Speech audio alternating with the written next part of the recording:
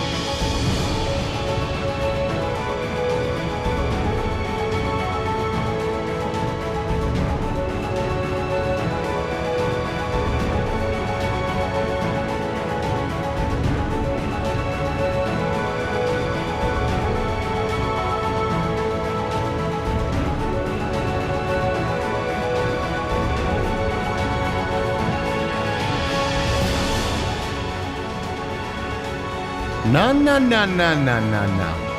One burger for the whole class. You guys get one burger. Feast, my minions. Fill your stomachs before your eyes empty.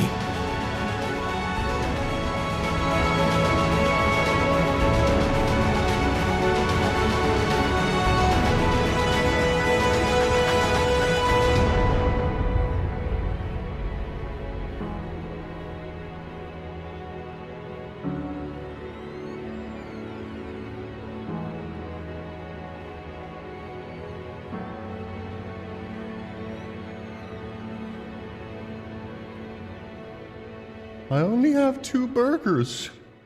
You gotta let me have one burger. Padoku is a growing boy. He needs that burger.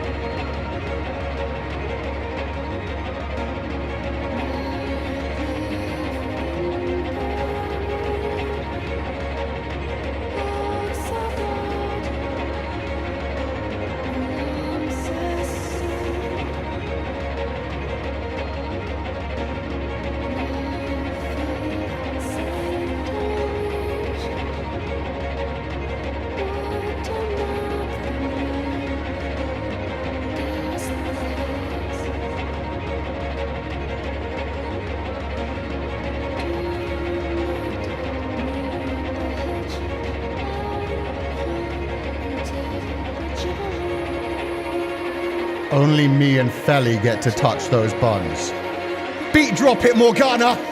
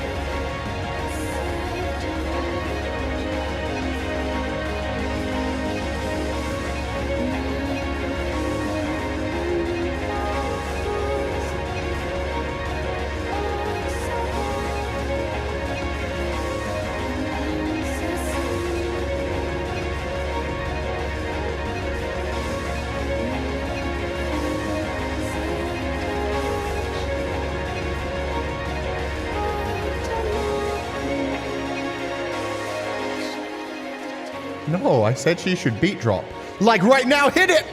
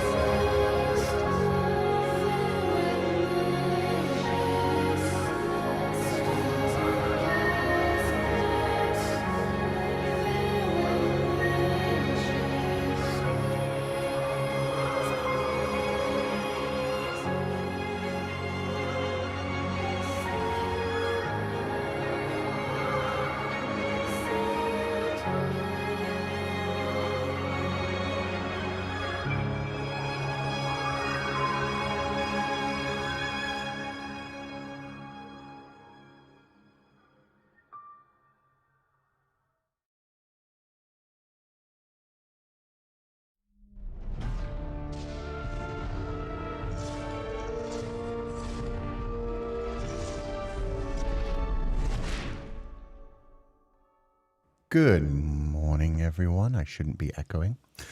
Ruh-roh. I pressed this thinking it would start another intro screen, but my god, it's telling stories. I might have to restart this in a second to read all that. What the heck? Oh, okay. We just get right into this. Baby Michelle. Oh my god. This is not starting how I expected it to. Good morning, everybody. I hope you're all having a lovely day. We are here to return to Fata Morgana. Kuchan has been surprised by what has happened. We have a baby Michelle on the screen. I did not know that's where we were going to go. Professional streamer. I'm a professional streamer who likes to go in blind. I thought clicking on it, it would be like into a new intro screen, but no, it gets its very own intro.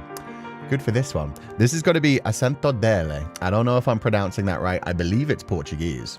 I don't know that for sure, but we'll see. But yeah, I'll restart this in a second just so we can actually properly read out that intro. I thought we made such good friends, didn't you? So this is going to be based around like Michelle's youth. Very interesting. They did some interesting like spin-offs with this one because the other one was Happily Ever After, which was all about Michelle and Giselle, like after the story. So I'm surprised that now we're doing like a prequel back in Michelle's time. It's Portuguese, you basically got it. Oh, thank you. It's not too far off then. That's good. Michelle was so cutiful. I love him. Yeah, me too. If you don't know, today we're going to be finishing the 2 final extras in A Requiem for Innocence. So we already finished the main game for A Requiem for Innocence, and we also did Happily Ever After, just as like a little bonus. It was so cute, and it definitely like saved us.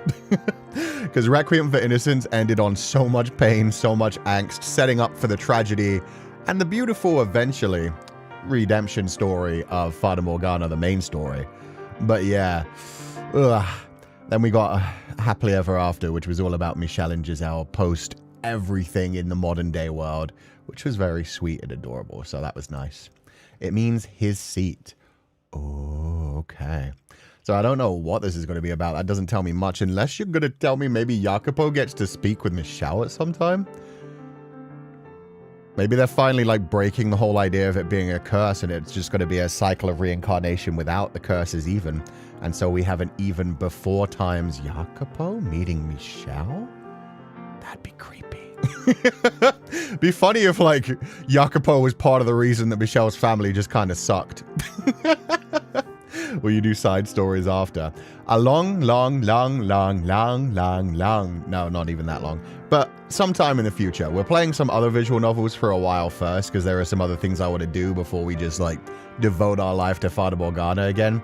So we're going to take a break for a while, let people catch up if anybody's like still watching the original like Requiem for Innocence, if anybody is still catching up on the main story, and then eventually we will come back and we will do reincarnation and the side stories. Probably reincarnation and then the side stories, I'd imagine, but we'll see. Still can't believe what they did to Maria at the end. I know. That was just to try and destroy us. That was just mean. Michelle is nobility, right? Maybe his seat is like a noble seat of power, linking back to the divine or archangel. Could be. It could be. Could be about that. I don't know. It's just because this is in Requiem for Innocence. I guess Jacopo didn't appear at all in Happily Ever After. I just would think it would be linked back to Jacopo in some way. But we'll see. Yeah. Next week, well, actually, probably not next week. Next week, we're probably going to have one less stream than normal, and I'm doing like a collab with someone, so I probably won't have time for a visual novel next week. So probably the week after, we're starting a new visual novel called The Hungry Lamb Traveling in the Ming Dynasty, which I'm very excited for, because that should be very angst-filled and painful and beautiful artwork and tragic story, so I'm excited for that one. Look up that one if you want to like prepare for that. It's got like a lot of trigger warnings. It should be fun. Hi Sensei, it's always lovely starting out with you and the fellow Pupal. Thank you, I'm very excited too. With that said, we are going to like dive back to the main menu so we can see. No, I didn't mean to save. That's on me. That's on me. I could just read it that way, but no, I want to try and read it the other way. So, return to title real quick. We'll do this properly this time. I think it was time difference, right? Michelle and Giselle were later than RFI.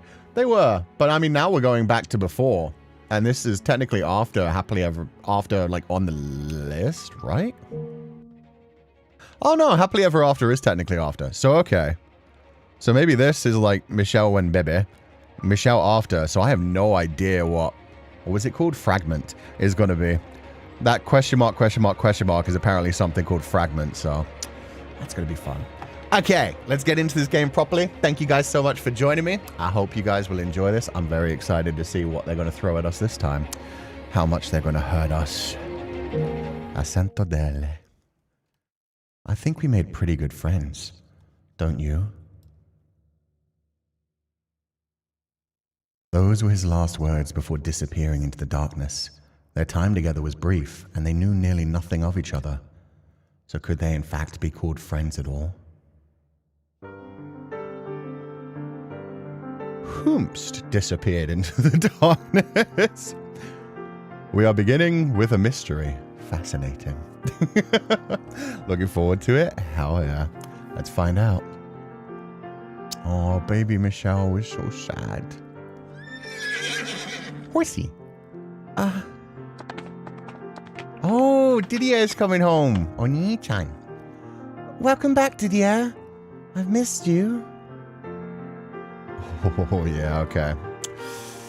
What's up, big bro? God, you're looking fine as the day we lost you. Get on over here, chat. There we go. Hello there, Michelle. What a pleasant welcome this is. You didn't have to come all the way out here to meet me, though. I haven't seen you in so long. Waiting inside is so dreary. What a wonderful sister I've been blessed with. Wait. Buddy? Did I... Hold up. Sorry, chat. One second. I need to be reminded of something, because I might be remembering this wrong. Was Michelle not raised as a boy until puberty and then things went wrong? Or was it the opposite? Was it instead that he was raised as a girl and then after puberty he realized he was a boy? No? So he... Okay, so this is fucking with me. He was raised as a girl. Okay, thank you. Okay, raised as a girl. Gotcha. Right, I remember now. Because even, yeah, when Michelle was delivered, they weren't exactly sure, but the mom decided, oh, you're a girl, and then things changed at puberty. Got you. Okay, so at this point, Michelle believes that they are a girl. They haven't, had that moment, that epiphany yet. Gotcha. What a wonderful sister I've been blessed with. You best be careful, though. The sun is quite strong today. Mother would throw a fit if she knew you were out here in this weather. Do not worry. I heard from a servant you'd be back around now, so I haven't been out terribly long. And I know you're not one to be tardy either, Didier. I took all the necessary precautions. Yeah, and one thing that I do remember, pretty severely sensitive to the sun as well. Remember? That's why his mother was well freaked out. I remembered the mother was well freaked out, like, once it got to the puberty moment where Michelle changed. I remembered that much. But what I didn't remember was what they started at. I thought, for some reason in my head, Michelle believed they were a boy at childhood. It was just that when they hit puberty, their mother suddenly decided. But yeah, no, that wouldn't have made sense. The mother was desperate for a girl. I forgot about that. So thank you guys for reminding me. Well, curses. Now I'll have to be absolutely certain nothing delays my next return. Yes, indeed you will. Well, since you're here, would you like to ride back with me? On your horse? Wait, is this about Didier? Are we getting Didier backstory? That would be amazing. It did say we were friends until he disappeared into the darkness. Your seat, riding on his horse, wanting to be a knight, wanting to be a chevalier. Oh, this is gonna hit hard. I would love to, but I came on horseback as well. She's tied to the tree over there. Unlike your brothers, your horse is smart enough to follow you back. That's pretty funny. That's like every pet owner ever. It's like, well, my animal may be dumb as rocks, but yours will be fine. All right, then. I suppose I shall. How was your expedition, Didier? More of the usual. Just patrols, really. No engagements to speak of. Quiet is never a bad thing. I'm not sure if I'd say never. Oh yeah, Michelle, you don't understand the type of shit Didier has to do sometimes. But you will, someday. Do you think something might happen? No. Nothing you need concern yourself with, at least. If you say so. Oh yes, Mother said she had something important to tell you and to see her as soon as you arrived. Now that I do not like the sound of. I can hardly blame you. Mother has something important to tell you are the last words anyone wants to hear. Oh God, they all hate mommy right now. You've gotten feisty now, haven't you? Don't tell her I said that. I wouldn't dream of selling you out, my beautiful baby sister. Damn, they keep reminding you like sister, sister, sister. I'm glad they did though, to be fair. In fact, I beg you not to say anything of the sort to her either. She can be a bit easy to set off. If anyone, I think Georges needs that warning the most. You're on fire today, Michelle. Didier's POV of Michelle's death would ruin me. Yeah, me too. I kind of want to know, because I want to know what Didier was feeling while... Spoilers for the main game, but if you've gotten this far, I'd imagine you've understood the main game by now. I would love to see Didier's POV just to figure out what he was thinking while nailing his fucking brother to a cross for the sake of their mother. Shit's fucked up. And I wonder, was he regretting it? Was he feeling horrible? Was he wondering this was wrong, but doing it for the sake of his mother? Was he manipulated by, everybody else who saw him as, the Holy Knight Chevalier and Michelle as, a demon? Was his heart breaking, or was he able to, turn off his feelings? Ugh. He was crying since he didn't take off his helmet at all. That's the suggested thing, but maybe it's also just that he'd hardened his heart enough at that point he'd killed. Much like Jacopo by the end of Jacopo's life, it was just there's no point in taking the helmet off, this is just who I am now. Wearing a mask kind of thing, but maybe he was just he's a demon. And so it's more symbolism that way. But yeah, I would love to see it from his POV. Or for Michelle and Didier to have a conversation post-life kind of thing. Oof. And there she is.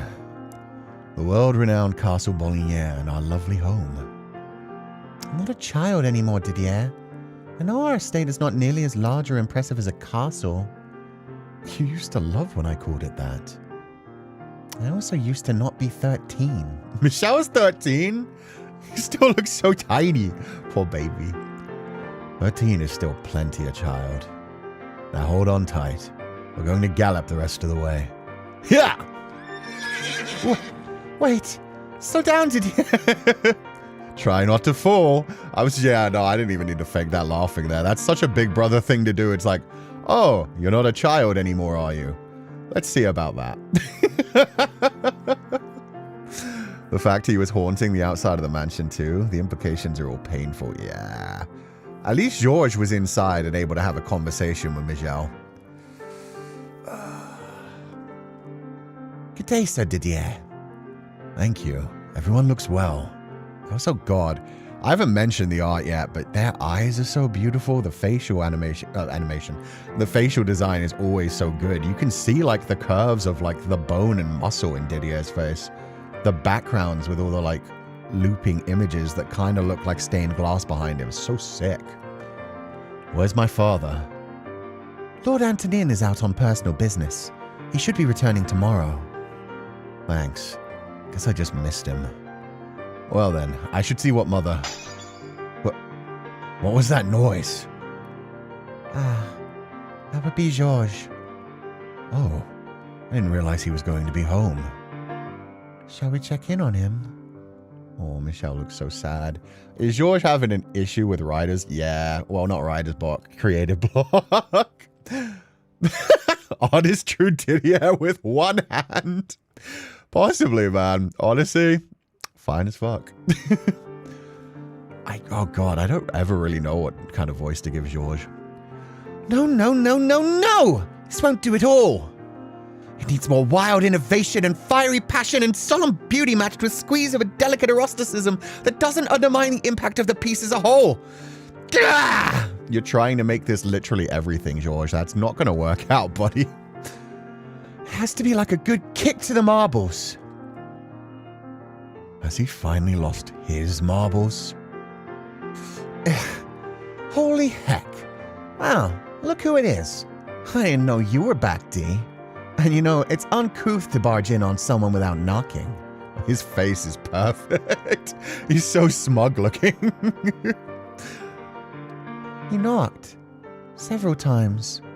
And called out to you through the door. I must say though, Georges, it's much more uncouth to take out your frustration on inanimate objects. Oh, there's that smile. George looks like such a cunning character. Considering he was one of the least, like, cunning and, like, manipulative. Fascinating. Imagine he's going crazy because he's having a hard time drawing obese rats. He did say he wanted a touch of the eroticism. Oh, you're there too, Michelle. I couldn't see you in the shadow of this hulking barbarian. You really are a teeny tiny little gal, aren't ya? Oh, I felt that right there. Michelle's already starting to have feelings. Mother will not be pleased when she sees the mess you've made of the room. My dear, dear Michelle. I'm gonna let you in on a little secret. True art is only born in the fires of Pandemonium. Is that so? You could at least pretend to care. Oh, he actually looks hurt.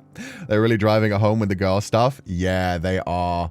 So I wonder if that's what the plot line of this is going to be. Maybe the writing is doing it that way. Oh, shit. Maybe this is going to be the point where Michelle starts to realize Assento Dele is his seat. Is Portuguese like a masculine and feminine language? Is that the masculine form of his seat? Because, yeah, maybe this is the point of Michelle finally realizing, like, oh, I don't like being called a tiny feminine gal, sister. I would prefer to be brother. I would prefer to be strong, chevalier. I'd prefer to be the one who paints the art, not the one who is painted. The gender dysphoria is killing me. Yeah, no, they're leaning into it already. So, would you care to explain this Pandemonium? Oh, you want to know? You want to know all about the masterpiece buried in this wellspring of inspiration? You'll never be able to turn back once you know, but if you're really sure, I can give you all the juicy deets.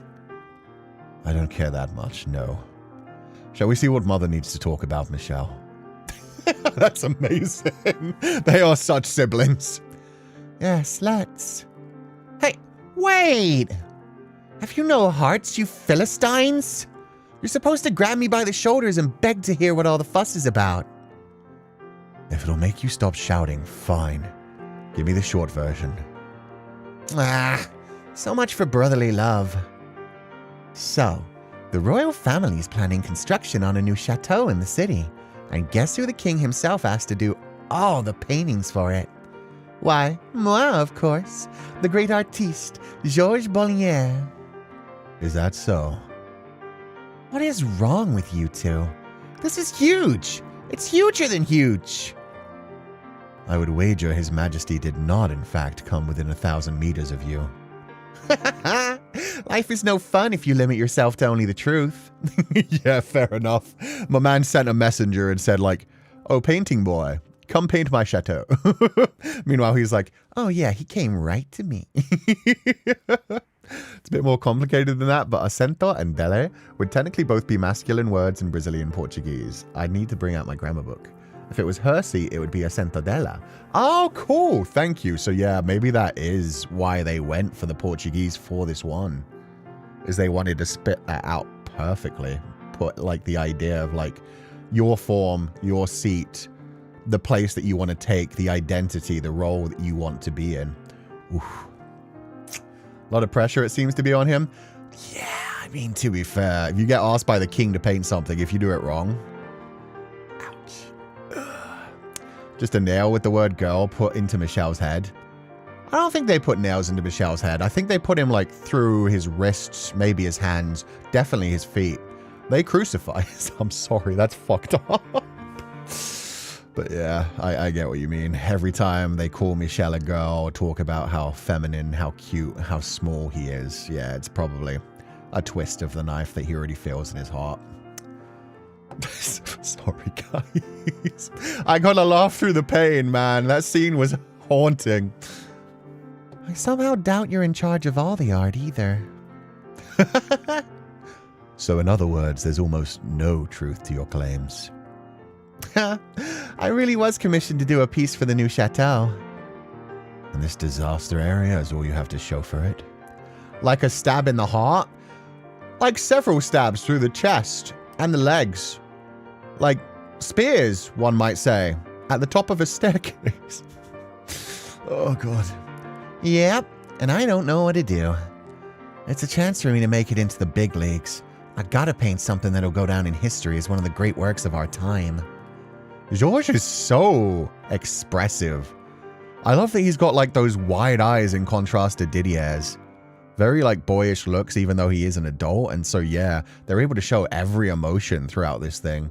Like you can see the frustration he's feeling. He was so like, oh, aren't I so magnificent? And now it's letting the mask slip a little bit and he's like, I need to be magnificent or I'm going to be made fun of. This is rough. Wait, Michelle is a girl? No. They never really fully explain it, but I believe Michelle was born as intersex. Michelle was born with the doctors not being quite sure what it was. The mother at birth decided like, oh, this is my daughter, Michelle. But Michelle is intersex. I believe has both genitalia. I don't think they ever say that for sure, but I think considering some of the conversations that he's had with Giselle. But Michelle 100% chooses to represent themselves as male. So yeah, biologically, I would say intersex. Gender, he identifies as male. He wants to be known and seen as a man, which is why it becomes such an important thing to him when Giselle sees him as a man and loves him as a man. Whereas the rest of his family always treated him as a girl because his mother decided at birth, you are a girl, and none of them would listen when he started to tell them at puberty, like, I'm a man, I feel like a man, everything about me inside tells me I'm a man. The game never really explains it, but from what we saw, yeah, I think that's what we've gotten from the context clues, because at birth, the doctors were essentially confused. The mother decided he was female. And then as he grew up, he realized, like, this isn't exactly what it's supposed to be. And then through puberty and, like, just coming into himself as an adult, he started to realize, no, I'm a man. And that's when they started to decide he was a witch and a monster and all kinds of other things and possessed and stuff, which... horrific. And why he got sent away outside of the mansion to the Fata Morgana place. Well, I guess out of the estate and into the mansion. Because he still had his own mansion, but it is the cursed mansion. To live by himself. His mother was hoping he would eventually give up. I believe, yeah, Jesus Christ, every day on his birthday, every year on his birthday, she had Didier, his fucking brother, her son, this piece of shit mother, every year on Michelle's birthday, had Didier paint a portrait of Michelle as a girl, as feminine and as fucking female as Didier could, to be like, this is what you're supposed to be, Michelle, to just twist the knife in the gender dysphoria. Sorry, Georges, yeah, made Georges paint the painting each year. And that is one of the things that Georges regrets the most at the end of his life and why he is stuck in the mansion at the end. He has so much shame for the fact that he was part of torturing Michelle, realizing like, I lost my brother over this. Somebody I loved so much and somebody I should have loved as a brother, but instead did what my mother told me to do. The letters, yeah, and she sent him letters as well each time. Yep, and I don't know what to do. It's a chance for me to make it into the big leagues. I gotta paint something that'll go down in history as one of the great works of our time. Perhaps it would be better if you didn't put as much pressure on yourself. You do much better work when you're relaxed. You're brilliant, Michelle. Let's go out on the town and let loose, just the three of us. That's exactly what I need right now. I've barely had time to sit down since I got back. Is this a servant or is this Mommy Dearest? Mommy Dearest ruining their brotherly bonding moments. Yeah, there we go. Sometimes I think there might be no hope for the three of you. Not even a word to your dear mother. Good day, Mother. My apologies. I meant to see you as soon as I returned, but... Crap. Mom's gonna flip her lid. We better get out of here before she brings her rat down on us, Michelle. But... Georges? I heard every last word. What big ears you have. Care to repeat that? Repeat what, my beautiful mother? I swear, young man. So, how did your expedition go, Didier? Did you run into any trouble? No, it proceeded without issue. Thank you. Everyone returned safely by the grace of God. That's wonderful to hear.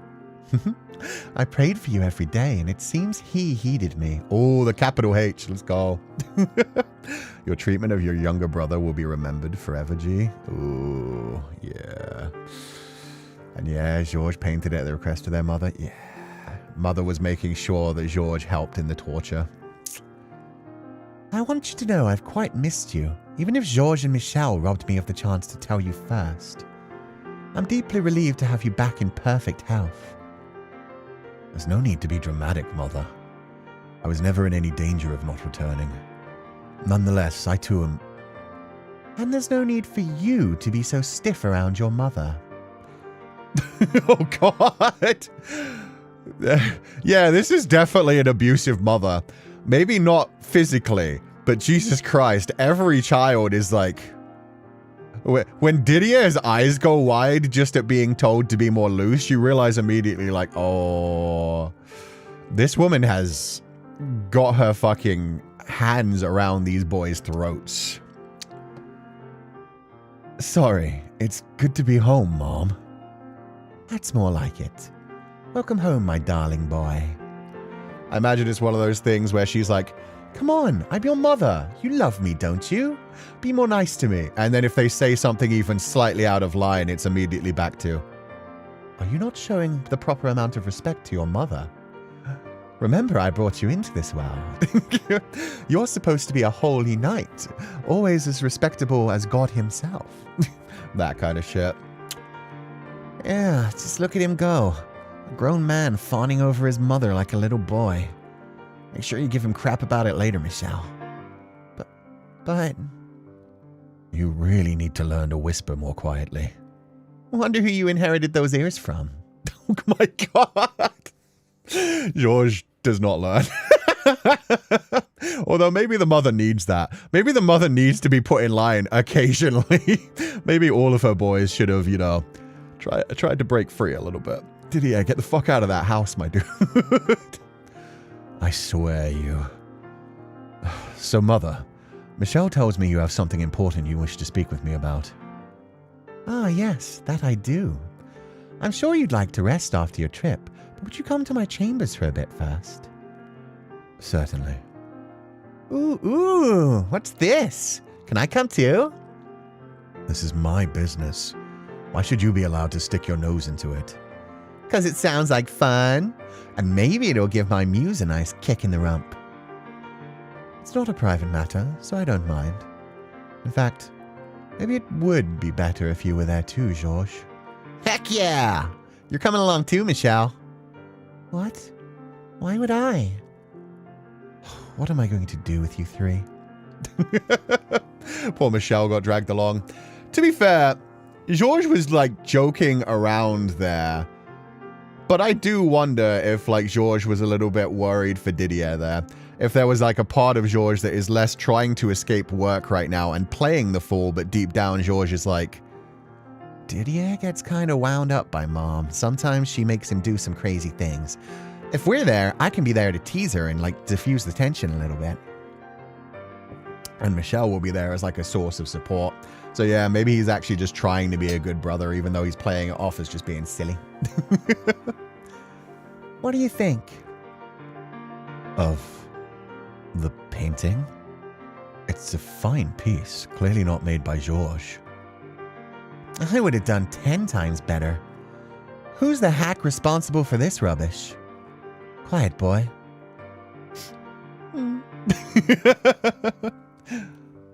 Does Georges have a disease where he'll die if he isn't running his mouth every waking moment or something? Not the painting itself. The girl in the painting. Interesting. I wonder who's in... Oh, are they trying to marry off Didier? Because it wasn't Didier who got engaged, right? Didier was the one who slept with Amy. Amy, they would have been showing the painting to Georges. So I don't think this should be... Wait, Guys, am I forgetting that as well? Was it George? I thought George was the one who got cheated on. Oh my god, it's Ancient Bumble. Yeah, it seems like they're possibly... This is them trying to marry off Didier. It was George who was engaged. I thought so, yeah. She slept with Didier. Which, honestly, live your best life, Amy. God, I hate Amy. I mean... She got to have both brothers. The worst thing is it fucking came out and George still stuck with us. Oh, God. Imagine being back in 1099 and being like, oh, I'm engaged to one of the most prolific artists in France, but also his brother is a holy knight who is sworn to chastity, and I fucked him too. And then I tortured the other brother. Amy had a fun fucking time. She is burning in hell in this universe, but man... Kuchan is the world's only Amy apologist. I'm not an Amy apologist. I'm just an Amy, like, admirer. I'm like, Jesus Christ, girl. You... villain of the story, and yet nothing happened to her, at least within life, as far as we know. Not the painting itself. The girl in the painting. She's pretty, I suppose. Do you like her? In what sense, Mother? Where are you going with this? This girl is the daughter of the Constanier estate to the south of us. Or what she will look like a few years from now. In a few years? And she's still a child. She is, yes. And her family is trying to complete arrangements for her marriage as early as possible. Her marriage? The Castaniers are a respectable family with lots of land. We have plenty to gain from this arrangement. All you need to say...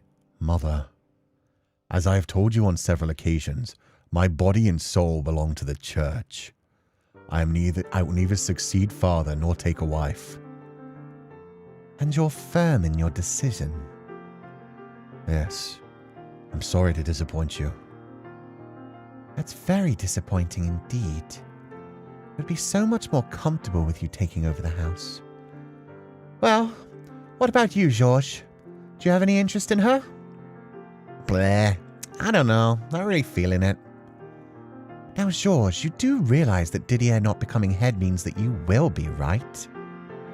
So you can't make a decision like this, which will affect the future of both of our houses for generations, because you're not feeling it. That's easy for you to say, Ma, but I can't change what appeals to me. And I'll be for nothing if we couldn't hit it off and never had any kids. And tell me, what is there to not like about her? She's a beautiful young lady. Fuck, if this is Amy, this is even more crazy. That the marriage was actually offered to Georges first. Oh, God. The vibes were rancid from the beginning, I see. Yes, this is disturbing. Especially with the whole, like... Or at least it's what she will look like in a few years. They did their best just to make her look at an age where she would be ready to marry. Which in 1099 probably means she's being painted up to look more like 13 to 15. So she's probably like, 9 to 10. Although I hate her, it really sucks seeing she's basically being treated like cattle as a little girl. Yeah. And it might add some backstory to her if it turns out. Like, she was married off to Georges. Georges had no actual interest in her at the beginning. Because to be fair, we got the story of, like, Georges stuck with her even after she cheated on him with Didier. And we know she did some horrible shit. But at the same time...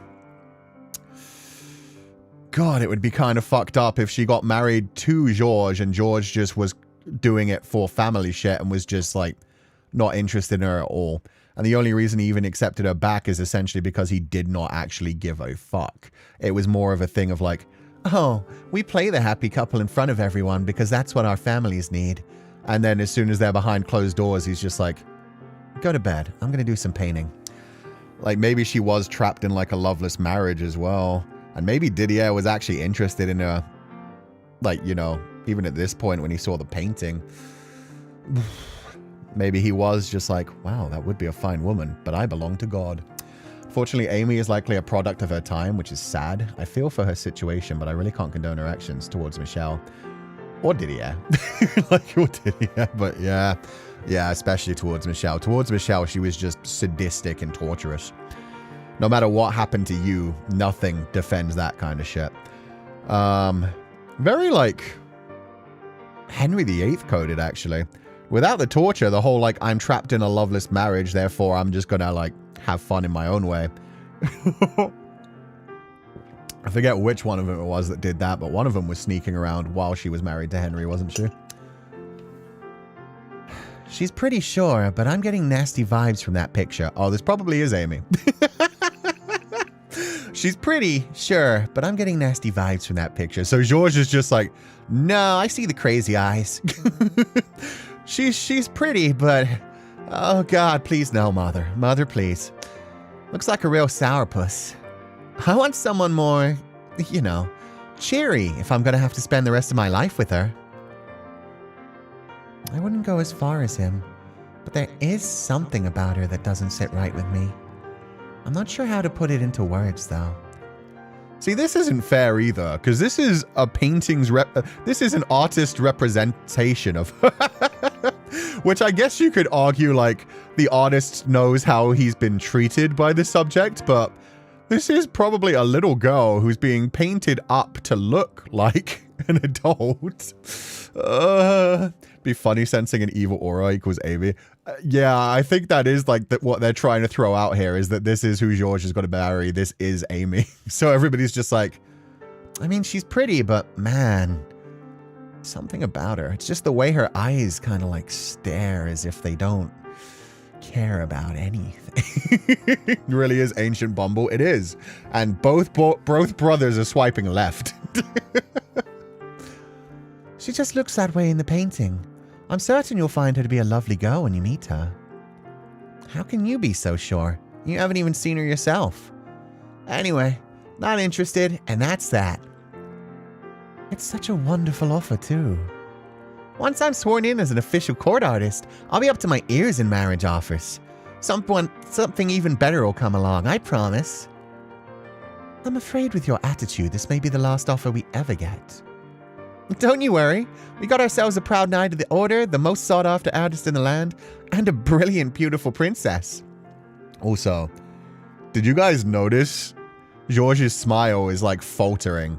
Like he was like super wide-smiled when he was like, don't worry, I'll be sworn in as the court artist. And then when the mother like said like, no, I don't trust you, smile got a bit smaller, a bit more pained. Like you can see he's like, I'm trying to still act nice here, but man, I really don't want to marry this girl. Please get me out of this conversation. And the smile comes back a bit wider. He's doing his best. If that's not a recipe for success, I don't know what is. Oh, Georges. Is something troubling you, Michelle? What? Oh, no. Nothing. My mind was wandering, that's all. See, look what you did, Mom. You upset Michelle by being such a worrywart. Throwing me to the wolves, are you, my boy? Oh, dear, Michelle. I'm just being cautious about our future. Not as worried as I may have sounded. I have the 3 most wonderful children in the world. I couldn't be more blessed. We're strong, and together we're even stronger. I have no doubt in my mind we'll thrive and grow for generations to come. Yeah. We'll all be together. Forever. Oh, Michelle was happy enough with that, at least. Ooh, bedchambers. Michelle was just like, yeah, even though this kind of sucks being with our terrible mom, I have my brothers. My brothers make me happy. Michelle did always talk about, like, no matter how horrible their life got in the future, they could at least always treasure their times as a child. Even though it was when they were being treated as a girl, they still had happy memories of it because it was them getting to live a normal life. Him getting to live with his brothers. Back to grown-up Michelle. I do think this is the bedroom from the mansion, so probably. Sounds suspicious somehow. Oh, yeah. It sounds like she's just like, oh, no, I've already decided this marriage. Don't you worry about it. We'll figure this out. I always get an ick when I look at, let's say, Henry VIII paintings, so they can also get it. Yeah. The artist painting like he's trying to get someone's attention by blinking in Morse code. Yeah. He draws her like eyes angled down, glaring at him. Still looking beautiful, but if you just like stare at the picture, that it's like, oh, yeah, no, she kind of got like scary eyes. Oh, yeah, it went back to Michelle like masculine rather than Michelle feminine. Perfect. Okay. For a brief moment after waking, seeing only darkness, I forgot where I was. As my eyes adjusted and the world faded into view, a faint sense of disappointment swelled up in my breast. That was over a decade ago, a life I no longer had, and in fact a life I couldn't be certain I ever had. For all I knew, my mind could have fabricated the entire thing, but in short order the wave of sentimentality receded. A few years earlier, that yearning for bygone days would leave my heart in tatters, but now I had grown largely numb to it. This was the life I knew best. I wasn't a 13-year-old child anymore, nor was I a girl, nor was I a member of the Bolognese family. I was a demon most frightful, exiled to a remote mansion. Okay. So yeah, got it good. Ooh, his dark throne. Oh, get out of the way. Yeah. Assento Dele. His dark throne. Sorry. I had panics there. I was like, get out of the way, Kuchan. So, yeah. This is before Giselle has shown up. When Michelle is very much in the mindset of, yes, I am a demon. Fear me. Don't come near me. I'm fine alone. I'm happy this way. And the witch is whispering in his ear. Lovely. Kill the accursed thing.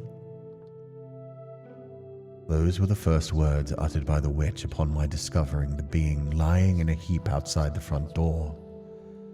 The witch had haunted me ever since the day I resurrected her at the top of the mansion's observation tower a few years earlier. At first, her constant whispering in my ear had been insufferable, driving me to my wit's end. I did everything I could think of to deny her existence and push her out of my life. But that too had passed. I'd been drained of all will to fight against her, or frankly, feel anything at all. No joy, no anger, no frustration, no sorrow. Perhaps that could be said to mean she had defeated me, but in retrospect, the witch causing me to encase my heart in stone had consequently kept me from being miserable every time I received a letter from my mother. It made me think getting worked up over some stupid words on scraps of paper was a waste of time and energy. So while I wasn't at the point of gleefully cozying up to her, it was true that her presence had made my life easier. And again, I love how they take fantasy elements in the house in Fata Morgana and attach them to very real human psychology. Because, yeah, what Michelle is discussing there, and I probably am not going to use the proper psychological terms, but I think a lot of us have felt that feeling of, I don't know if it's dissociation or like intense depression, but when you get to the point where you can't feel anything, it's not that you feel sad anymore, it's not that you feel pain anymore, it's where you just don't feel anything. You're just like existing. Detachment, thank you. Things happen to you, but you're just like, what does it matter? Everything sucks anyway. But the fact that everything sucks means that nothing sucks. There's no joy. There's nothing happy. But this way, I'm not sad anymore. So it is kind of like the mind's way of protecting itself. You don't feel the pain and suffering you're going through because you're avoiding it, but at the same time, you can't feel anything else either. You just exist in those moments. You go about things and do your best. Full numbness? Yeah, full numbness. Complete apathy, exactly. And so Michelle is leaning into it and being like, yes, I'm a demon. I haunt this castle. Exactly. I deserve this life. I am evil. I am wicked. And because I'm evil and wicked, I'm scary and no one will hurt me again. I'm safe in my wickedness. Oof. Dehumanizing himself? Yeah, he became the monster. Anhedonia. Let me Google that. That sounds like a fancy term that I would like to know. Anhedonia. Oh, my one says anhedonia. Anhedonia is the diminished ability or inability to experience pleasure and interest in activities that were once enjoyable. That's definitely part of it. Anhedonia would be like, I'd say part of it, but you can't feel pain or suffering either. So I guess anhedonia would just be the general feeling. Oh God, anhedonia is fucking rough.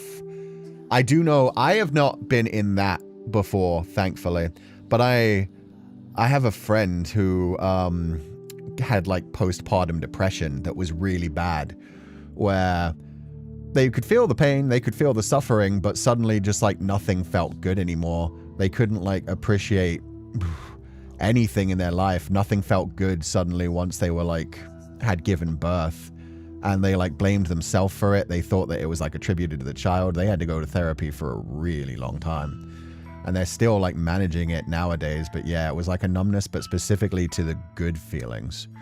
And yeah, they were able to work through it, but still like challenging. I can't imagine that. Because that would be like, you'd still feel like the pain, you still feel the annoyance, but just suddenly not being able to feel joy, not being able to have those moments of escape where you do like play video games, eat bad food, do something like unhealthy, like stay up to 4 a.m. watching or binging a TV series, and it's just like nothing makes me feel happy anymore. Happens during grief too. Oh yeah, that makes sense as well. I guess that's it. I guess maybe anhedonia is similar, but it doesn't mention like not being able to feel anything. Definitely, when it came to me, when it came to grief, it was always like everything turned off rather than just like the good things turning off. I imagine that would be worse, honestly. Anyway, okay, let's keep going. Thank you, though. That was a fascinating word. I can't stand the sight of it. It's utterly dreadful. The witch wanted me to kill them, but instead I crouched down to get a better look. They seemed to be dead already. It appeared someone had died on my doorstep, and because of the way they were clothed, I couldn't make out anything beyond them I couldn't make out anything beyond that at a distance. It's faint, but they're still breathing.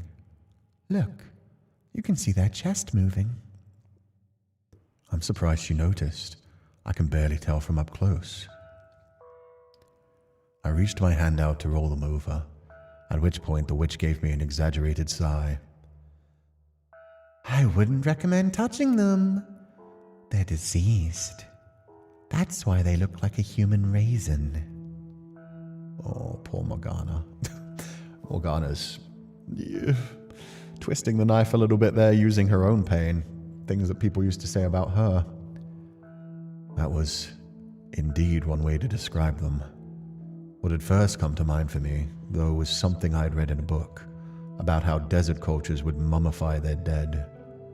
The person on the ground looked like what I imagined a mummy did, though I was under the impression mummification was performed in order to preserve the bodies of high-ranking individuals. Which is to say, you weren't likely to find one collapsed on your doorstep. Ignoring Morgana's warning, I put my hand on their arm. It twitched, and they let out a groan. Just a swift stab through the heart, and they won't have to suffer any longer. The person didn't seem to have enough strength to sit up, barely enough to hold on to their last vestiges of life. Their fingers continued to twitch, but it didn't seem deliberate. The tall grass in which they were lying seemed to want to swallow them up. Do it, my dear. Send that poor soul to heaven by whatever means you please. Or perhaps they'll end up in hell. They're not long for this world, with or without my help. And who's going to have to deal with the rotting corpse in a few weeks if you just leave them there? Next month's delivery boy, presumably. Imagine the look on their face when he finds it. Imagine what he'll tell your family when he returns. It would make everyone's lives easier if you just killed them here. Bury them somewhere nearby, Let them nourish the earth with their flesh. If there's any nourishment left to be squeezed from them, that is. Or you could try luring some animals here. There wouldn't be any trace of gore to clean up if you let a couple wolves at them. And they'd get a nice meal out of it. So everyone wins. I can't imagine they'd find much to enjoy in this pile of bones. How cold. You have no room to talk. You're clearly enjoying yourself. My. What would ever make you think that? There's been nothing to entertain you recently. I certainly haven't been talking much and nothing of note is happening. I can tell you've been bored. A few quiet weeks hardly counts as boredom compared to the years I spent in slumber. If you say so. Brushing the witch's distractions aside, I put my hand back on the vagrant's arm and flipped them over so I could get a better look. They were much lighter than I expected. Their arm was little more than flesh and bone, and that flesh felt like leather. I couldn't guess their age or even gender. They were dressed in unadorned brown robes and a cowl. One thing stood out about their dress, though: their mask. And when I removed the mask, I was greeted with torn, wrinkled flesh and eyes so sunken it was disquieting. I wasn't sure what I saw beneath it could even be called a face. Bandages covered their head from the nose down, and what hid beneath them was in even worse condition. I couldn't tell where the nose ended and their cheeks began, and their lips had curled back into their mouth, turning it into a gaping gash. Even as close as I was, I could barely make out the sound of their breathing. They almost certainly wouldn't survive much longer. Ugh. Leprosy? Maybe. I don't know.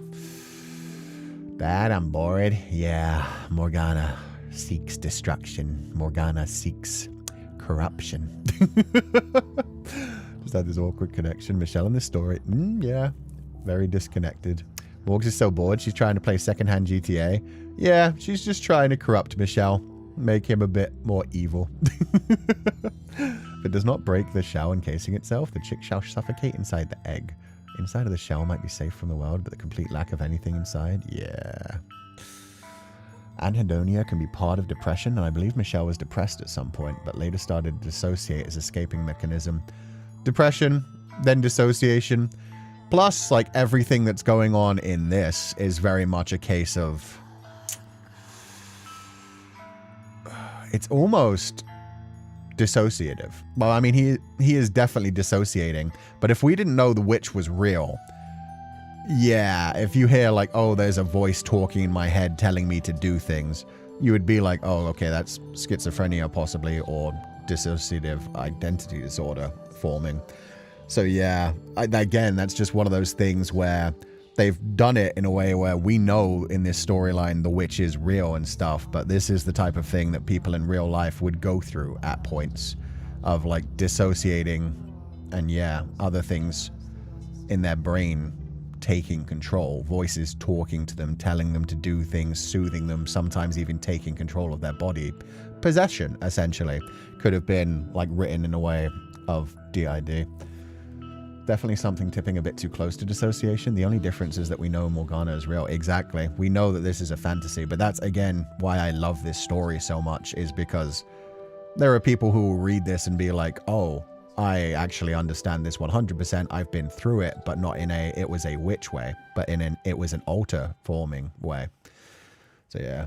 She could never get to kill anyone or anything, no matter how numb he made himself to any feelings. Committing murder was never in his nature.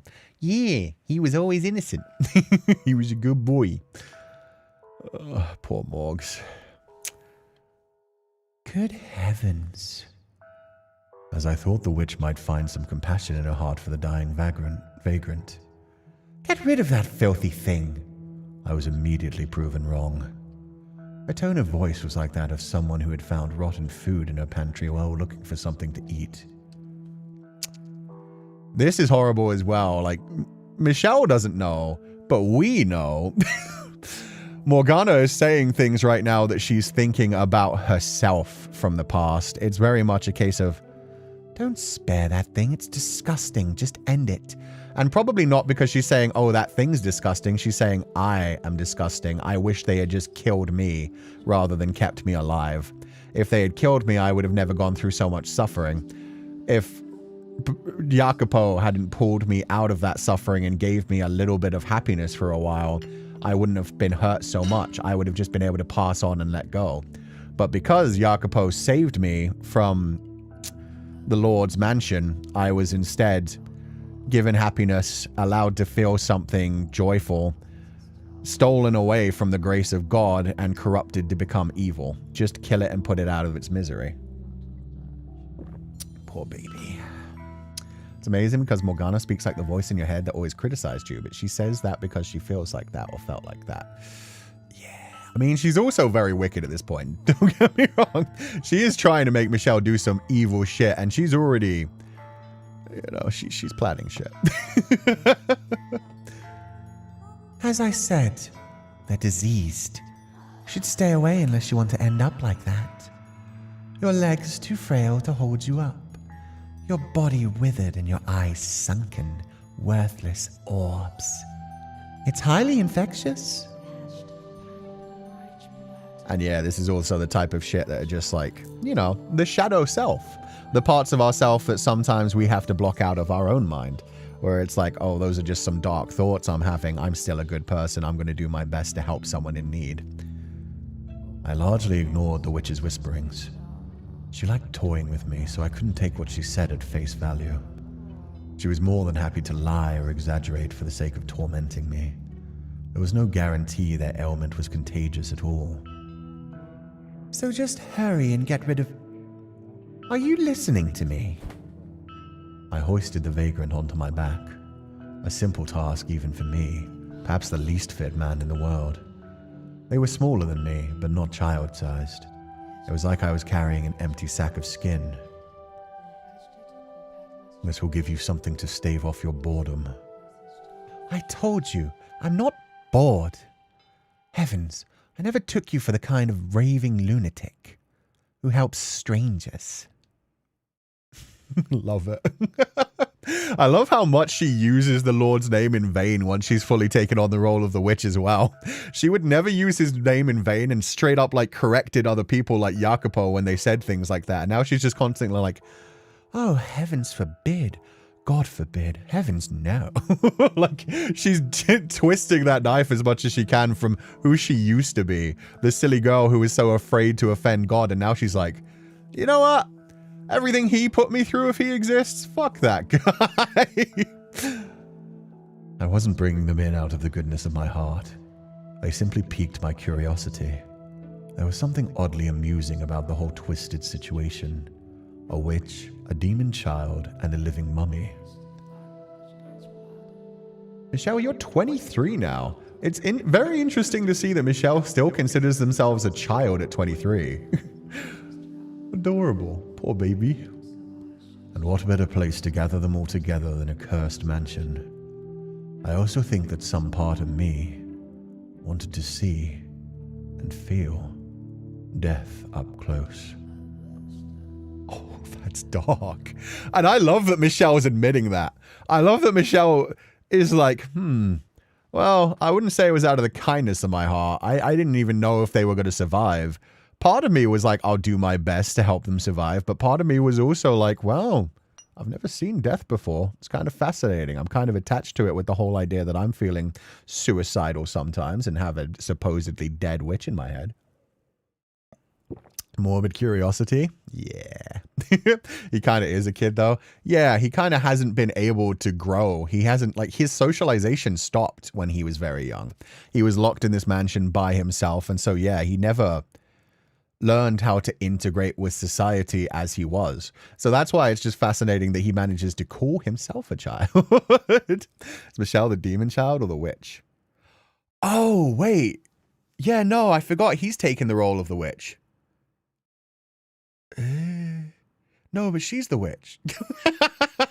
People call him a witch. I think he's calling himself the demon child. Did Morgana ever identify herself as, like, demon child? I think she just identified herself as a witch. So I think he was calling himself a demon child. But maybe this is like Michelle from the future. Maybe this is Michelle recounting his past, so he is aware now that Morgana was just a child who died and then was full of resentment. So yeah, actually, okay. I think he is calling himself the witch. I think that's correct. I think this is him in the future who knows everything that Morgana actually is and is like, demon child.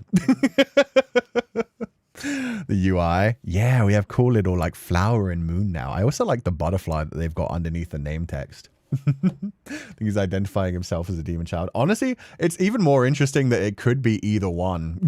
It could be either one. He's taken the role of the witch, and yeah, he was also called a demon child, but she was also like technically a demon child because she's a child soul who's just acting kind of demonic right now. They're both the witch, they're both the demon child. Reminded of people that Michelle doesn't learn about Morgana's past until after his past and Giselle's are revealed. Yeah, she's just a witch whispering into his ear right now. But that's what I mean. It could be like he is saying things like, I did this, I did that. So it could well be that this is like him post-story reflecting on this past. So honestly don't know, but it's cool that they can both work in both roles.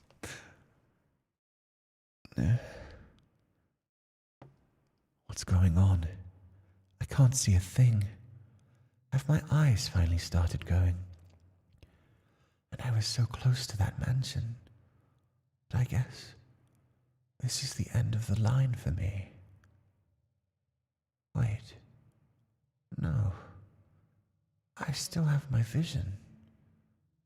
It's just dark as hell. Where in the world am I? I'm on a bed. Oh, Michelle. You're as beautiful as the day I lost you. Good morning. I love the clothing he wears too. And who the hell is that? What's going on? I don't. But maybe. Can you not speak? No, I can talk, but it hurts. I was just a little startled.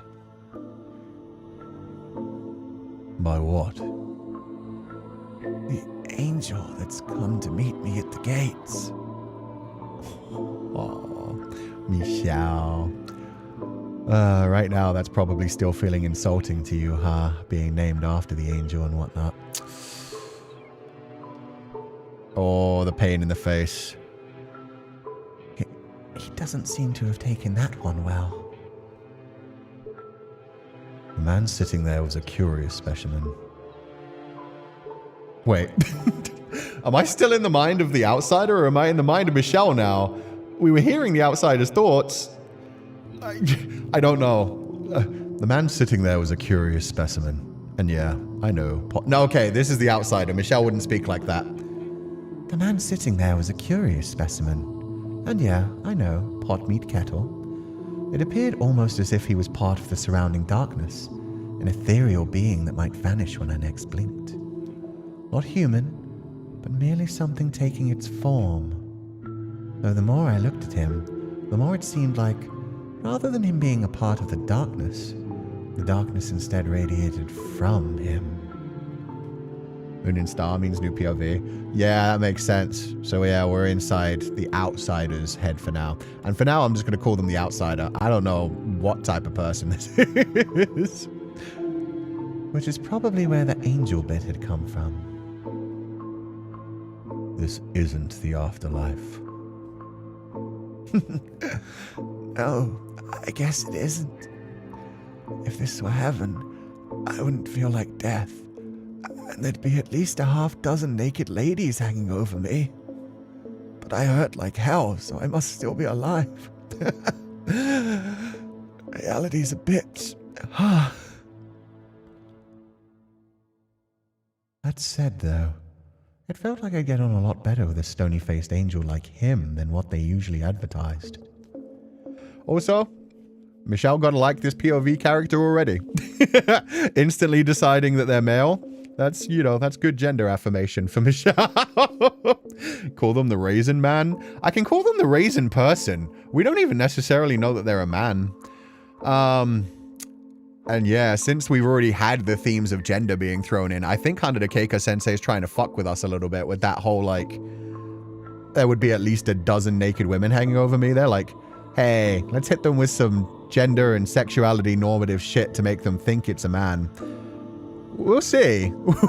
We'll see. But I'm not falling for those traps just yet. Also, I wonder if that's... Okay, so now we're back in Michelle's head for one thing, because it's the Ivy again.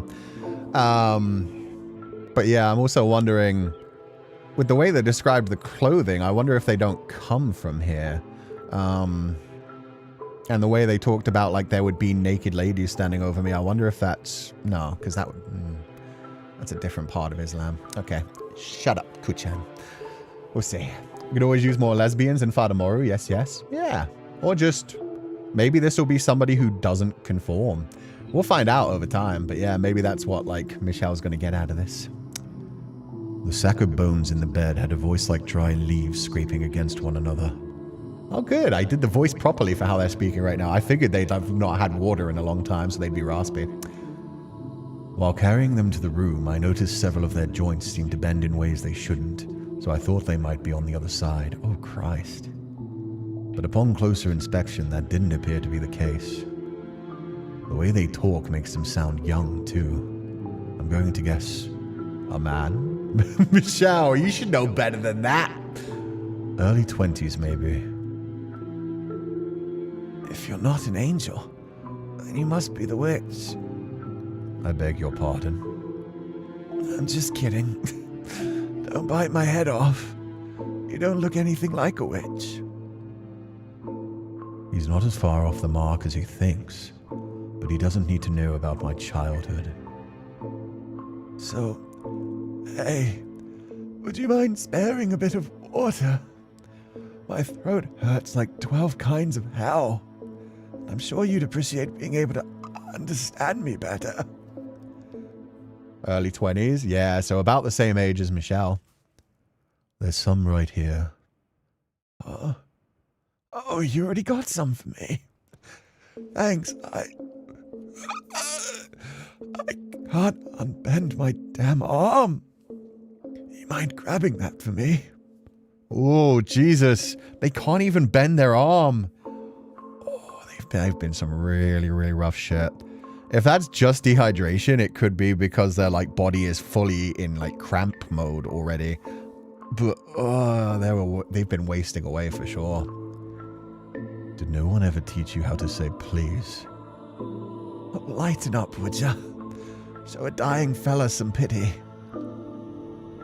Maybe he wouldn't have died if I'd left him out there. He's much feistier than I expected. In fact, he's nothing at all like I imagined. When he was still lying half dead on the ground outside my door, there was a mystique about him. As a mummy, he was interesting, which gave him inherent value. But now that he was awake and talking, he was normal, human, almost excessively so. I love that from Michelle. Michelle's like, I liked you better as a dying mummy. Now that I realize you're human and just clinging on to life. Ugh, kind of sick of this shit. I have to feed you water? Ugh, boring. I reluctantly picked up the goblet and handed it to him, watching as he pulled down the wrappings covering his mouth to drink. It seemed like he wanted to down the whole thing in one go, but judging from the groans I heard, his body wasn't cooperating. Yeah, that's one thing you have to really worry about when it comes to intense dehydration as well. You have to drink very, very slowly, even though you want to, like, guzzle it immediately to fix your throat first more than anything. That can actually make it vomit all right back up. A few years earlier, I may have sympathized with him, but not now. All I felt now was curiosity. What was this sick man doing in front of my mansion? What brings you here? Can't you at least let me drink in peace? Let me tell you, man, I'm in no shape to be multitasking. It takes all my attention just to drink a glass of water. Plus, it's darker than hell in here. I can barely see what I'm doing. You're free to leave if you're not happy here.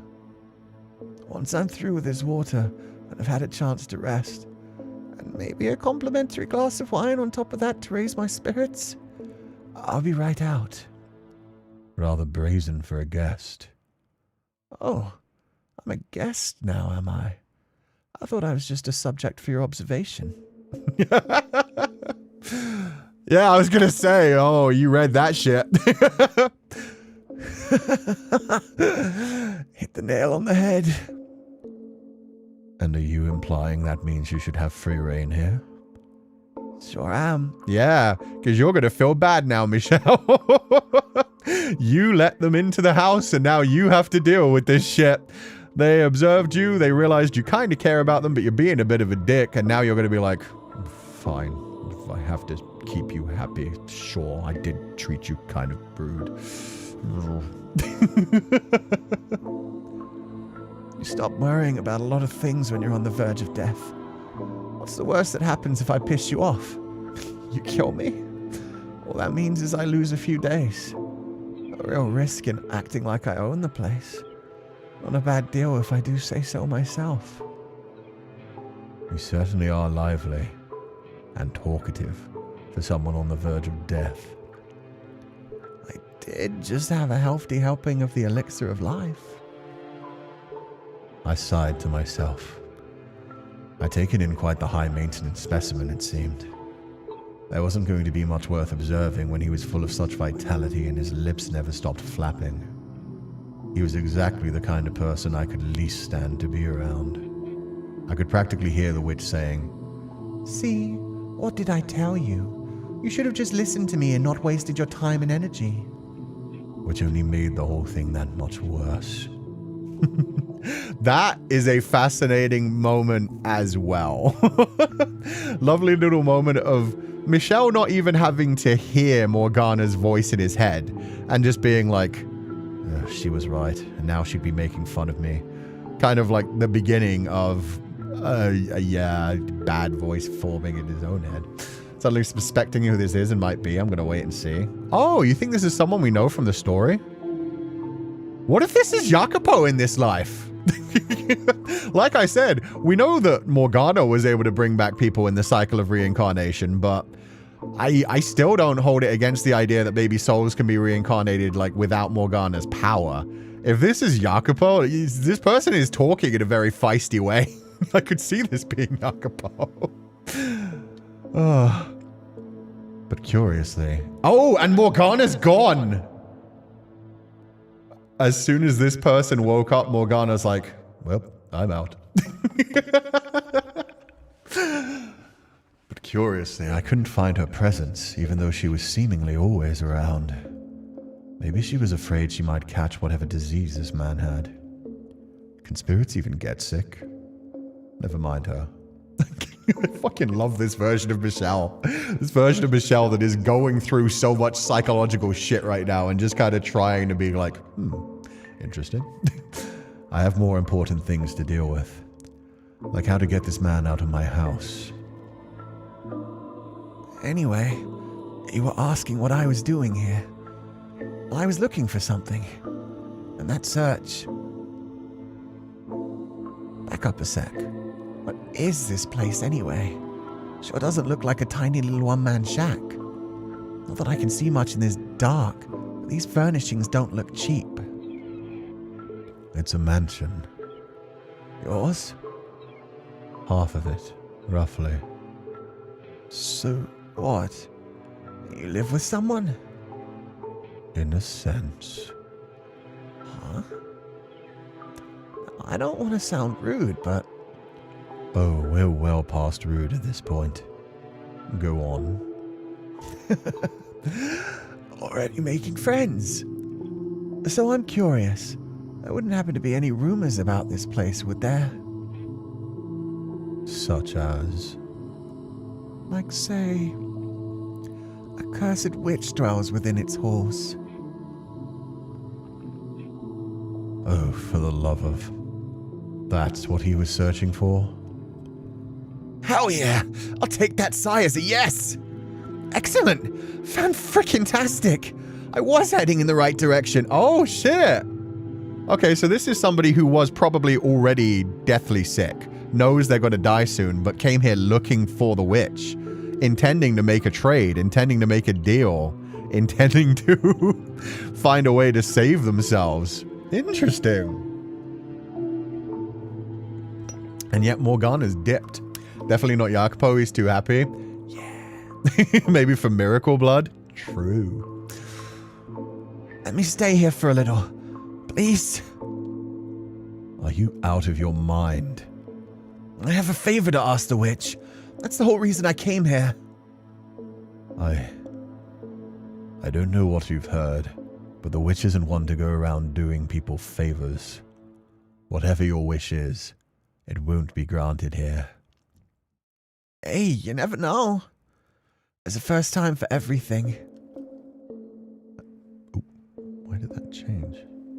And I doubt this is it. Why is he so fixated on the witch anyway? The witch of legend was said to be cursed. She was spoken of around these parts only in whispers, and people stayed away from the mansion for fear of provoking her wrath.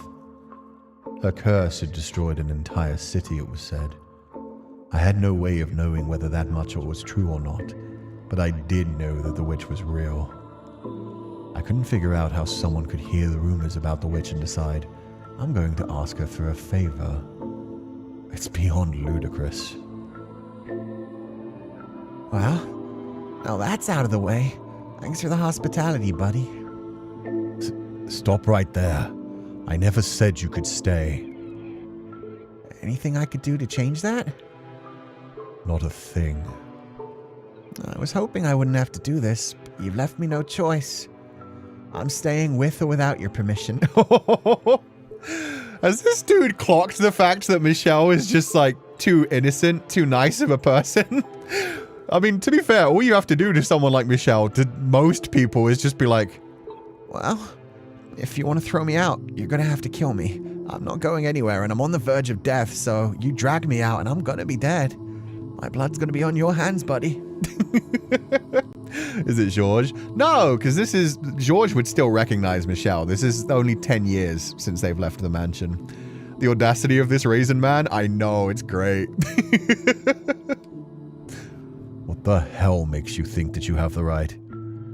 I'll happily comply with whatever the head honcho here decides. But remember, you said the mansion was only half yours. So until there's a unanimous agreement to boot me from everyone with a stake in the property, I'm sticking around. This little weasel.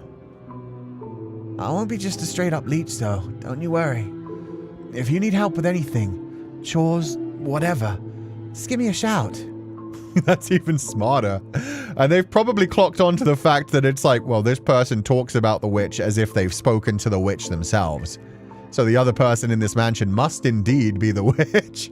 So if I need to hear from the witch before I leave, I'm going to get to hear from the witch. Oh, they have a name. But to do that, I guess you'd need to know what to shout, huh? The name's Imeon. Pleasure to meet you. Okay, I'm going to Google that real quick. I want to figure out how far this person has come from, what that name means. Imeon. Name. Meaning, oh, well, etymology. Etymology. Imeon. Oh, it's a last name. Interesting. I thought they might be from the Middle East. Imeon means blessed one and is of Arabic origin. Sick. So blessed one from Arabic. Relatively rare variant of the classical Greek name Simeon. Oh, so it would be Imeon. Imeon. Interesting. Got you. And I did wonder if that's why they mentioned like there'd be at least a dozen beautiful naked women above me. So for a sec, I thought you were gonna look up the Kara themselves. Oh god, no, I don't want spoilers. I just wanted the name origin. I like when you find, because the writer of Fata Morgana, Hanada Keiko Sensei, puts a lot of like meaning into the names. They'll tell you, like, the names will always tell you like where the character comes from. Generally, like not super specifically or realistically, but there's like a reason that the names are always chosen. It's more of a cultural than religious thing, though, Ku-sensei. Got you. And that might not even be a case at this time in whatever culture, so yeah. Probably. But, I don't know. Maybe it was the moon thing. The moon thing is also... God. My little understanding. Hey now. Giving me the silent treatment? Is that how you're gonna play this? Flat pretending I don't exist? No. My mind just froze up for a moment. Looks like he's serious about staying. Which is a problem, even setting aside the witch situation. The more contact I have with anyone, the greater risk there is that word of my survival finds its way out. No. What? That said, he isn't long for this world. This vigor won't last. That much is certain. In fact, it might be smarter to keep an eye on him. Make sure he's dead before he has a chance to tell anyone about me. Oh, Michelle, you're so lovely. Hello? Need help finding your way out of your thoughts, buddy? Death will find you long before the witch does. I'm sure. Yes! That's the first thing that comes out of your... Oh, yeesh. My bad. Yeesh! That's the first thing that comes out of your mouth? I braced myself for that outcome already. But following the logic of that zinger, it sounds like you're giving your approval of my stay. Resigning myself to it may be a better way to put it. It's all the same to me. So tell me, what's your name anyway? Unless you want me to stick with calling you an angel or the witch's right hand, that is. I am neither of those things, thank you very much. So, what should I call you? Michelle. Michelle? Derived from the name of the Archangel Michael. What was that about you not being an angel again? Oh, poor Michelle. I haven't wanted to strangle someone this badly in a long time. Yeah, I fucking love this version of Michelle. Imeon, what a cool name. Yeah, and sorry if I'm not pronouncing it well at all. That's how I'm going to pronounce it for now. I think Simeon I've heard of before, but it's a different culture using a name from that origin, so I don't know if Imeon is correct, but we're going to go with that. And what exactly do you think you're doing?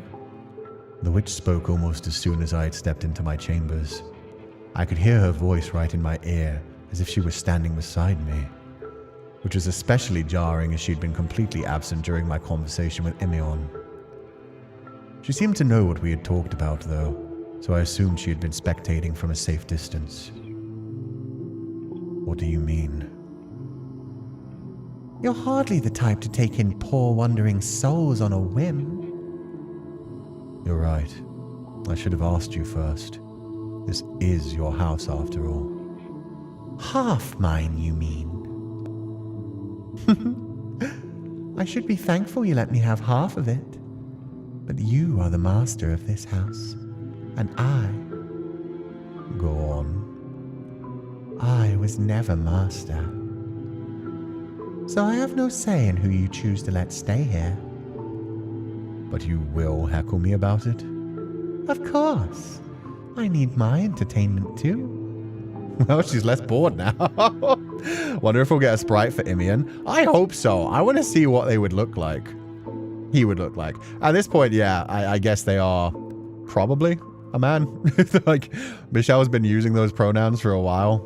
They haven't, like, dismantled it. I don't know if Michelle called him a he yet, but we'll go with it. Imeon is a last name, though, as well, which, you know, doesn't help much either. He's a raisin. He's a raisin man. Let's see if we see him, though. I want to see the raisin. So what are you going to do about, whatever his name was? Imeon. Right, that. I was hoping you would chase that dreadful thing out. He says he has business with you. Oh, does he now? Sorry, caught in my throat a little bit there. So you weren't listening in on the whole thing? I'd be more than happy to hover over you every waking moment if that's what you'd prefer. I'd rather you didn't. As you can see, I respect your personal space. It wouldn't hurt you to show a bit of gratitude sometimes. So, what does that man want with me. Okay, now Morgana's trolling me. Now, the emphasis on man, maybe it's just like a disgust kind of thing of like, what does that man want with me? But that was making me go back to my original thing of like, I don't trust it. I don't trust it. The writing is always done for a reason. Not a clue. All he said is he wanted to ask the witch a favor. Either I'm picking up on what the writing is putting down, or they're fucking with my brain. They're really putting an emphasis on Imion's gender. I mean, they're putting an emphasis on gender in general, but yeah, I think it's going to be like a learning lesson for Michelle for like, oh, fuck. I assumed someone's gender and sexuality. My bad. Kind of one of the things that sucks about my life. My bad. Man derogatory or man is withholding critical information. Exactly. Could be either way with Morgs. A favor? Indeed. What a farce. I agree. You would never grant the wish of her. No, not that. But you happily passed on a stranger's request, but vehemently refused to make your own of me. That offer still stands, my dear. Just say the word, and I'll put a curse on your entire family. I've told you repeatedly that I'm not going to ask you to do that. Obstinate as ever, I see. Anyway, I never asked you to grant his wish, only conveyed to you that he had one. He'll be dead in short order regardless. A week or two at most. How tragic for him, betting the last remnants of his life on the legend of the cursed witch, only to be dealt a pair of heartless jokers. In all likelihood, he just wants me to cure whatever disease he has. Why would a witch who deals in curses cure diseases anyway? Now. It's not polite to judge someone based on their appearances, my dear. Again, all of the writing is telling me Morgana knows more than she's letting on and just fucking with Michelle even more. Are you saying you can do it? Maybe. Maybe not. Regardless, there's but one thing the two of us can do for him. Watch as the poor wretch's life slips away alone and in the dark.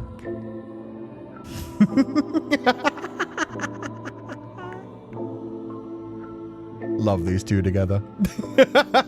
The sass from Michelle. Yeah. And somebody else said earlier, I love how Michelle was treating Morgana like an annoying cat. Pretty much, actually. Yoko, what if Imion is a trans person as well and Michelle found someone similar to him the first time? I was thinking that, or somebody non-binary. Yeah, somebody else non-binary who would just be like, well, actually, I don't really go by either. We'll see as time goes on, but yeah, it's interesting. Love how the writing so much, it really makes you doubt your initial thoughts. Yeah, it's knocking me backwards and forwards. So I don't know if they're just like fucking with me with like the fact that like, oh, it's actually just that these are things that Michelle was thinking about, or they're putting red herrings there and making me think about it even though it's nothing to do with that, or I'm right and they're just like slowly dripping bits of information. Also, Morgana's just assuming that Imion wants to cure their curse. That's... Yeah, I was gonna say. Cat Morg's trying to shove curses off the table. At this point, Morgana isn't even considering that maybe Imion wants to curse everyone else. And I feel like at that point, it's possibly because Morgana is remembering her own time as somebody who had a disease that was so visible on her body. She's not thinking like, oh yes, this person wants to curse everyone. She knows the pain of like desperately wanting to look normal, desperately wanting to be cured, desperately wanting to blend in and be a normal person and live their life. But for all we know, Imion has actually come here to curse somebody else. Morgs just isn't even thinking about that because Morgs is already like projecting herself onto Imion, which is kind of amazing as well, that there's that little bit of like Morgana still left on in the witch, which we know because of the white-haired girl, but still. What if they go by a last name because it's genderless?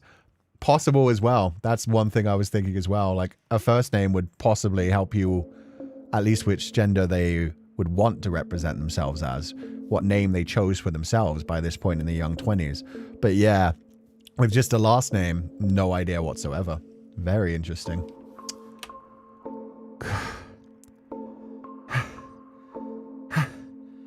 Christ, this is hell. Shouldn't be this exhausting to just walk down the hall. Sure love to get a little more light in here. It'd make moving around easier. Oh, they're just bumping into things as they go. This is fine. No light means I don't have to worry about how monstrous I look. This face is like a curse in itself. Okay, so the only places I haven't seen yet are this room and Michelle's room. And he made it very clear he didn't want me anywhere near his room, so... in practice, that makes this the last one. Here goes. Which room are we in? Oh, the church! Damn. A huge stained glass window sat at the back of the chamber. The archangel within casted a faint light across the room. The light almost burned my eyes, which were still acclimating to the dark. We're still acclimated to the darkness. It felt almost like I was in the presence of an actual divine being. So we've got a guy named after an angel, and a stained glass window of an archangel. Whoever called this place cursed didn't look very hard, I guess. It was closer to a damn temple, if anything. As I approached the source of the light, the shape of the room came into view. Rows of pews, a pulpit, and a cross. Looked like I was right on the money. I was in a chapel. Or the remains of one, anyway. The wooden pews had rotted to the point of uselessness, and the floor was peeling all over the place. It was like an abandoned shrine to a saint, hidden away in the dark corners of the mansion. Fascinating. The worst of it's been mended, but you can still see marks on the wall where it looks like it's been struck with a sword or something. Did a battle take place here? Wow. There's splotches of black on the floor. Bloodstains, maybe.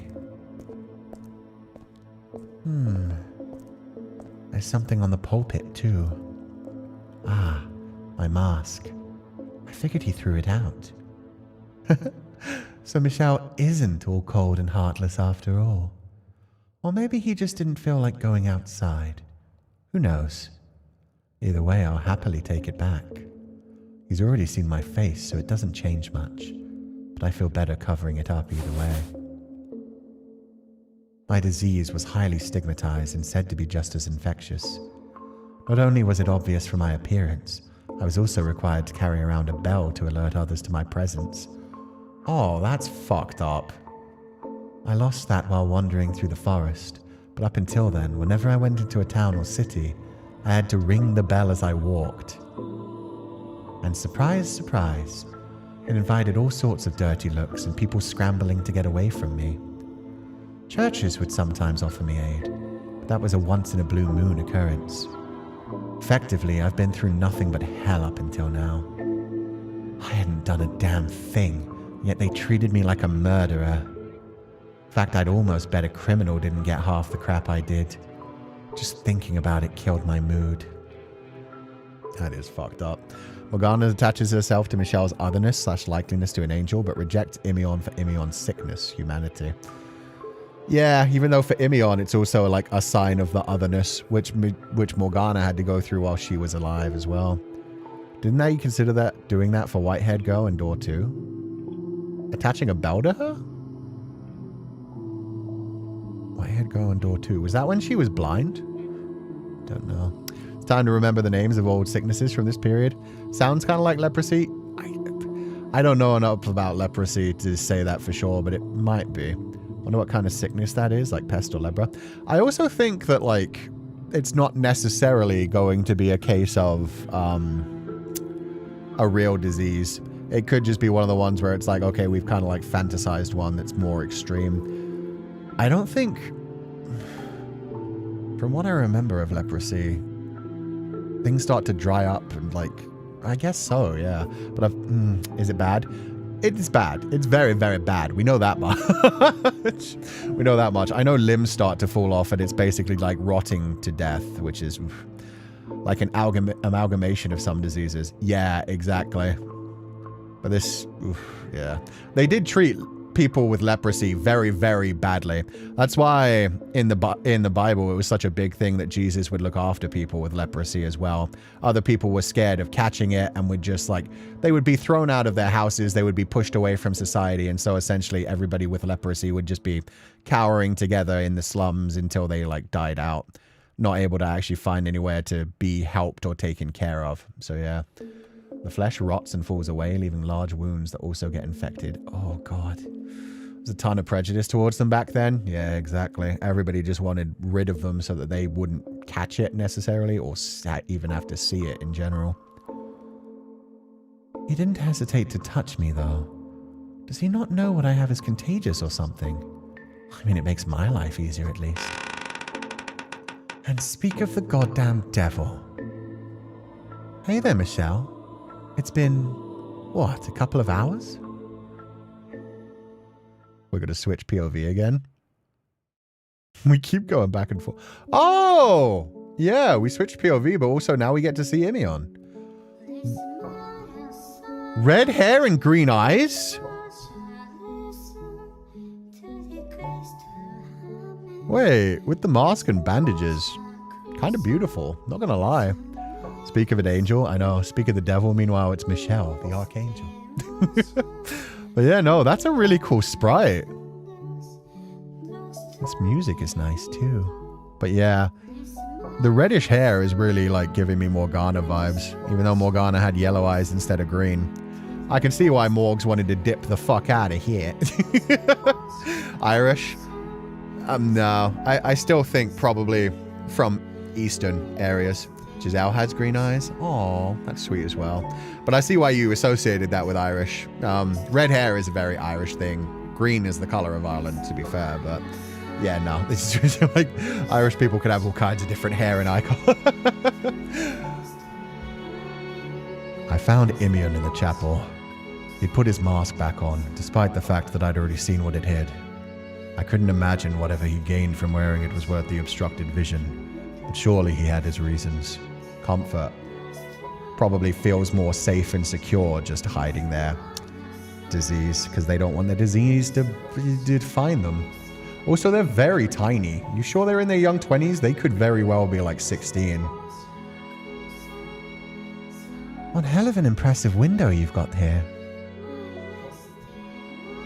I had a pretty good guess where he was going with that train of thought, and I was entirely disinterested in humoring it. He would start off with something about how beautiful and awe-inspiring it was, mentioning the Archangel, then try to lead into, you could make a frickin' fortune out of this. I beg your pardon?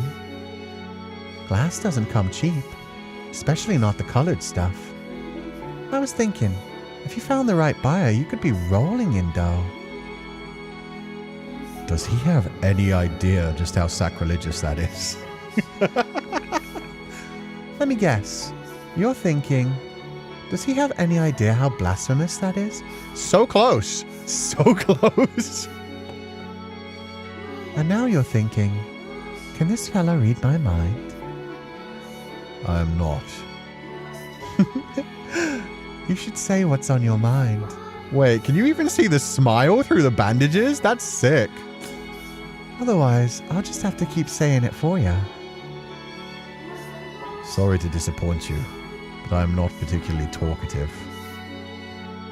I'm not saying you have to yap for days like me. While what you said was indeed blasphemous, I do not disagree with the sentiment. Oh, really? It's just chunks of glass arranged into shapes. Bingo. There's no actual angel there, just man's depiction of one. Who are you, anyway? Well, that sure came out of nowhere. And you want me to spill my guts without doing the same for me? My apologies. I've not had the chance to hold a conversation in some time. I see, I see. The shifting eyes is so freaking cool, too. And you are not obligated to say anything if you do not wish to. I would not answer if you asked me the same. Sounds like we're on the same page then. The more we share, the more uncomfortable it's going to make it for everyone. So let's keep things the way they are. A nice, cozy distance. Oh yeah, you can see the smile through the bandages and the smile in the eyes. This art style is always so incredible. I may be curious as all get out about... As all get out what? I may be curious as all get out about what the hell you're doing out here all alone. I've never heard that phrase before. I may be curious as all get out about what the hell you're doing out here all alone in the middle of frick all, but I won't pry. All right, I'll tell you what I can. I'm a nomad. Before I got sick, I traveled all across the lands. Had me a nice lute I'd strum as I trotted from place to place, singing songs and pretending I was a troubadour. A bard! As all get out just means really curious. Okay, I'd never heard that before. It threw me through a loop. I was like, what? That's not words. Anyone else getting rizzed by Emeon? Definitely. And now knowing that they used to be like a traveling bard kind of thing, telling stories, singing songs. Oh yeah. Charisma up to the damn nines. Looked it up. Apparently many Middle Eastern / Arabian people can also have red hair and green eyes. Yeah, definitely. It's a phenotype, not genotype, that determines hair and eye color. For sure, 100%. Yeah, a lot to this day as well. 100%. I was gonna say something, but yeah, will not. But yeah, very possible. You were a traveler? I could tell stories of my exploits for days on end if you want to hear them. I'll pass, thank you. Your eyes tell me you're lying, buddy. I'd rather you listen to what I said. Wolf stories over dinner then. Sounds like a date. Now I've got a little question for you if you don't mind. Ooh, the narrowing eyes. Not about where you came from or anything, I promise. Yes. Why didn't you say anything about my face? I assumed you were going to ask about the witch, not me. Hard not to be curious, you know. Everyone's grossed out by it. He makes a fair point. Even Morgana was taken aback by the sight.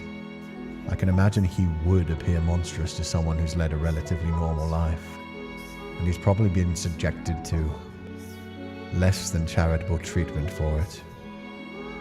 Which makes me wonder, how is he not drained and jaded by now? I don't understand how he can be so spirited. I've seen that kind of hardship that can be brought onto someone by their appearance. So what you're saying is, it's nothing new to you? Correct. I did think it a little unusual, but nothing more. I understand your ailment is contagious. Well, you knew? Why did you help me then? Why didn't you hesitate to touch me? You carried me into the mansion. You handed me water. All the while knowing you could be infected? I couldn't figure out how to honestly explain my actions. Part of it was me deliberately acting against Morgana's wishes, frustrated by her repeated insistence that I kill him. But the aura of death that hung over him was the biggest factor. There was something indescribably alluring about it. Oh, Michelle, baby. I didn't even think about that side of it. So if Michelle was, like, less ignoring Morgana saying that it was infectious, this is a sign that Michelle is full on like, well, I'd rather die at this point. Michelle was just like, I want to see death up close. But what he's really meaning is, I don't really care if I die. It would be an end to all of this shitty existence. Everything I've been through, I don't really feel attached to life anymore. So seeing death might make me feel better about it. And maybe I'll catch the disease and be free of this pitiful existence. Imion also resembles Morgana slightly. Resembles Morgana quite a bit. The hair color's slightly off, but a similar shade, and the green eyes are similar to the yellow eyes, plus the fact that they both have diseases that everybody believes are infectious. In Imion's case, apparently actually is infectious.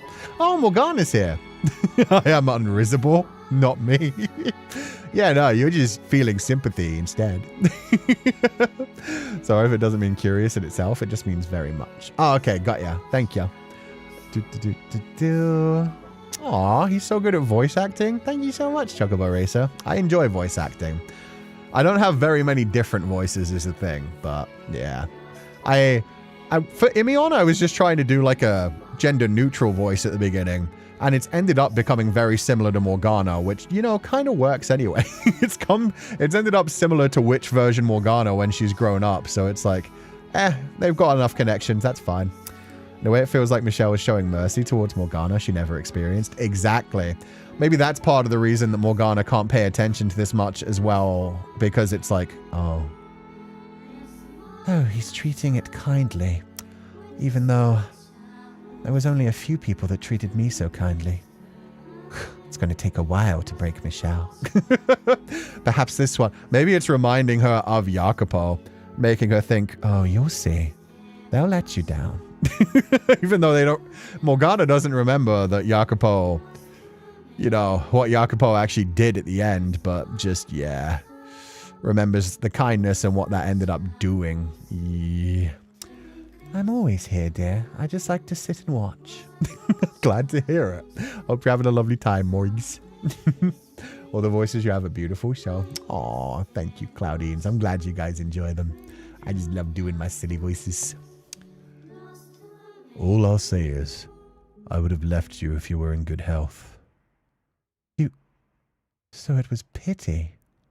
You've got nothing to gain from helping me. I don't have any money, and I'm definitely not a hot babe. I have no interest in money or women. And to be clear, I didn't bring you in out of the goodness of my heart either. When you said you thought you were a subject for my observation, you were correct. You're here predominantly because I wanted to observe a withered, half-dead mummy of a man. A mummy, huh? Well, hate to burst your bubble, but I'm just an ordinary guy. Oh, okay. Okay, we finally got gender confirmation. Although some people use guy as gender neutral. But yeah. Okay, Imion. I'm aware now. Unfortunately so. And here I thought you were only observing me because you didn't know about my disease. In which case, snatched waist.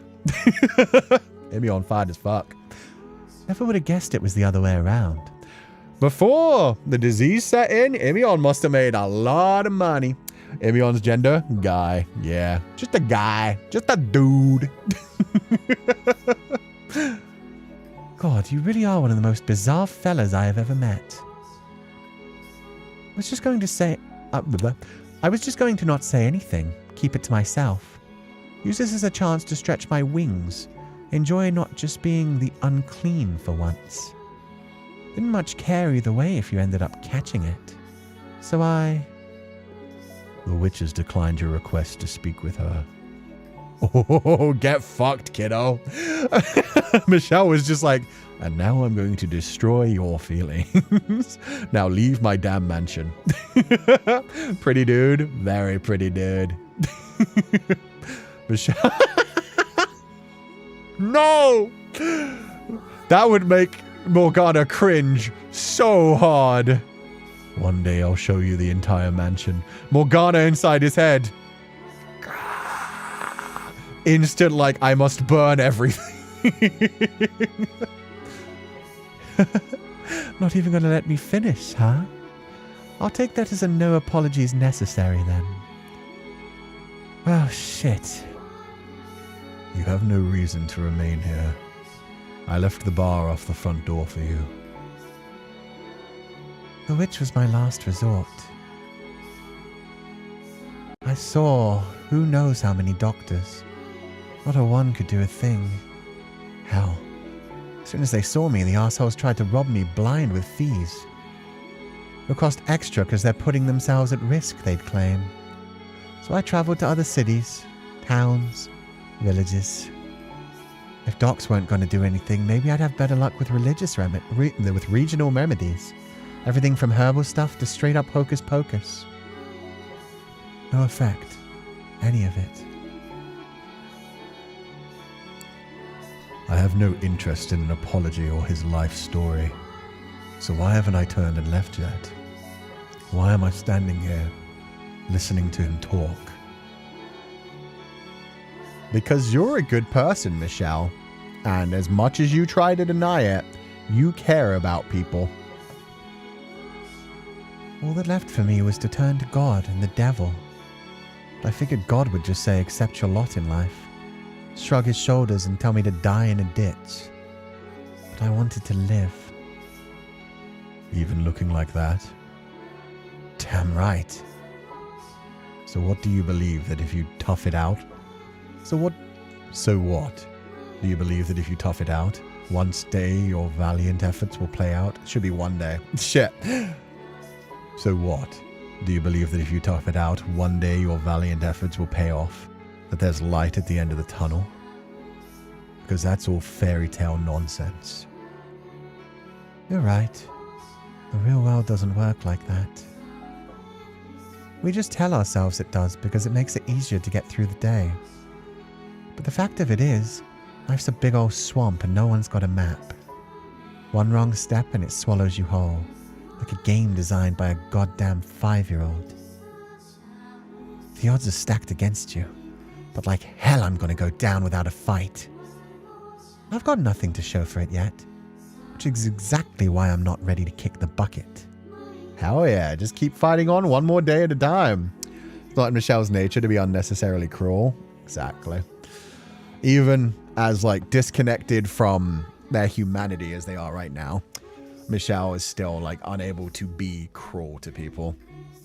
I think the first time he ends up being properly cruel to someone is when he grabs the knife and attacks Giselle. And even at that point, it's just because he's finally decided in his mind, oh, she's been sent here to hurt me. You will never have anything to show for it either. Your desire to make something of your life will only serve to drag you deeper into the depths. The more you tell yourself you can, the greater your pain when you realize you can't. Sounds a hell of a lot like you're speaking from experience, buddy. As I said, the witch will not be seeing you. You would do best to look elsewhere to fulfill your dying wishes. You never know, bud. Tomorrow's another day. Maybe she'll be in a more accommodating mood then. But I'm sure not going to let one measly no get the better of me. The witch, Morgana, is a sadistic woman. If she reveals herself to you, it will only be to torture and kill you. Can't say death much scares me these days. It's knocking on my door regardless. And you can never say for sure. Every woman's got at least 2 masks she switches between.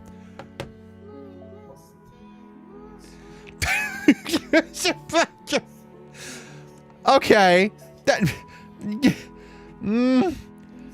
Literally wearing a mask. Wink wonk. Every bit of this writing. Yeah. Maybe she'll pick a friendlier one for me than she does for you. You're a damn fool if you believe that.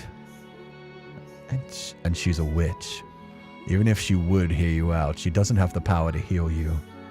Ruin and destruction is her singular desire. Keep throwing it at us, Kaneda-sensei. I know, right? You called it sensei? No, that wasn't me suddenly being like, haha, I know what you are. That was me being like, I again don't know. I accepted when Imeon called themselves a guy. But that line with the sideways eyes while wearing a mask, yeah, maybe it's a sign that Imeon either is a woman who is pretending to be a man because they don't want the attention of being a woman traveling alone by themselves, which is incredibly dangerous. Or, I don't know. It's just another hint that, like, yeah, after they called themselves a guy, I was like, okay, we've got it. They're a guy. And now I'm like, maybe they're pretending to be a guy. Backwards and forwards all the time. I have to ask, all you want from me is to watch me die, right? And they're constantly worrying about like what Michelle's interests may be and mentioning the idea of like pretty women. Beautiful women constantly coming up in the conversation. Yeah, maybe they've already been like grabbed and, you know, attacked by men before. Maybe they're fluid or just plain doesn't care. I don't know. Guess we'll see what Hanade's sensei is cooking. Exactly. I just don't know. It's just the writing is telling me that there's something more complicated about this. It could be that, yeah, gender fluid and was a traveling bard, but maybe sometimes was too pretty for their own good and realized the danger of being that pretty while traveling alone by themselves among men who are very fucking dangerous to anyone alone by themselves, whatever gender they are. So yeah, maybe non-conforming kind of thing and just like was taken to appear as a woman sometime. I don't know. We'll see. So what do you have to gain from warning me about the witch? Doesn't worrying about me run counter to your own wishes? I'm hardly worried about you. Could afford me. I'm simply making a statement of fact. You would only be wasting your time trying to see the witch.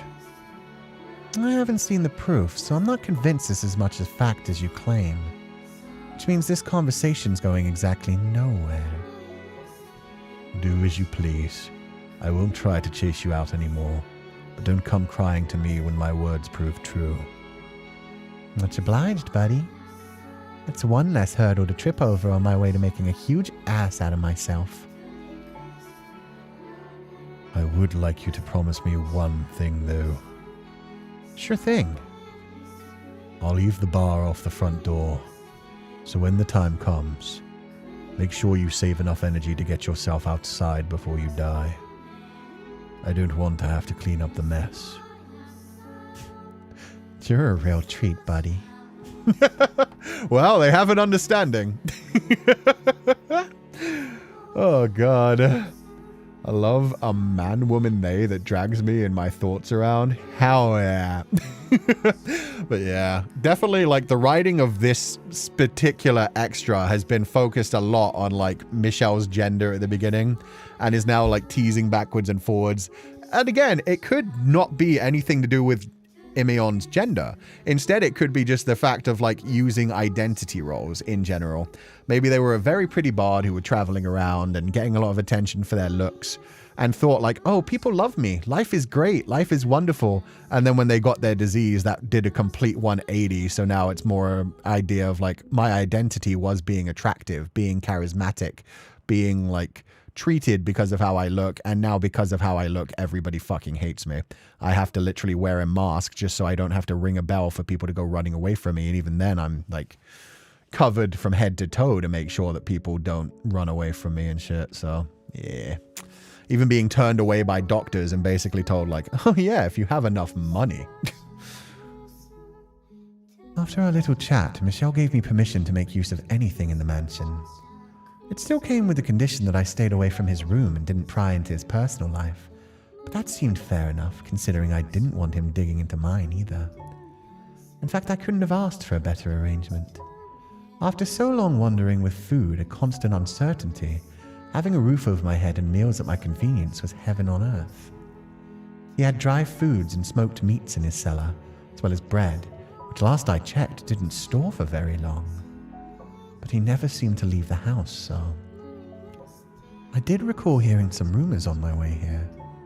Whispers of a shadowy carriage occasionally seen heading towards the cursed mansion. No one knew for sure what it carried, but there was a general consensus. Offerings to the witch. Fresh sacrifices to keep her appeased. Which was obviously nonsense. No one was sending shipments of virgins to offer to the witch. Giselle, poor baby. Basket of bread and other supplies now, maybe. Rumors have a way of taking on a life of their own, but that was so patently absurd I couldn't believe anyone bought it. That still left me with scores of questions, though. Who was bringing Michelle the supplies, and for what purpose? Why did he never leave? Was he imprisoned here for some iniquity? But obviously I had no intention of seeking out the answers.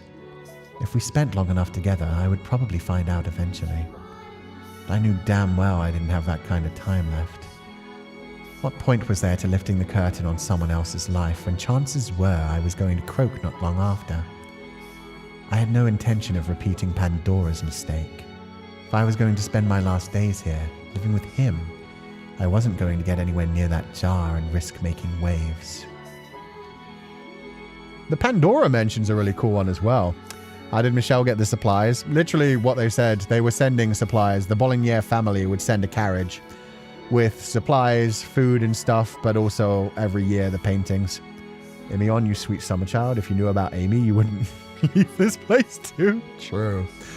Also, that line hit so hard in a way that Imion did not mean whatsoever.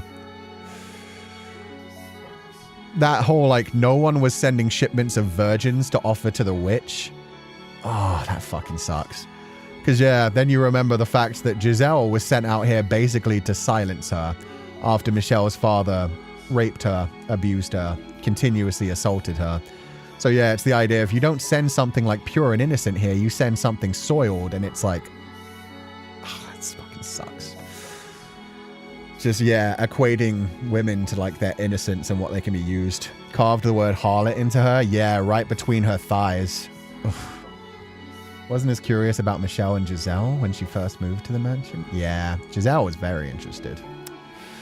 This reminds me of Morgana's scars in Jacopo and Requiem. I can forget your scars to love you, and that scares me. Yeah, they're definitely, like, tying those two together. I couldn't say whether or not that was the best strategy. Regardless, I made it through our first 2 weeks together well enough. And in those 2 weeks, it seemed like the two of us were talking more and more. I was standing before the stained glass window. It'd become routine for me to... Yeah, I think... Okay, yeah. Sorry, just to go back to that last line again.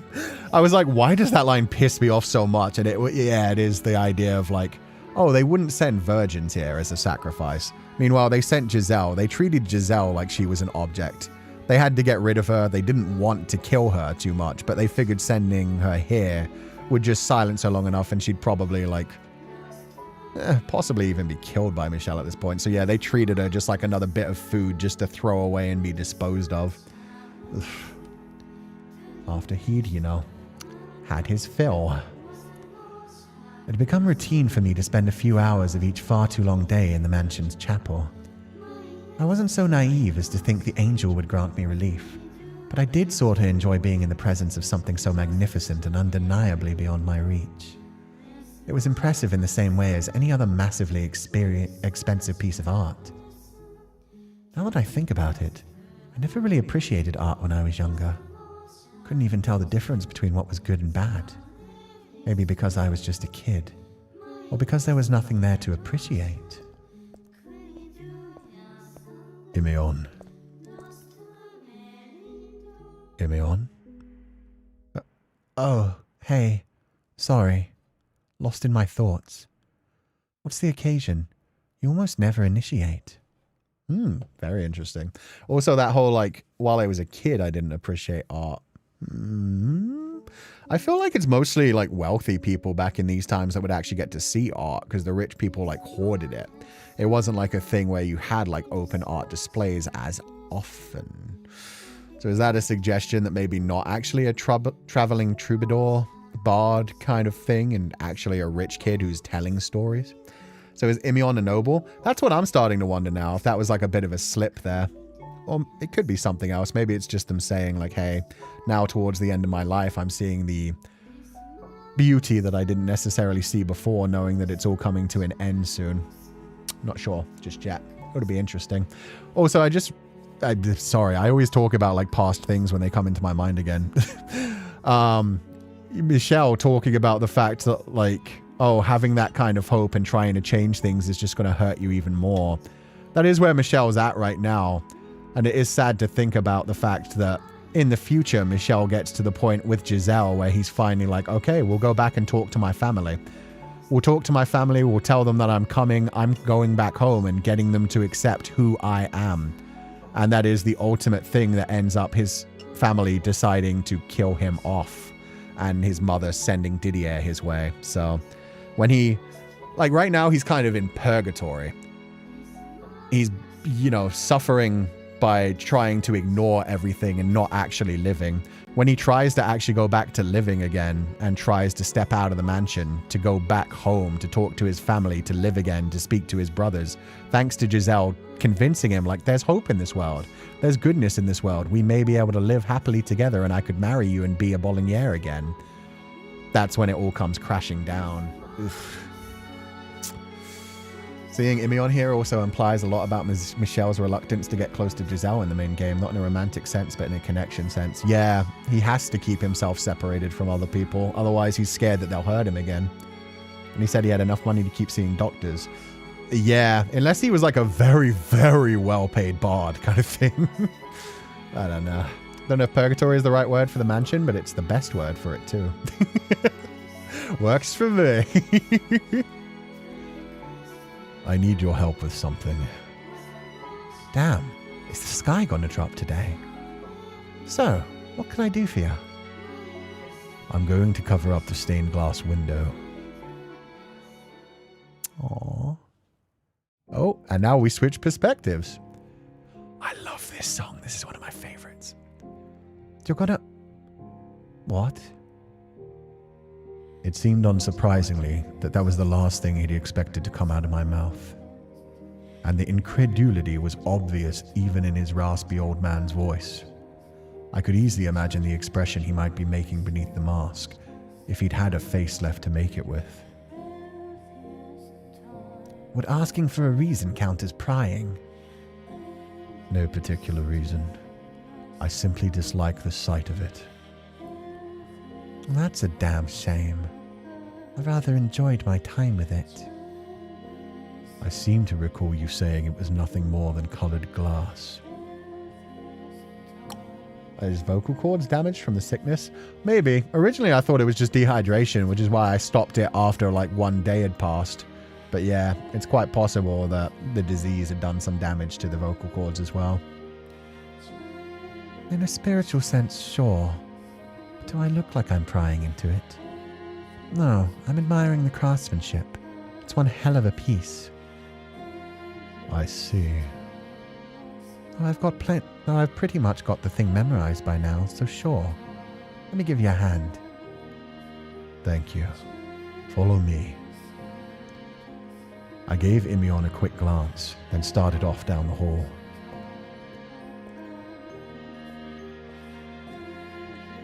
I walked at a relaxed pace, because as much as he tried to hide it, he was visibly more sluggish than 2 weeks prior.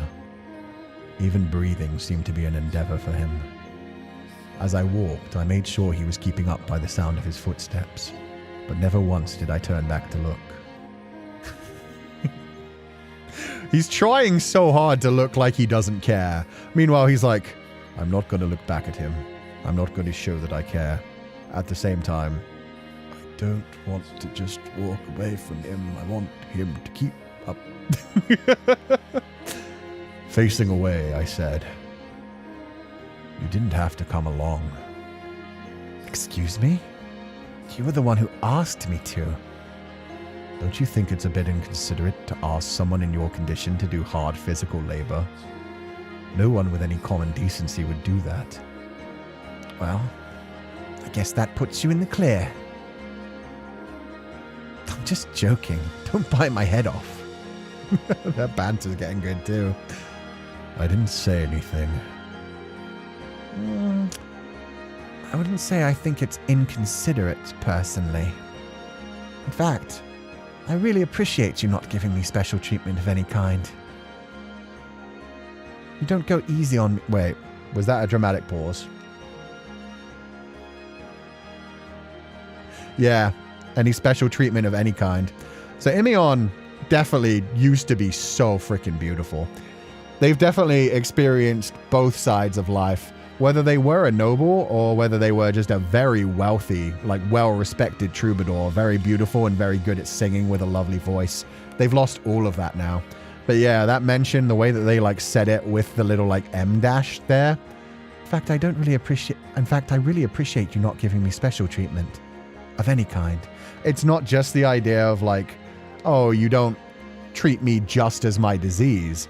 But also, like, I can now see that it would have been nice to be treated as an actual person rather than just seen as the bard, the noble, the pretty one, the whatever it was in the past, where things have done a complete 180 for Imian. You don't go easy on me because I'm sick, and you don't put me through the ringer for it either. I prefer it that way. Us both on level ground. If you say so. Just had this thought. It reminds me of door 4 of the story Morgana was telling. Wonder if she didn't only use elements of her own story, but also what happened to Imion. I do not remember the story in door 4 at all, so fair enough. I know. I just said I appreciate you not going easy on me. This is a bit much, don't you think? And holy hell, this room's 10 times mustier than the rest of the joint. I've got it. This is a really frickin' roundabout way of murder, isn't it? I told you that you didn't have to help. The two of us were looking down an old weathered bundle of cloth that had been in the mansion longer than even I had. Wait. Is this going to be Maria's body? This is where Maria died. This is where she wrote her message down in the basement. But is this the large piece of cloth? Are they going to like start furling it out and be like, oh no, it's a cloak and there are bones underneath? Probably not, but let's find out. Or maybe it's a cloth that they put over the body because they didn't want to touch it. They were like, oh, she died in there and she might have the disease, and they just threw a cloth over her. It was a single piece, large enough to cover the entire stained glass window and thick enough to block out its light. Fabric was far heavier than most people realized, and something this thick was tightly woven was going to weigh a ton. I knew I wouldn't be able to carry it to the chapel by myself. You're free to head back to your room. I'll do it. I'm not backing out now. Besides, there's not a chance in hell you're getting this up there alone. It's not that long of a walk from here to the chapel, I think. All right, let's do this. Oh, okay. I really thought that was going to be like another like stab to the gut there. I was like, oh, this is why this is included after a Requiem for Innocence. I thought they were going to be like, huh, a body and a message. Jesus.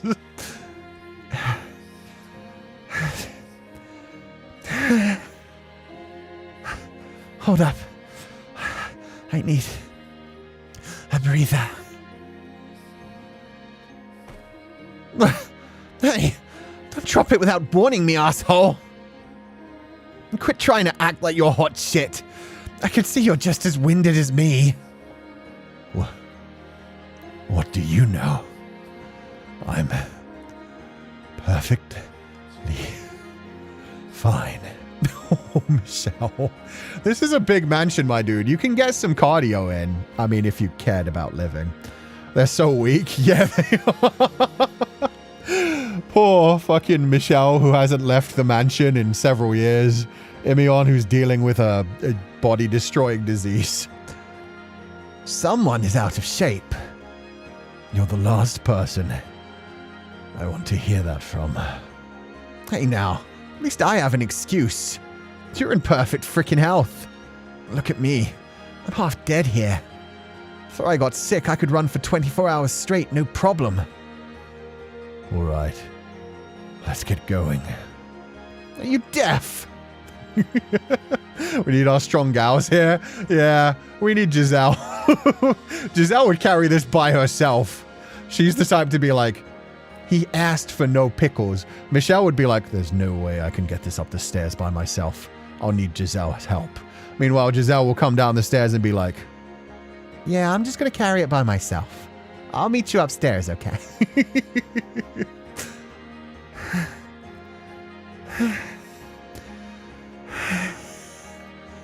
Finally, we made it. I seriously thought I would die before we got here. That's one for the gravestone. Died carrying a bundle of fabric.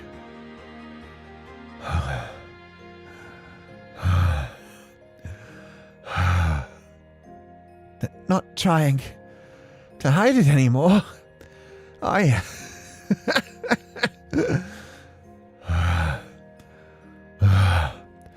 Not a word.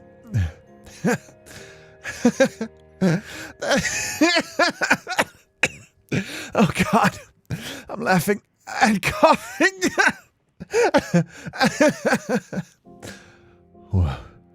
Where is this coming from? And please don't cough and laugh at the same time. It's disturbing. I know. It's just... it's freaking hilarious. What is? You don't think this is the funniest damn thing in the world? Two grown-ass men carrying a giant sheet through the dark, grinding themselves to the bone so they don't have to look at a pretty stained glass window. Like, for real. Are you hearing that? It's the stupidest thing. I cannot say I find it amusing myself. Well, you're lost, buddy. Yeah, you got to enjoy the absurdities at life.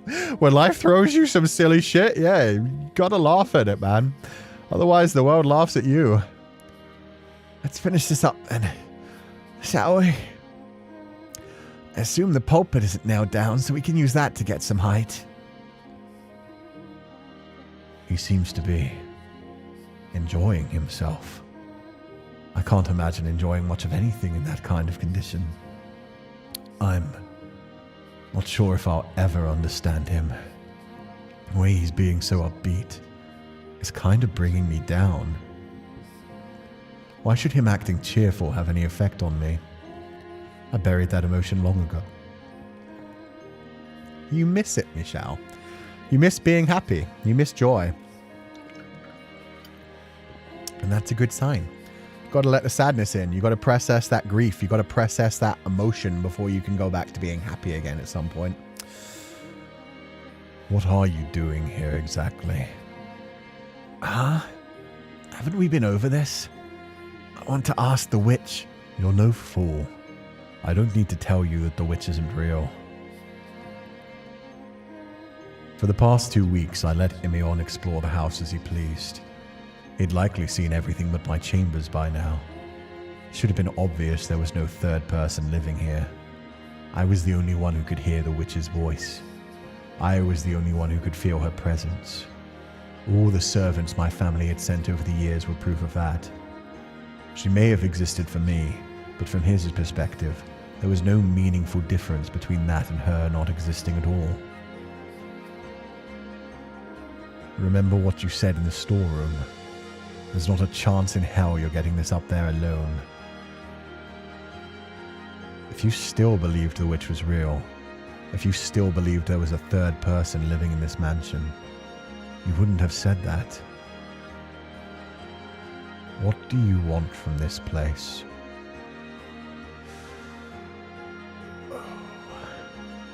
Somewhere to die. Do you want to make this your final resting place? I think the opposite, buddy. I think somewhere to live, somewhere to find hope. I didn't even think about that until this point, but yeah, Michelle's right. That line makes it sound like Imeon has already accepted there isn't a witch here. But at the same time, if they go anywhere else, nobody looks at them. Nobody treats them fairly. Maybe they thought a witch, whether real or fake, would at least have some mercy on them. Would understand the idea of someone being downtrodden and treated badly just for the way that they appear. And now that they've found somewhere, even if there is no witch here to save their life, they get, knowing that they're going to die very soon, they're able to actually finally live for these final few weeks. They're not being chased out. They're not being attacked. So yeah, it's a case of, well, I actually feel alive here. I'm laughing. I'm having fun. I'm bantering with somebody. I have someone with me. I'm not completely alone. This will make it easier, one, to lie to myself, to tell me that maybe a witch will appear and save me, and two, to run away from the fact that I am dying, to not just be consumed by that.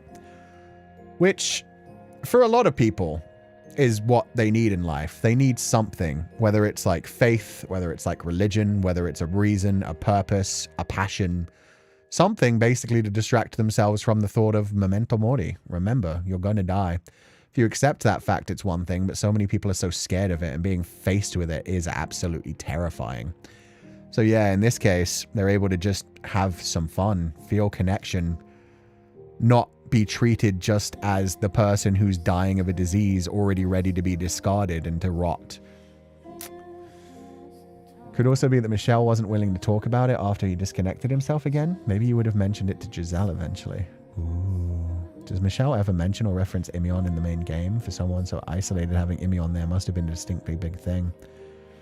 Yeah, maybe, who knows? Maybe Michel just has to like bury this part for the future because there's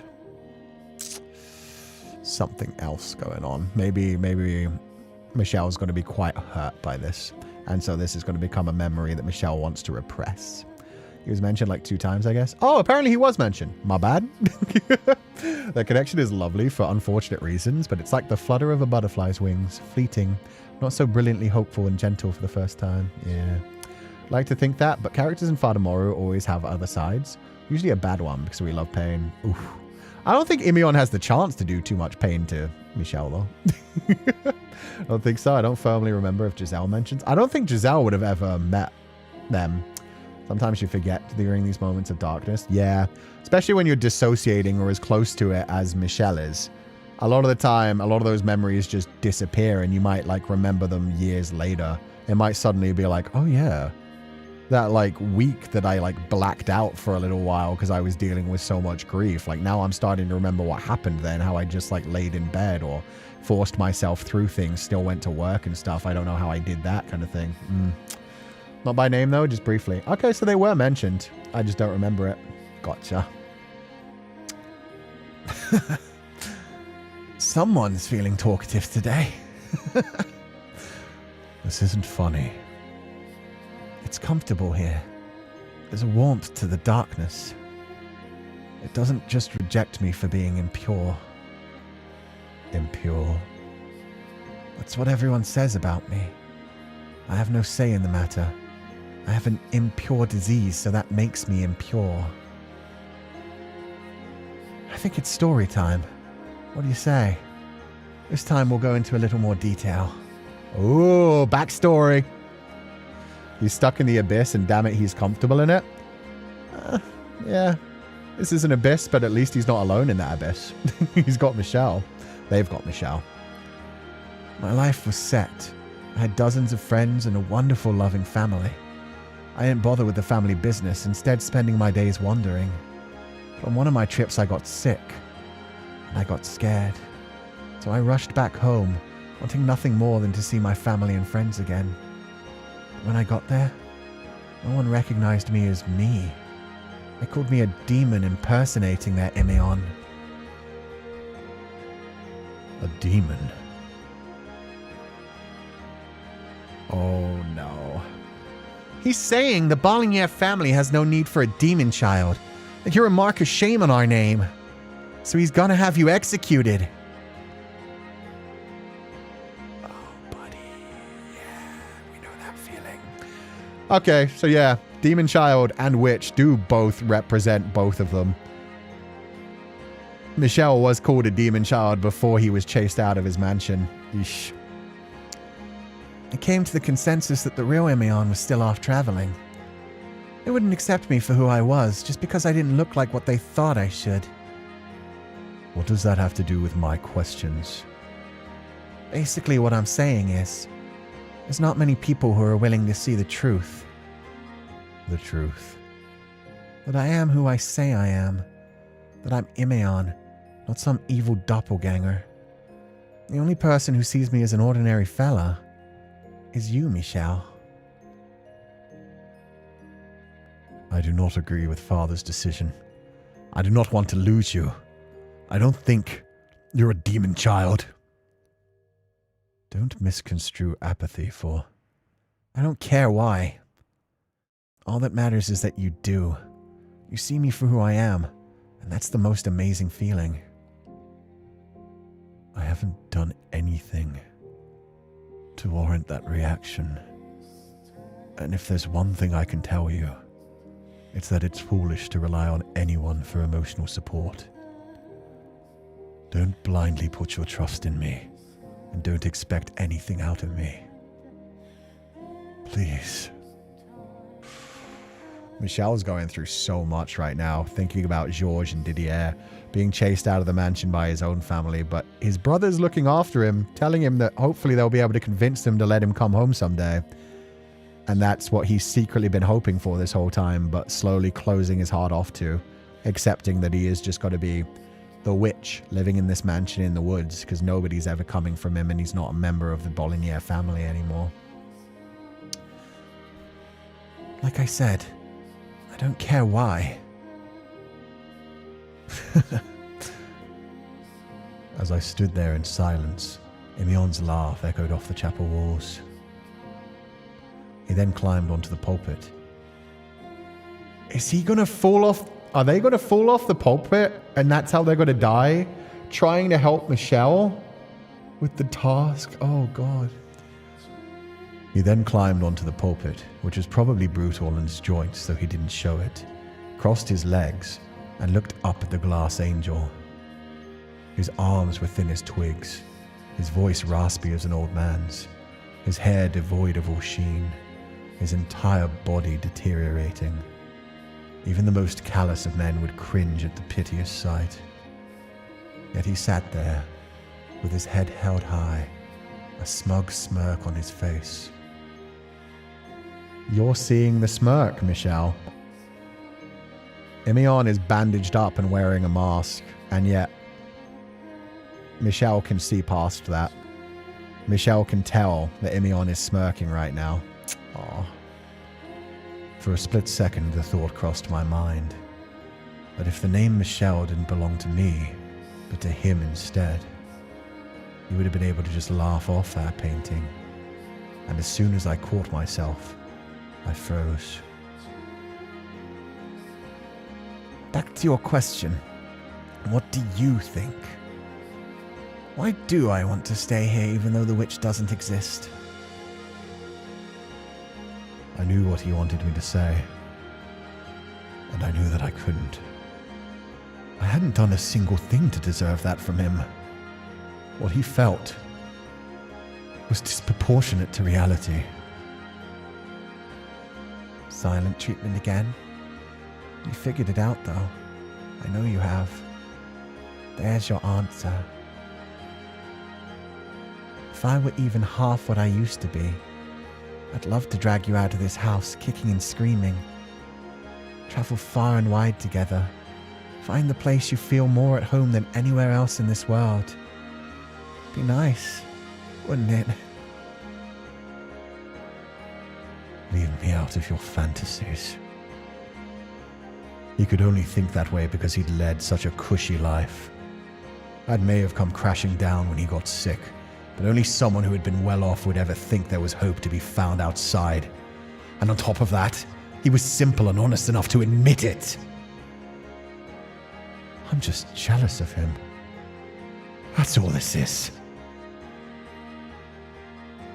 Take a seat up here on the pulpit with me. Feels like you're shoving your ass right in God's face. I wish I'd tried this sooner. It's freaking incredible. It really is. Come on, Michelle, get up there. Michelle's fighting so hard not to find the joy in this.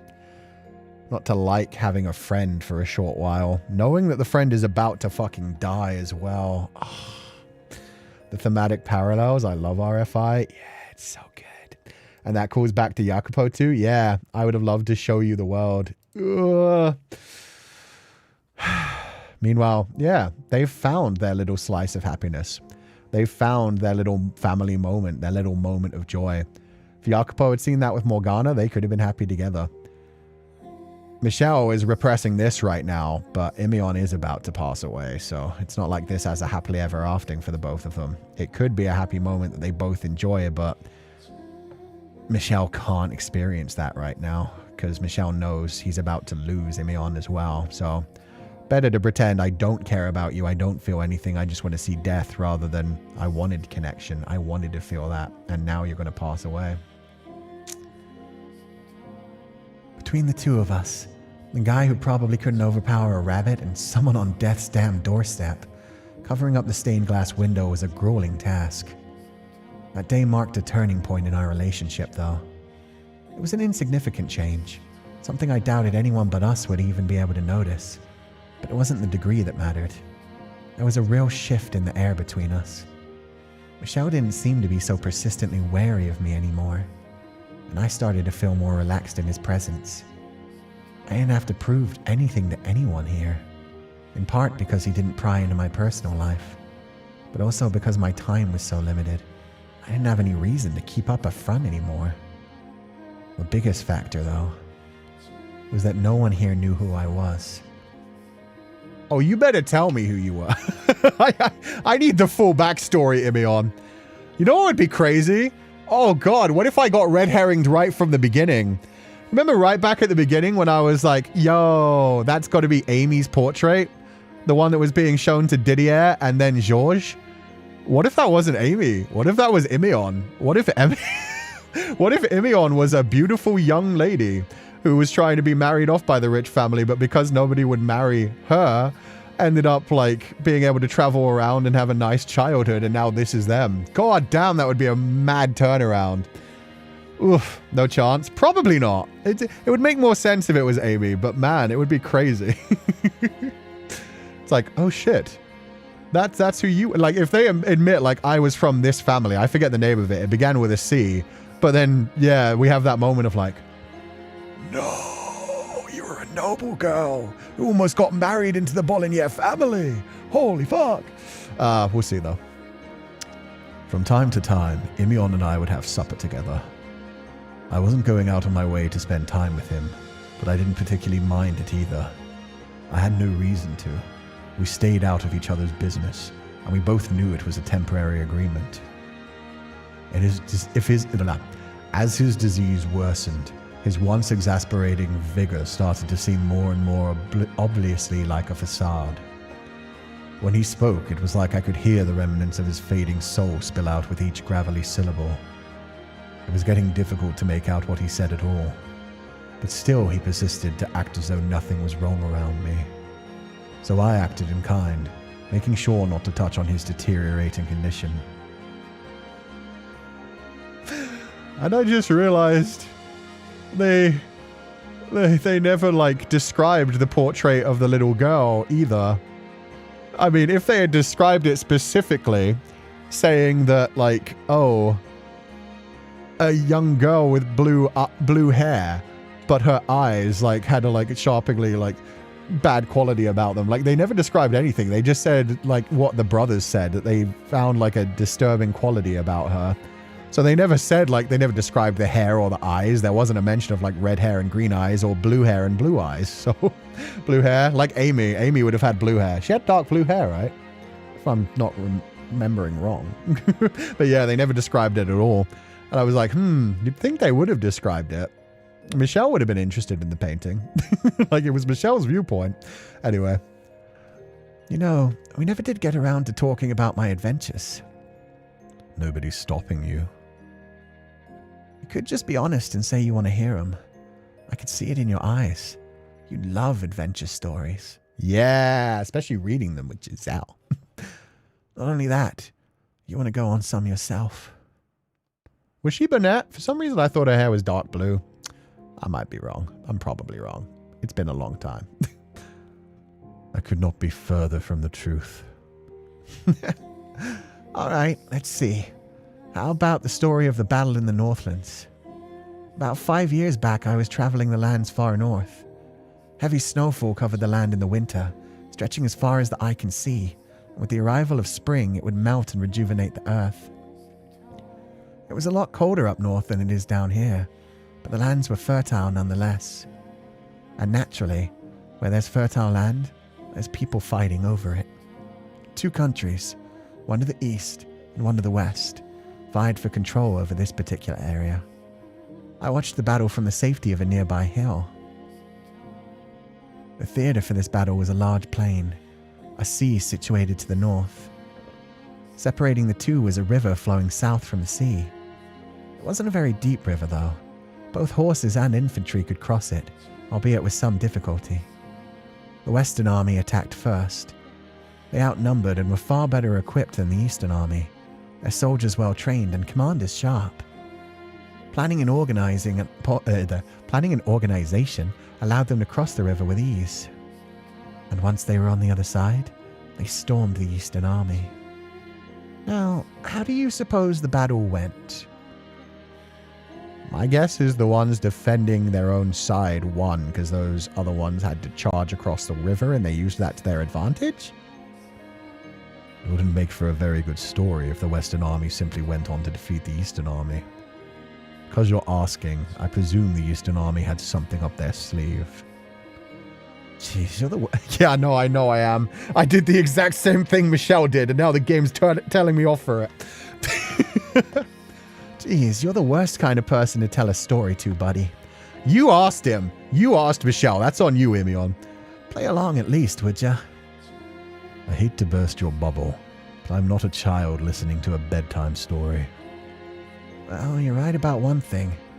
I would have framed things differently if the Western Army was going to win.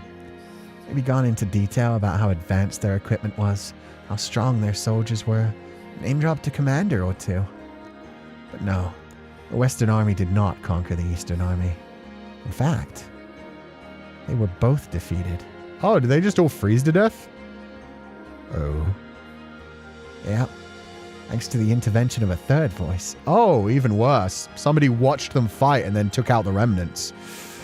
Evil but smart. Now, where do you suppose this mysterious third force came from?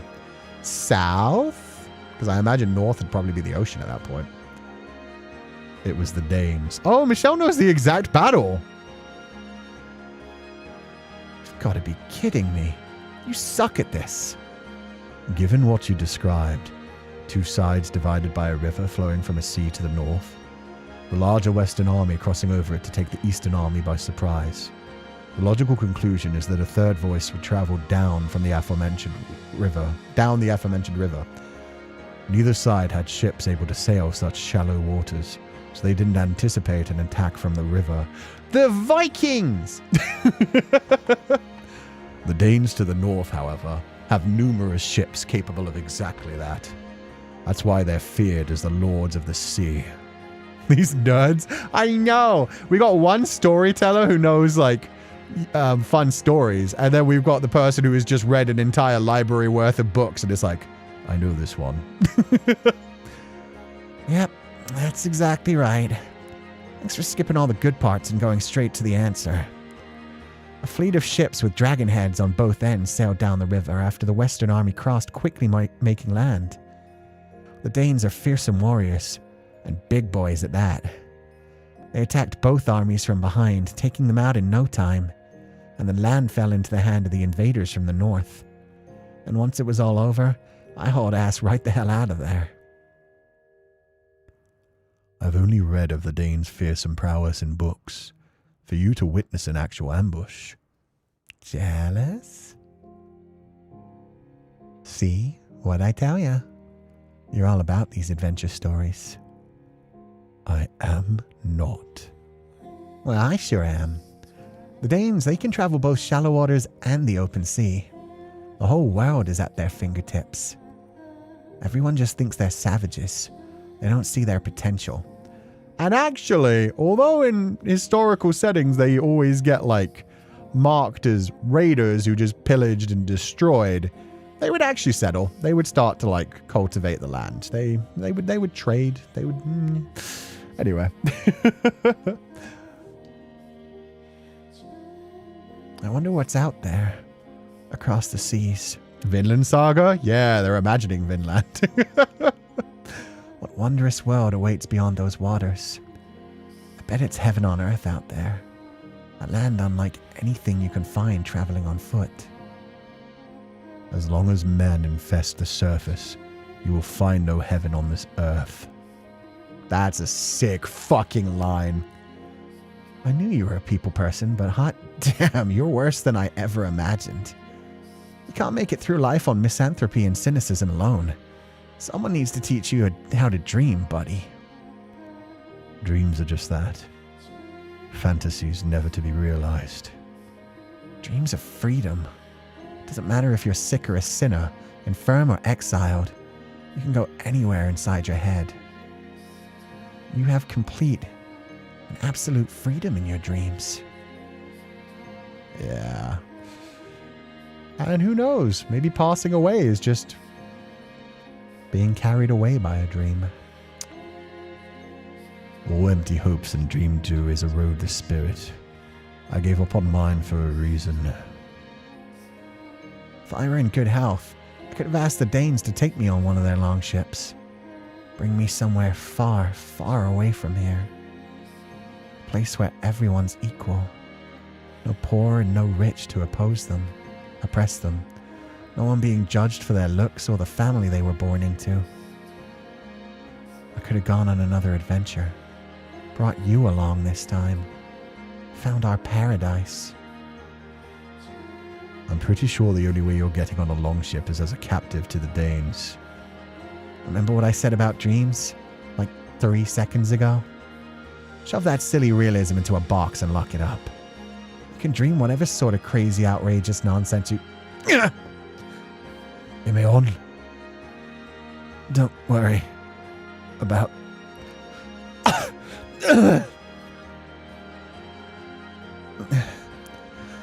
Okay. So back to... story time.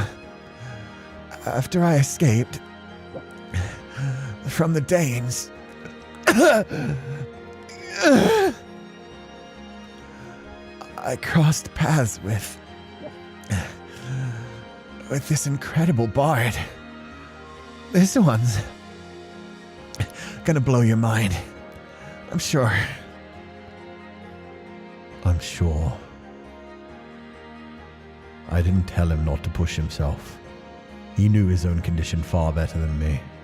I didn't have to tell him continuing was a bad idea. My role was to be quiet and listen. Oh, that's so sad. So yeah, he's like, this is probably going to kill you. At the same time, this is probably the happiest you can be right now. And we know no matter what, you're going to pass away. So let's just make you comfortable. Hopefully you'll tell as many stories as you want to, and you'll pass away while still dreaming about them. Imion then sung for me a song he supposedly learned from the bard. I would sing way better than this back then, he said with a strained laugh before beginning the raspy ballad. Every note melted into sort of an indistinct flat buzz, but it was still somehow pleasant to listen to. Perhaps because I could imagine what his voice may have sounded like in its prime. A bright, optimistic, unwavering, powerful voice. All the more enchanting because it existed only in my imagination. As I listened to him sing, so much that I'd kept sealed away slowly crept back to the surface. I felt like I was being whisked away into a far distant world by the tales of his exploits and the bard's song. With Imeon, his hand held out, waiting to take mine. The words, "Let's set off to a new world, buddy," on his lips. But his time on this earth was drawing to a close. Those fantasies fated to fade into nothing. Ooh, the tinge of purple that appeared in that background for just a second. And there's Morgana. And Michelle still hasn't taken Imeon's hand, which... ooh. You aren't seriously going to make friends with him, are you? I thought you were better than that. Or do you think you'll get something out of this? Well, you're sorely mistaken. You've forgotten what you truly are, and gotten it into your head that you can be equals with him. Your heart brims with blight, yet here you are grasping at companionship, knowing full well it's but a fleeting illusion. What do you have to gain from forging a friendship with him? Already tired of me, are you, my dear? Very well. I shall take my leave. Despite what they may say, I am a very kind-hearted girl. To those whose fates are sealed, that is. I pray you're blessed with wonderful dreams tonight. That night, I had a dream. Not a nightmare, nor a dream of the past. A warm, pleasant, slightly bittersweet dream. I hadn't had one like this in quite some time. I was going to say, this is the opening song again. An endless field stretched out before us. We pushed our way through the sea of waist-high grass, pressing onward toward the ever-distant horizon.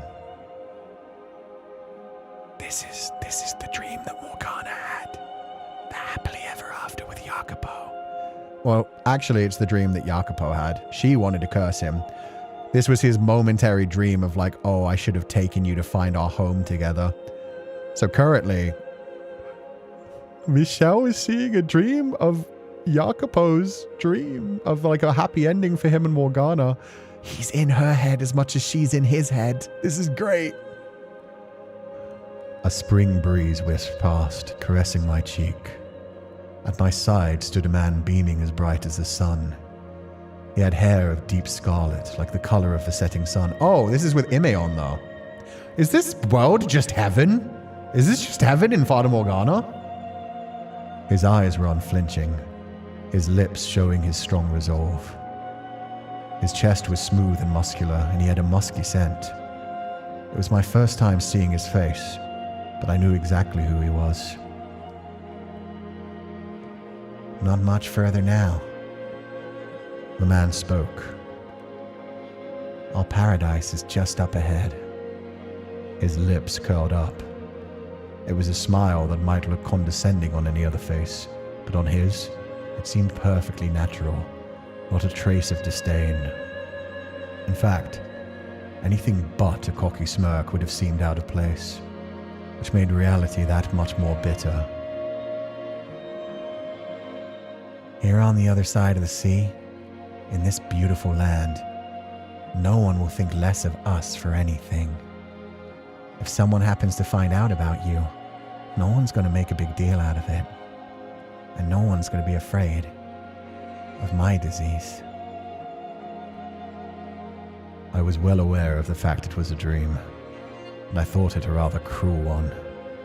Imeon was right. I did love adventure stories, and I did want to go on one of my own. This was the very thing I had wished for since I was a child. Two men setting out together, free from obligations, on a journey to see the world, exploring the unknown and sharing that experience with a dear friend. But it could never happen. Not so long as I was who I was, and not so long as Imeon was sick and on the verge of death. It was a dream we could never make come true, no matter how badly we wanted it, no matter how hard we fought for it. It wasn't an entirely impossible dream, though. There was one part of it that could become reality. Go take Imeon's hand. Tell him you want to be his friend. Tell him you are his friend, that you enjoyed your time together. And then Michelle's going to wake up and he's already going to be dead. Imeon's already passed away. The two of us becoming friends. There was probably enough time before he died for me to get close enough to tell him how I really felt. That I just wanted a friend. That I wanted to be able to laugh and frown and get upset like any ordinary guy. Like him. There may be time, but that's not enough. I'd spent too much of my life isolated. I had almost irreversibly adapted to the solitude. Breaking through that shell would be no easy task, especially not with my unspeakable secret hovering over me. The very fact of my nature, which had transformed me from the namesake of an angel into an abominable demon that didn't deserve to live. Something I couldn't tell anyone. Couldn't let anyone find out. Which meant that a normal friendship was impossible for me to form. And I knew that, Far too well.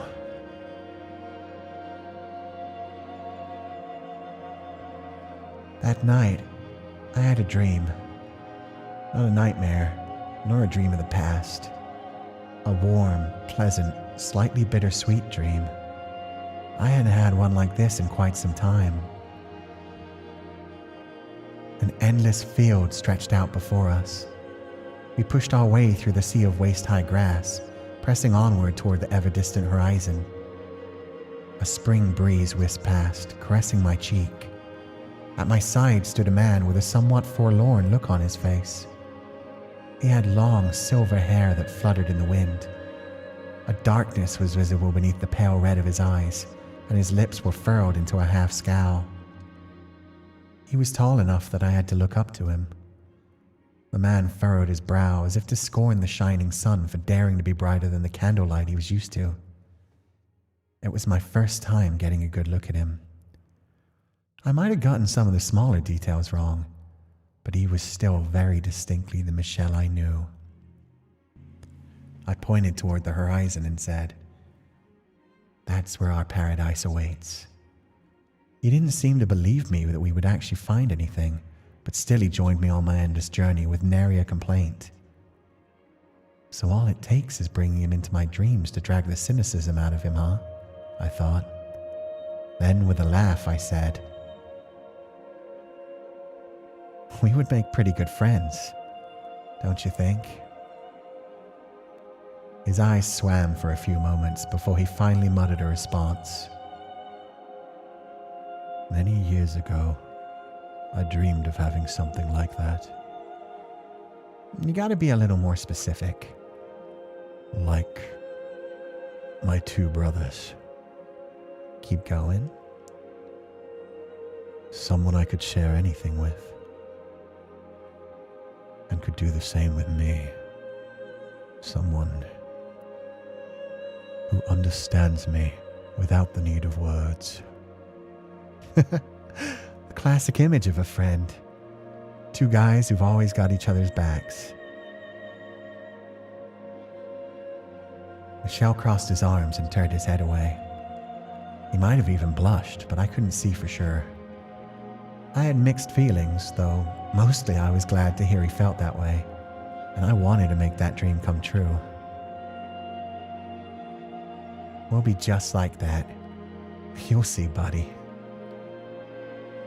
Another breath of wind blew past. I was pretty sure I was smiling. The way I always did. The way I always pretended to.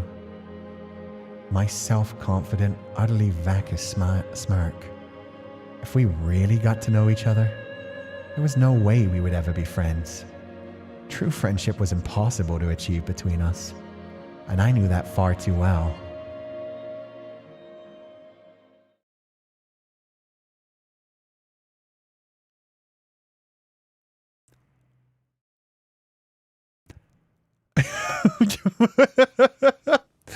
Why? Everything that Imeon has been mentioning throughout this, all the messages about like girls, beautiful women, lovely bodies, the mentioning that Michelle mentioned about like two men going on an adventure together. Yeah, I think we were right from the beginning that Imeon was hiding their true gender, whether they are like non-binary or female. There's a question of like, we couldn't be friends. They'd fall in love with me. Like we wouldn't be two men on a journey. What they want is another man to share their journey, and I am unfortunately not that. Meanwhile, Michelle was like, I can't share them what I truly am. They'd never understand. Both of them, if they just explained themselves to each other, would be like, holy fuck. We just want companionship, and we're not interested in that side of each other at all. We can very fucking well be best of friends, and this is soul crushing that even in their dreams they're not able to admit that. Oh god. But maybe in another life, in a modern day and age where we can actually talk about these things and be able to like express ourselves. Oh god. And yeah, I'm imagining now Imeon's already passed away, but we'll see. I awoke in darkness, in a house where the time of day held no meaning. The same sight awaited me every morning. Before I had grown fully accustomed to a world without light, the uncertainty of it had occasionally morphed into fear. My instincts reacting, I presumed. Danger was hard to perceive in the dark, after all. But once I had gotten used to it, the darkness felt almost compassionate with its indiscriminating embrace. And now, I was more stable here than I was in the light. This morning was an unusually pleasant one, though. All my problems were still problems, my curses still curses, but it felt like I had managed to break the surface and catch my breath for the first time in who knew how many years. Perhaps I could thank the dream I'd had. I rolled out of bed, grabbing the candlestick off my nightstand. With the remains of the mostly melted old one, I lit a new candle and headed for the door. Next on my list was the fireplace. I tried to make sure there was always at least a small flame in it. But as soon as I stepped out into the hall,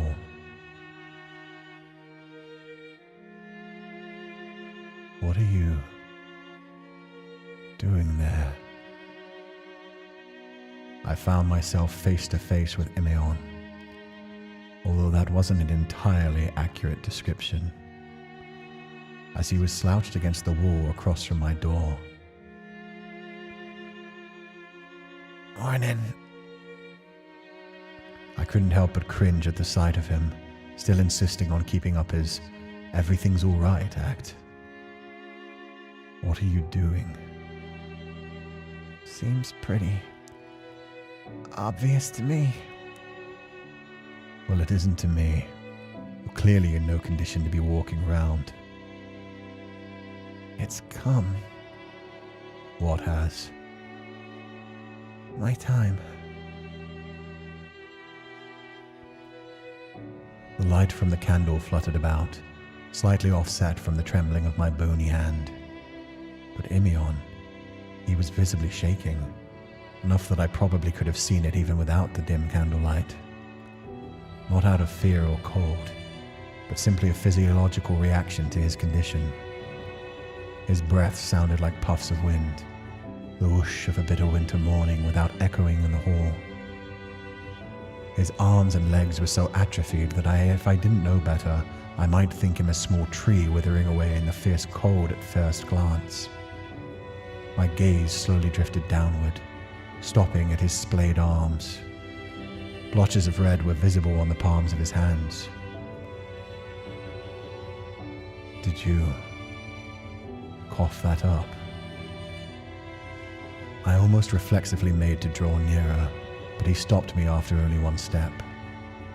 No. Stay back. Don't touch me. You might catch it. We've been living here together, breathing the same air. If I were going to catch it, I would have already. The fact that I haven't shows that it's not an infectious disease. Maybe. Maybe not. Either way, you shouldn't touch the blood. You know, as well as I do, that blood is unclean. It carries everything in our bodies, even diseases. You may be able to catch it from the blood, even if you didn't from anything else. So I figured I'd drop on by, say my goodbyes. Say your... I stopped myself before finishing the sentence, realizing just how foolish it would make me sound.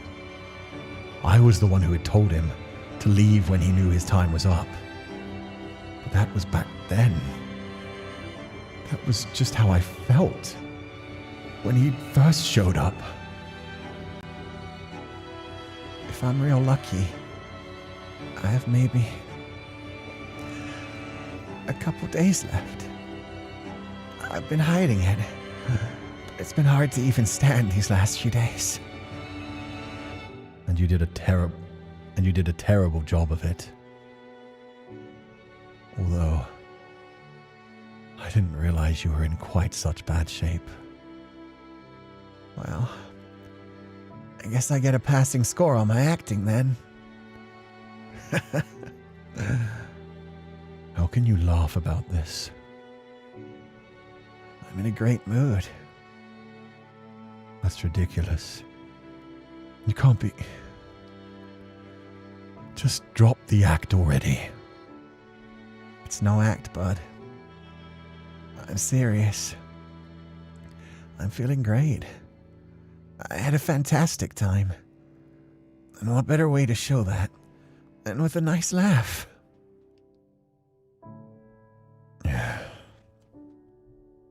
Looking down on this man laughing as death crept closer, I didn't feel pity or sorrow or anguish.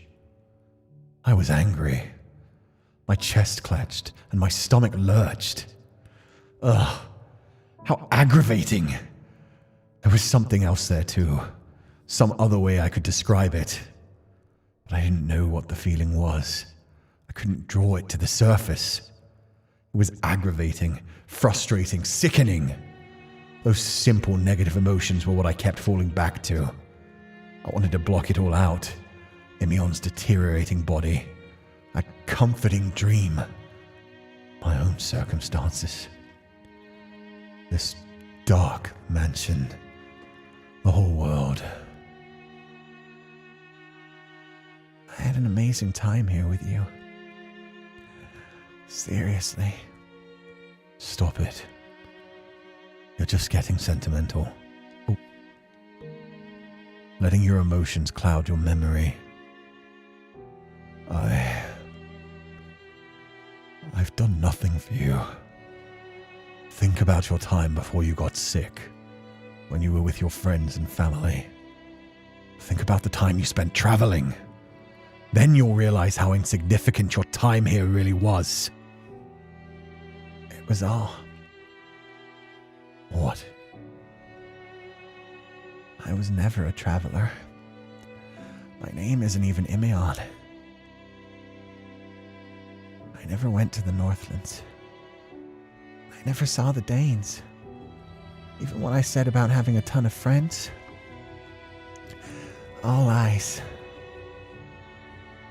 Here's the truth. I look like I came from the slums now, but I was born into a decently upper-class family. My father and brothers all owned several estates. I wasn't traveling when I got sick, but at home. And for a while I was kept locked up to keep it under wraps. I spent my life doing everything asked of me for them. They turned on me the second I caught this damn disease. The servants I thought recognized me. My brothers I thought loved me. They all wanted nothing to do with me anymore. And before long they started saying it was punishment for my transgressions, that I was cursed to transform into a hideous monster, because I deserved it. Real swell family, huh? The disease hadn't progressed this far then either, so I still looked, well, half decent at least. Pretty damn good looking guy if I do say so myself. So I used that to manipulate one of the maid servants into helping me escape. That's how my life as a nomad really began. So while I was something of a traveler, I was carrying some pretty big luggage around with me. Everywhere I went, I was treated like garbage. The Imion you met, brimming with self-confidence, it was all an act. I'm sorry for lying to you. Why? Why'd I pretend to be someone I'm not? Because... No, I don't care about that. Why didn't you say something sooner? Imien's story, his life, was painfully similar to my own. I've been called a demon, mocked and insulted, made out to be a madman, and then locked away where no one could see me. Everyone I had thought to be on my side turned against me. You should have told me. Cracks began to form in the thick shell I had spent so long building around myself. Sharp claws dug their way through the flesh of my heart, which I had thought long since numb. Thick blood seeped from within me. It was absurd. If anyone here was hurting, it was Imeon. If I had known... If I had known... I could have done something. Was that where I was going with this? That I could have told him about my own past. We could have bonded over our suffering. No. That wasn't how it would have gone. If Imeon had told me what he had been through right off, I would have seen so much of myself in him that I'd have likely detested him for it. I would have wanted to get to know him better. I wouldn't have wanted to get to know him better. I wouldn't have wanted to even see him. I suspected pretty early on that you'd been through something similar. That you weren't a hero of your own will. And from your mannerisms, that you came from a noble family. Which is why I didn't want to say anything. I didn't want you to think that was why I was here. I didn't stay because we both led tragic lives. That's not why. I found it so comfortable here. Everything about how I presented to you was a facade, which is precisely why I was able to be myself. I can't tell you how wonderful it felt for you to accept me for me.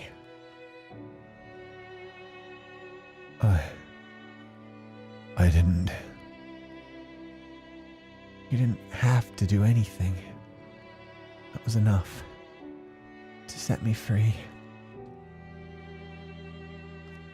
I could feel sweat trailing down the back of my neck. I couldn't follow along. Couldn't make sense of what he was saying. My heart was wavering, but I couldn't put any of it into words. What were you supposed to say to that? I hadn't the first idea.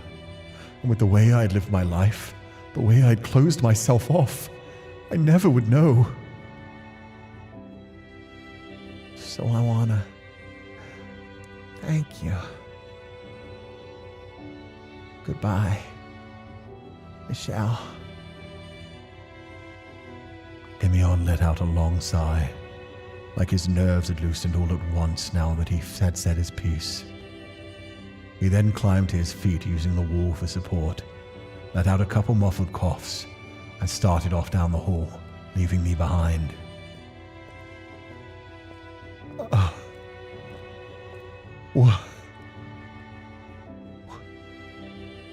Wait, Imeon! The shackles around my spirit were on the verge of coming off. Everything I'd worked so hard to bury was bubbling to the surface. The man I had killed in order to survive in this empty darkness was being infused with life anew. I was opening myself up. Wait, I lied too. Or I mean, what I said then isn't true now. I don't want you to leave anymore. I don't care if you've only got a few days left. You'll last longer here than you will out there. So what? You're gonna take me in and nurse me? Exactly.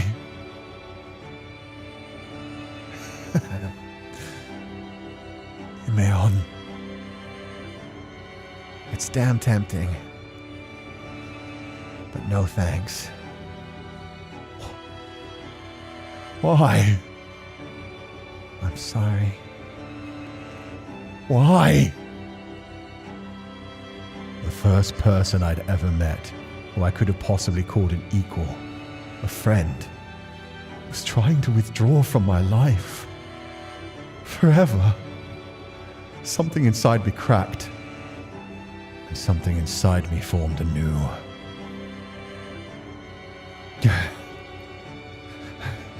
Morgana! Morgana!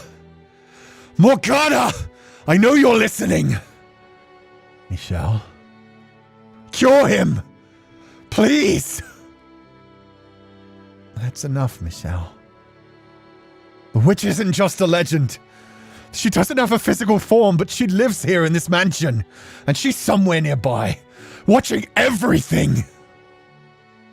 Really? It's okay. Believe me! I do believe you. Emeon. It's okay. Thank you.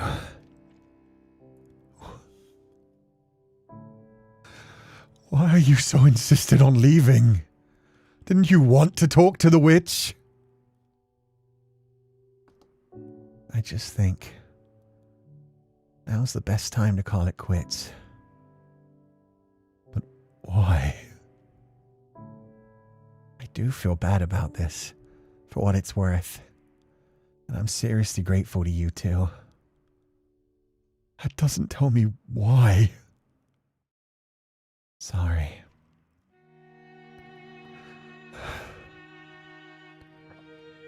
I want you to take what you're feeling right now and keep it with you. You. What? Seeing the person in yourself will help you see the person in someone else when you next have that chance. Whoever that is, you take them by the hand and get out of here. Go somewhere you both want to be. You may not find paradise, but you'll have a life. What on earth are you talking about? All right. Now I'm seriously on my last legs. Can't even fake that I'm okay anymore. Emeon. So long. Wait! Michelle. I think we made pretty good friends. Don't you? And with that, he marched off down the dark hallway. It was almost unbelievable how sure-footed he seemed compared to only a few moments earlier. And then I realized what it was. His final show of self-confidence. I could have easily caught up to him, but my feet seemed to be rooted to the ground. Maybe because I knew that even if I stopped him, it wouldn't stop me from losing him. Because anything I did would amount to nothing.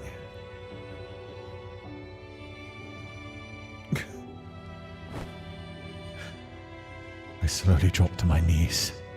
The candlestick spilled from my hand, the flame flickering out, a heavy darkness draping the hallway. I covered my face and let out a sharp, bitter groan. He had lived here less than a month. We barely knew each other well enough to call ourselves acquaintances, never mind friends. There was no reason for me to be feeling this emptiness. But telling myself that didn't make the pain go away. The pain of having something dear snatched away from you. Pain I had never, ever wanted to experience again. I thought I could hear the witch cackling, whispering that opening myself up only made me vulnerable, that bringing that dying man into my house was only ever going to leave me feeling all the more lonely. That I always belonged in darkness, not light.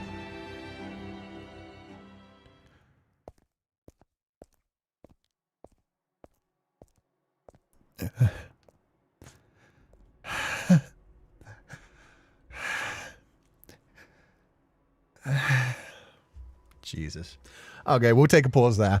Welcome to any of the Netherlings that got raided in. I hope you're having a wonderful time. If you don't want spoilers from the house in Fata Morgana, please do head out.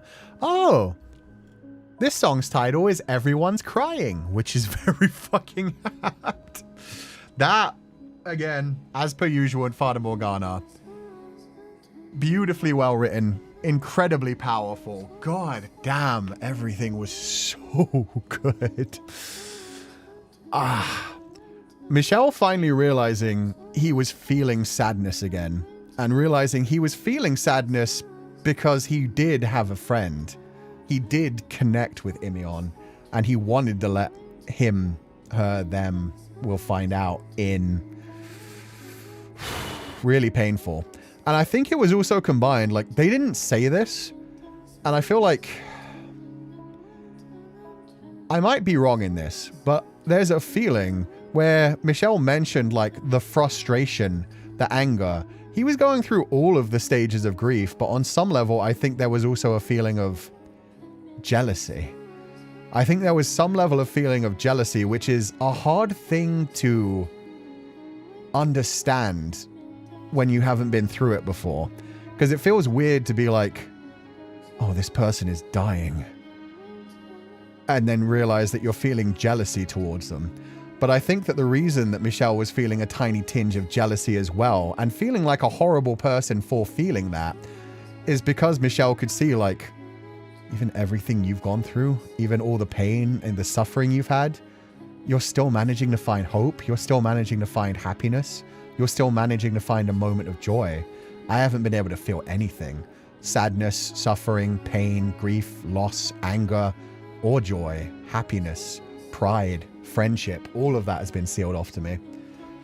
So I think even though it's a weird feeling to have to admit to yourself, I think Michel did feel jealousy. Jealousy in seeing that Imion was able to face their death head on, realize that they were going to die, but at least have a moment of connection with somebody. Meanwhile, for Michel, there was a feeling of like, I still can't feel that even now, and I want to, which is finally what broke through him and made him realize there can be joy in there as well.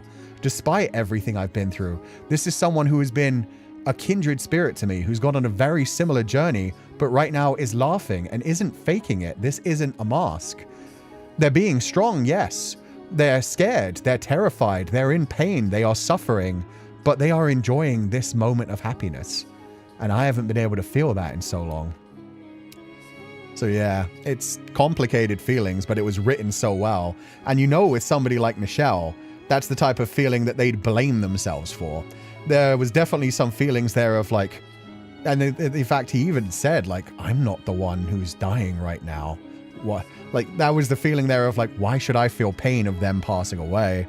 Why should I feel jealousy at them getting to have joy? They're about to die. Like, he's blaming himself for feeling the jealousy, when really it's just because there finally is somebody else that he's connecting with, and he's feeling that moment of joy, and he's pained even by that. So yeah, that was written so fucking well for somebody who's like closed off their emotions fully for so long to suddenly be like, oof, I'm feeling this emotion. And it brings with it bad feelings as well as good feelings. It brings with it things that will make it painful in the future. The good feelings will always be accompanied by bad feelings, but you've got to be able to embrace both. Even feeling that deep connection there comes with indistinct inadequacy that spirals into guilt and loathing once you catch yourself. It was beautifully written, yeah. And I liked that even when... Like, I'm not sure if I'm correct about Imion secretly not having revealed, like, certain things to Michel that they may be more connected on than either one of them realizes either one realizes either. But there's also that feeling reflected in Michel, because even when Michel was like, I'm going to be honest with Imion, it was, you're my friend. Because that's the truth. And that's the only truth that has to be said, is I enjoyed our time together. You're my friend. I care about you, and I did not want this to end, and it's going to kill me that this is ending and that you're passing away. Michel wasn't focused on, oh, by the way, I don't exactly know what I am. I consider myself a man, but everybody like wants to refer to me as a woman. Meanwhile, yeah, they might have been able to connect it on that, but that's the point. It doesn't matter.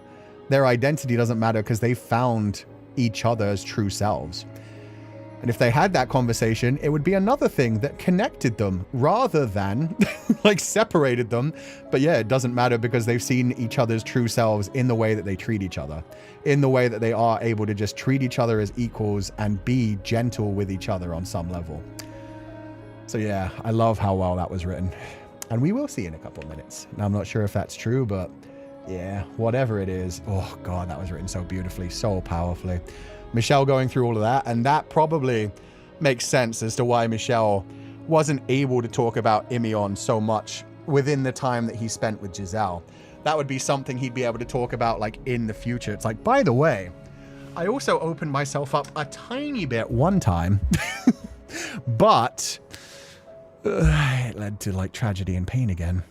Thing that mattered most was their friendship. Exactly. Nothing. And it shows like how irrelevant that should be. A person's like personality is not defined by any of those characteristics.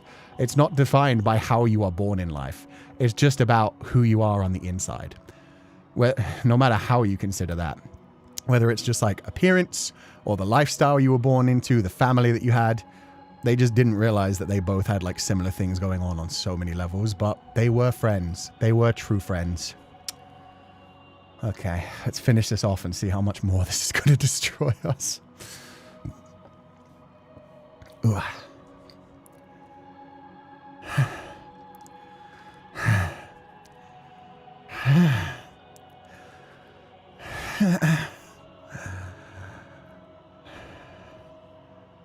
Thank God.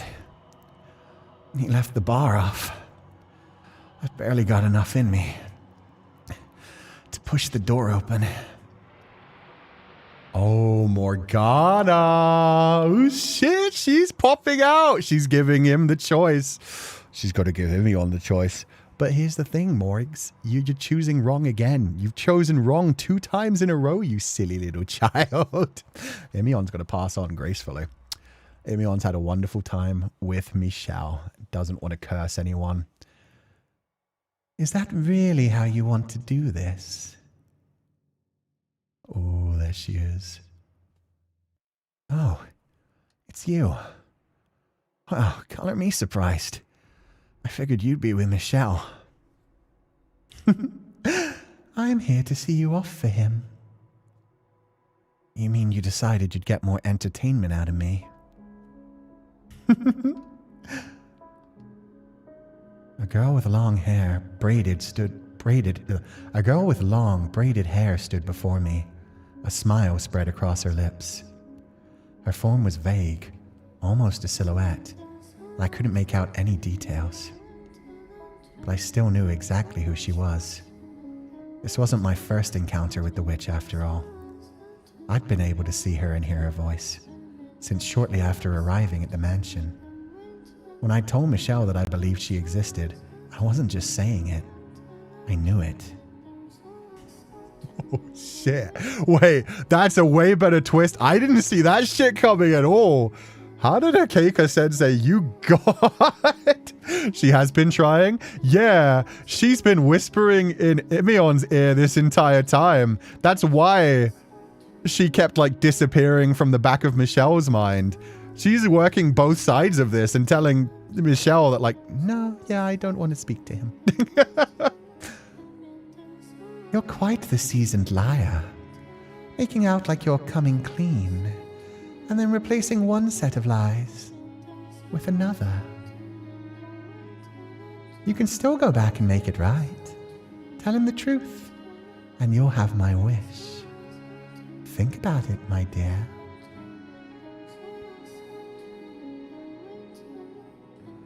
A few days after taking up lodging at the mansion, the witch appeared before me. She spoke in a pretty but almost childlike voice, explaining how unusual it was that I could see her, because evidently, no one with a trace of hope in their heart is capable of seeing me. They can't hear my voice, or even sense my presence. The despair that coursed through Michelle is what served as the catalyst for my resurrection. You're not here to be healed. You want to put a curse on someone, don't you? That's right. Your eyes don't lie. I'm honestly kind of flawed right now. First, the Witch of Legend is real. Second, she's not even human. A mortal could neither cause miracles nor cast curses. Fair enough. So how'd you know what I really wanted? It was obvious, my dear.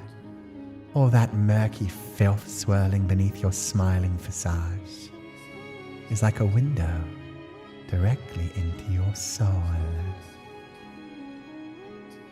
Sounds like there's no hiding anything from you, so I can just drop the act, huh? Tell me you at least hear everything I'm thinking.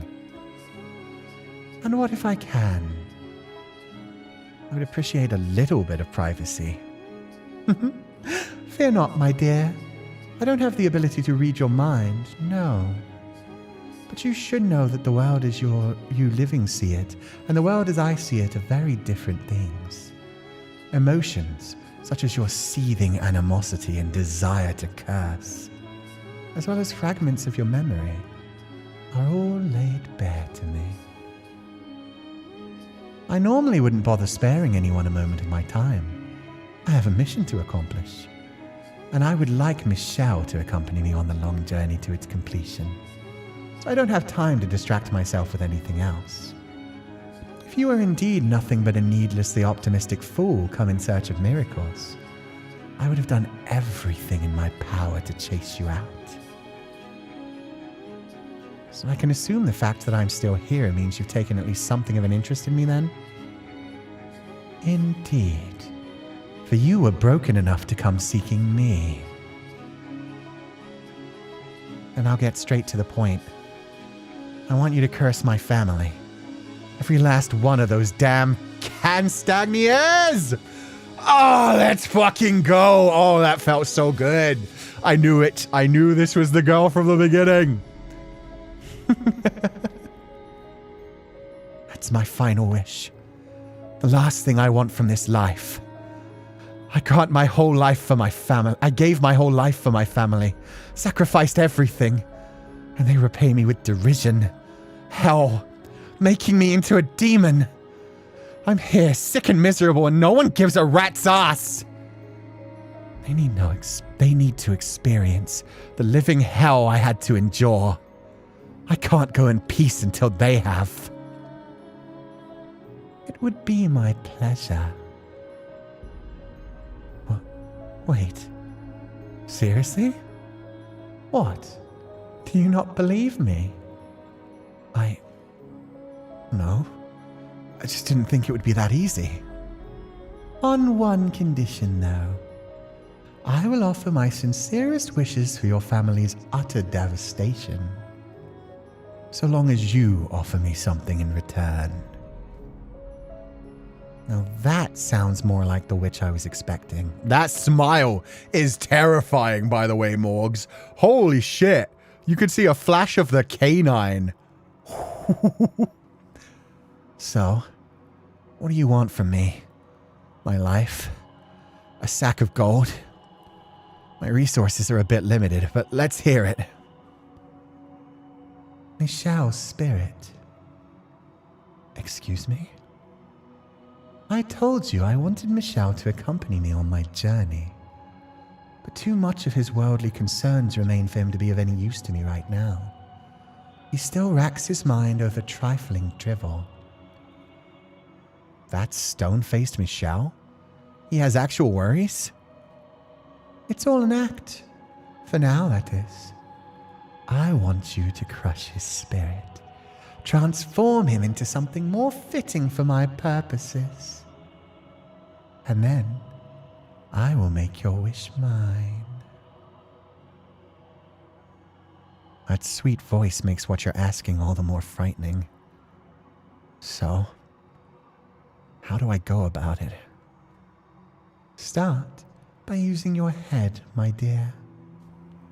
It was worth a shot. That said, I will give you a hint. You have at your disposal everything you need to become exactly what he desires most. It didn't take long around Michelle to figure out what the witch meant. There was one thing he very clearly sought, and it was something I was presently capable of making myself into. I had everything one would need to slip through the cracks in the wall around his heart. I was on the verge of death. I didn't know a thing about him or his personal life. And I was a man. Michelle seemed to have trust issues when it came to women. He had no interest in a lover or a romantic partner, but a peer, a male friend.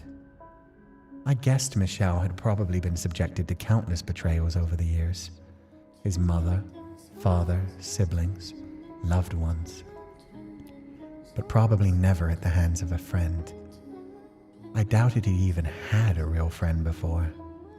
So Morgana's proposal was for me to become his friend and then betray him.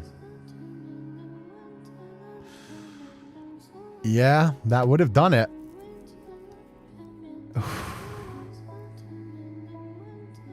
Jesus. Yeah, they became connected. But thankfully, it wasn't a fake connection from Imion.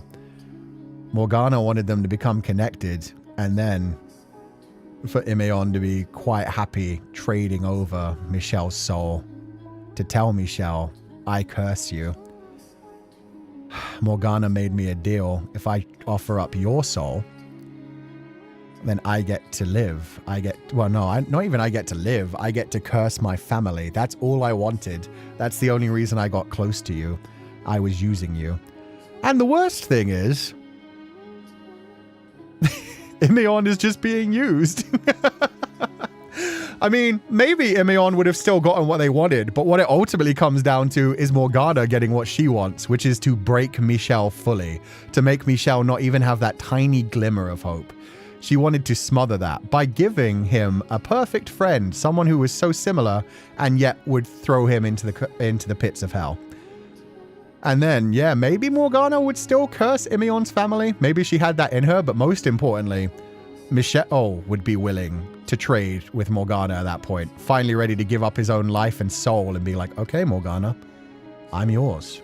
It's such an interesting double-edged sword where trying to cast Michelle into hell to curse their own family would have made it like so much worse for Imion, because straight up like Michelle would have traded instead.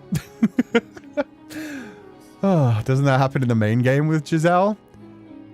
No, they word it differently with Giselle. Giselle doesn't trade Michelle. It's just that Michelle is so broken after the betrayal by his family that, yeah, he's able to kind of be vaguely stolen. But instead, she uses Giselle's soul. He did reach out to Giselle's hand. Yeah, no, he loves Giselle. It's just what I'm saying is Giselle didn't offer to trade up him. Like, this would have been Imion having to trade up him and then betraying him directly. The betrayal that Michelle felt was from his own family still. From Didier, who did, like, do the deed, and his mother, who still didn't have any mercy for him. But ultimately, what he held on to, rather than hate, rather than wanting to curse anyone, even at the end of his life, was his love for Giselle. He would be willing to forgive everything else so long as it meant he could get to save Giselle. He saw that Giselle made that promise, and that's what made him hold on. He didn't hold on because his soul was traded to Morgana. He held on because he needed to come back to save Giselle. So yeah, it was love rather than hate. And if Imion had used hate, would have cursed her family, sure. Would have also made it so that Michelle could be like, fine, take me, I'm yours. And then at the same time, probably got an Imion wrapped up in the curse as well. But hey, Roy, hope you're having a lovely day. Thank you so much for swinging by. Yeah, this is very deep. Well, everything about this game is deep past a certain point. But yeah, recently, all the extras we get just make everything more painful every time it goes on. This is good. This is good. Absolutely, homie. You know I love spending time here. Oh, hope you're having a good morning. Hope you got some good coffee. Thanks, Roy. Okay, let's continue this and see how it ends. Let's see if we were right about who Imion is. See, yeah, a bit more. There's still time for you to go back in there and reveal everything. To see your wish to fruition. You could even ask for a miracle instead of a curse. To rid what ails you. Don't bother. I'm not interested in any of that anymore. I'm just going to go back out into the forest and die. So nope. You won't get me to go back there. I don't understand. What on earth brought you to this decision? I stopped caring about getting back at my family. That hatred was what had kept me going for so long. It was what had driven me to wander in search of the cursed mansion.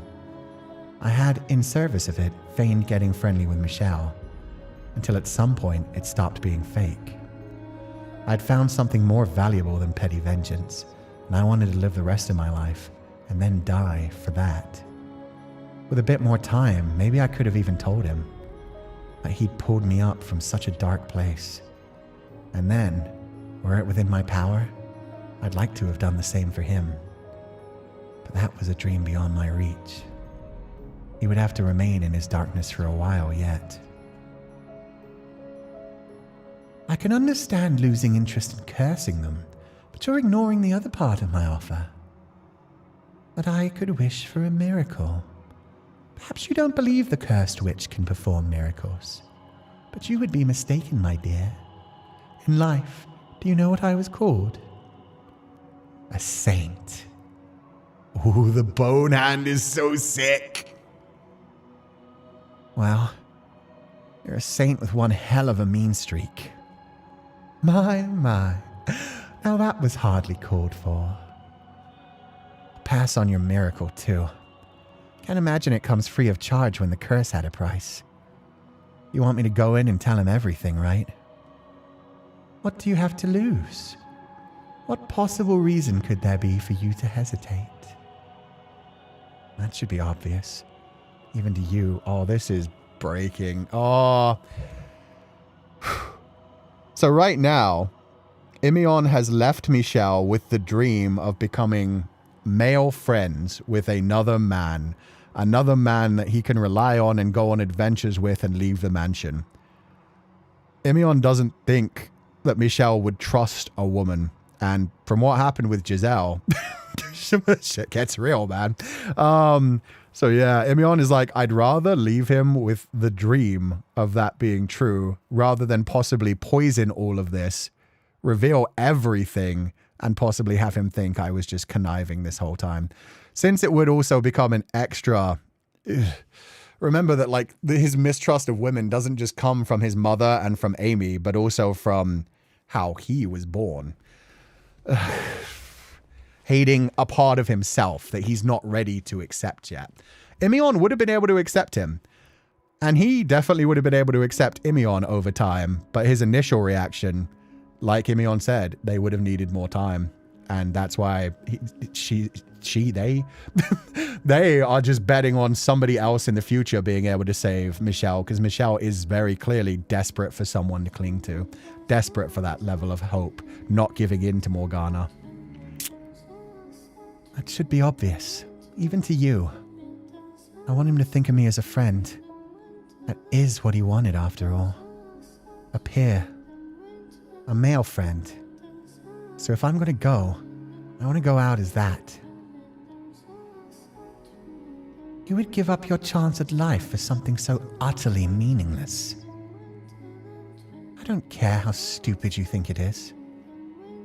I didn't have enough time to pull him out of his dark place. But if at least he remembered me as a friend, and that had some positive effect on him, however insignificant, I much preferred that to anything the witch was proposing.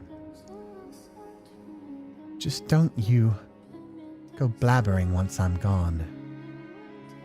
I can't make any promises, my dear. You say a word to him, and I'll curse you. My heavens! Are you picking a fight with a witch? Do you honestly believe you can curse me? You bet I can. I could well turn into a witch just like you, once I'm dead. Oh shit. I fucking love Imion. Imion's like, no, I figured you out as well. You're just a hurt little girl as well. I can have the exact same power as you. Don't fucking start with me. You very well could. You have all the makings of a fine witch. But you can rest easy, my dear. I won't be saying anything to him about you, because you're too inconsequential to be worth mentioning again. I beg your pardon? At the end of it all, the only one Michelle truly needs is me.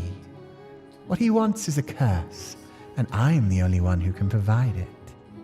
You pretended to be his friend for a few weeks, but in a year's time, that memory will have eroded away into nothing. Your death will amount to nothing. All you did was cast a light on his isolation, and sooner or later, it'll transform him into an inhuman spirit who lives only to spread curses, much like myself. Now that, I can say you're wrong about. There's more care and understanding in him than you realize. He hides it, but it's there. Don't fool yourself. The whole world isn't going to bend to your whims, Morgana. There was nothing left that I could do. I couldn't leave any more of a mark on him, nor could I free him from her grip. But someday, someone would appear. Man, woman, friend, lover, it didn't matter. Someone would enter his life, take him by the hand, and lead him out of this cursed mansion. Someone would drag him out of his darkness. Well, you turned out to be quite the disappointment. Everything I once saw in your eyes has been purified away into nothingness.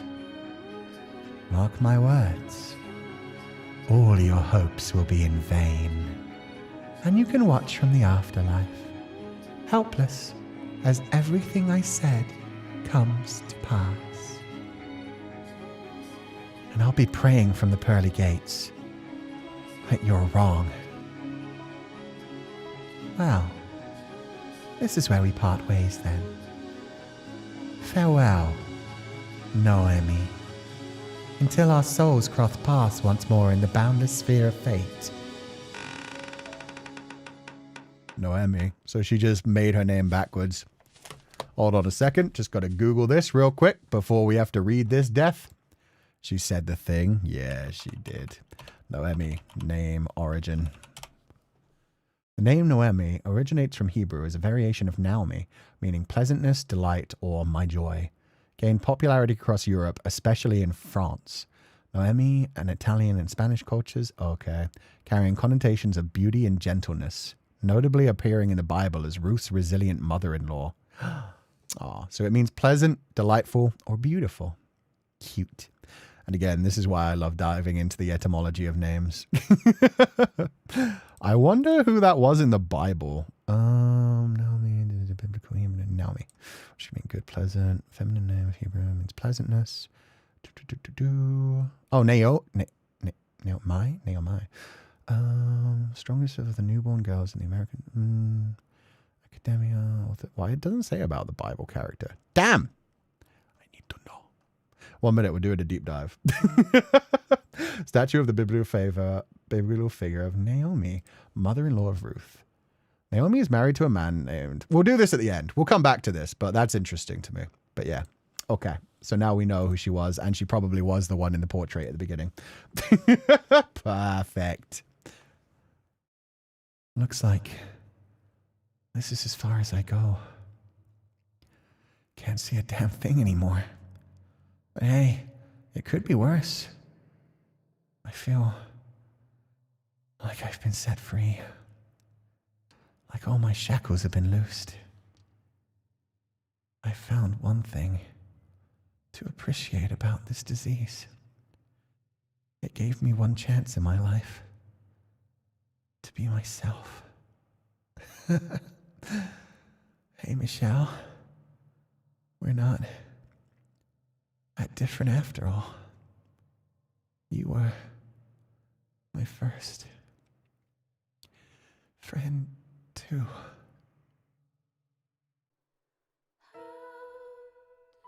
My real name was Noemi Castanier. Imeon, the name I went by, was just my first name spelled backwards. But truth be told, I was pretty fond of it. Anything else I might have come up with would have probably given away my gender straight off. Nearly everything I'd told Michelle was a lie, from claiming I was a guy to the story of my escape. I hadn't used my good looks to trick a maidservant into helping, but instead manipulated a manservant. Looking back on it now that it was all over, I felt like the fake me, Imeon, was more me than the real thing. I'd always felt constricted my whole life. Nothing but barriers from the day I was born. I loved playing music, writing stories, running, riding a horse, swinging a sword. Anything that gave me some sort of freedom. Oh my god, they were exactly the same. But I was only allowed that until I was about 10 years old, at which point my life became training and everything I needed to be married off to some nobleman. I still remembered those days vividly. Sitting stone still, staring out the window while I had my portrait painted. I caught sight of a large bird taking off to fly north, watching it flap its heavy wings. I fantasized about riding the bird off somewhere far away, to a beautiful, boundless lush no one had ever seen before. I would found my own nation, and I would be its first citizen. It would be a land without unfair rules and customs, a land where everyone was equal.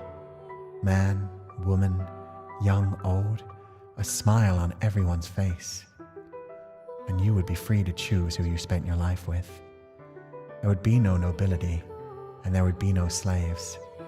And in this land, I would finally be able to be my true self. Oof. There's a lot to unpack in that. I won't get into it too heavily right now. So that's the dark feeling that she had on her face in the portrait, was the fact that she was dreaming about being somewhere else. So even though it could look beautiful to some people, it was very much a case of like, oh, she's not happy. She is not being herself right here. That is not the true her. But yeah, we'll get into it. But the whole like wanting to love somebody that you desire doesn't necessarily mean that she liked women as well. But even as Imeon, she was talking about women's bodies a lot. But yeah, definitely just the feeling of wanting to be free and having to appear as a man to do that sucks. Michelle? Oh, is this is going to be them asking Michelle what Michelle thinks about the portrait. I bet he's going to be like, she looks sad. Beautiful, but sad. I don't know why. It doesn't make me feel like she's bad, but just, I feel bad for her. oh, Michelle? Michelle? Oh, goodness, what are you doing in here? Oh, Mom. Mother. Still looking at the painting, are you? Yes. There's something about it. You agree with me, don't you? It's a wonderful proposition, but your brothers never seem to want to listen to me. We'll have to return the painting to the Castagniers, and after they went through all the trouble. Indeed. But all that aside, it's time for supper, Michelle. We're celebrating Didier's return tonight, so don't you dawdle. You need to be there and show him how much you love him. yep, you need to be the perfect younger sister to your older brother. It's living the life you honestly want to be living. Yes, Mother. I'll be right down. Don't keep us waiting. It's been bothering me. Why I couldn't take my eyes off the painting of this Castagnier girl. But I think I figured it out. That forlorn look in her eyes. There was more than resignation in those eyes. A trace of longing lurked within them as well. She was looking out at a faraway world, distant not only in physical location from our own, but in time as well. A boundless dream dwelled in her heart. I found myself slipping into her place, fantasizing about that same distant land, a place where I was allowed to be myself. And if by some chance I were able to make it there, would I find you there, Noemi? That was supposed to be the revelation. Oh shit, we were way too far ahead on that. I think we made pretty good friends. Don't you? Those were his last words before disappearing into the darkness. Their time together was brief, and they knew nothing of each other. So could they in fact be called friends at all? Could you be friends with someone so nearly a stranger? You didn't know where they come from, or who they truly were beneath the surface. Had they known though, were they aware of each other's inner selves? Never would they have been able to be friends at all. We made pretty good friends. Meanwhile, it was precisely because the two knew nothing that they were able to know one another.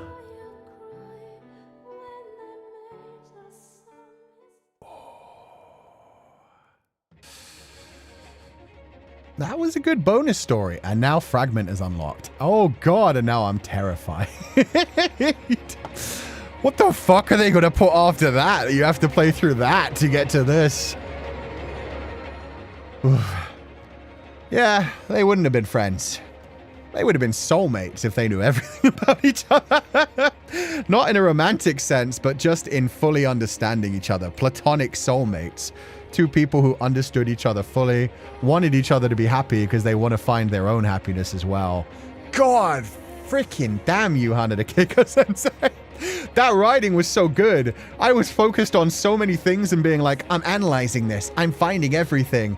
And there were still so many things that took me by surprise every part of the way through. Ah, just relieved that she turned out not to be Amy. Yeah, thankfully. I mean, God, how could she have been Amy by that point, to be fair? It wouldn't have been possible. Michelle would have recognized her. But yeah, at least the portrait wasn't Amy. That was a nice twist where we all thought it was Amy. So his seat described the both of them. Like walking each other's shoes, sitting in each other's seats, getting to know each other. Yeah. And technically, if you think of a seat, it possibly just means like their identities as well. It's his seat, but it's also like, hey, the identities that we're born into don't actually define who we are. In another lifetime, born a different way, could be very different. It's Fragment today, Sensei? Hell yeah. We never really get to be our true selves fully. If we were our true selves would scare away people. There's a reason that we have the shadow selves, that we have the id, the ego, and the superego. And there's a reason that we're allowed to reveal those things to only somebody that we trust so deeply that we feel like they complete us. But yeah. Maybe if we were also open about our identities fully, we'd all see we all have those thoughts. We all have dark tendencies. We all have things that make us not pure, not perfect, not innocent. And that doesn't define us. That just makes us a whole rounded person. Wonder if there are references to this, what we had no idea about in the main stories. I feel like it. I feel like if we replayed the main game, we'd see like mentions. Because definitely other people had said in the main game, they mentioned the fact that Imeon, not by name, but somebody else had been there. Couldn't hold my tears. I didn't cry when I read the story before, but your voice acting was just too powerful. The way you conveyed that deep sadness and fragile, weakened tone was incredibly moving. Thank you so much, Yuzi. I did my best when it came to Michelle. Because I've definitely had that kind of feeling of like hiding your true feelings because you don't want to admit to them because you're scared you'll hurt someone. You just would prefer to cast yourself as a villain who doesn't give a fuck and doesn't give a shit rather than let people in and realize that you could be hurt. So I've definitely been in a similar position to what Michelle has been in, which is aggravating because I haven't been through nearly anywhere near as much as Michelle has. And I think that's one of the most fun things about a character like Michelle and about fiction in general. A lot of us will go through similar things to what Michelle has, to what Morgana has, to what Jacopo has, to what so many fictional characters have, but the ways that they handle it are still all very human and realistic rather than fictional. These are characters that get to have like justifiable reasons for extreme things, and for some of us, we're just born this way. We don't have necessarily the worst childhoods, but like something in our childhood can affect us so deeply and make us like so hurt that we have to work through that through years in therapy and just realize at that point it's a part of who you are and it's something that you manage, not cure. And it's not something that needs to be cured. It's just something that you do have to work through to be able to be happy in the future. So yeah, I love stories like this. Too bad you can't see backstage, but they do mention that yes, Imion is bisexual. Let's fucking go. Representation. I'm glad that she's bisexual too, because I am glad that it wasn't a case of, because yeah, her emphasis on the fact, I didn't say this during the time because I didn't want to soil it, but her emphasis on the idea of like female purity and stuff as well was also something that worried me when she talked about like having to seduce a maidservant. I was like, that's probably a manservant rather than a maidservant. Like, otherwise you would just say servant.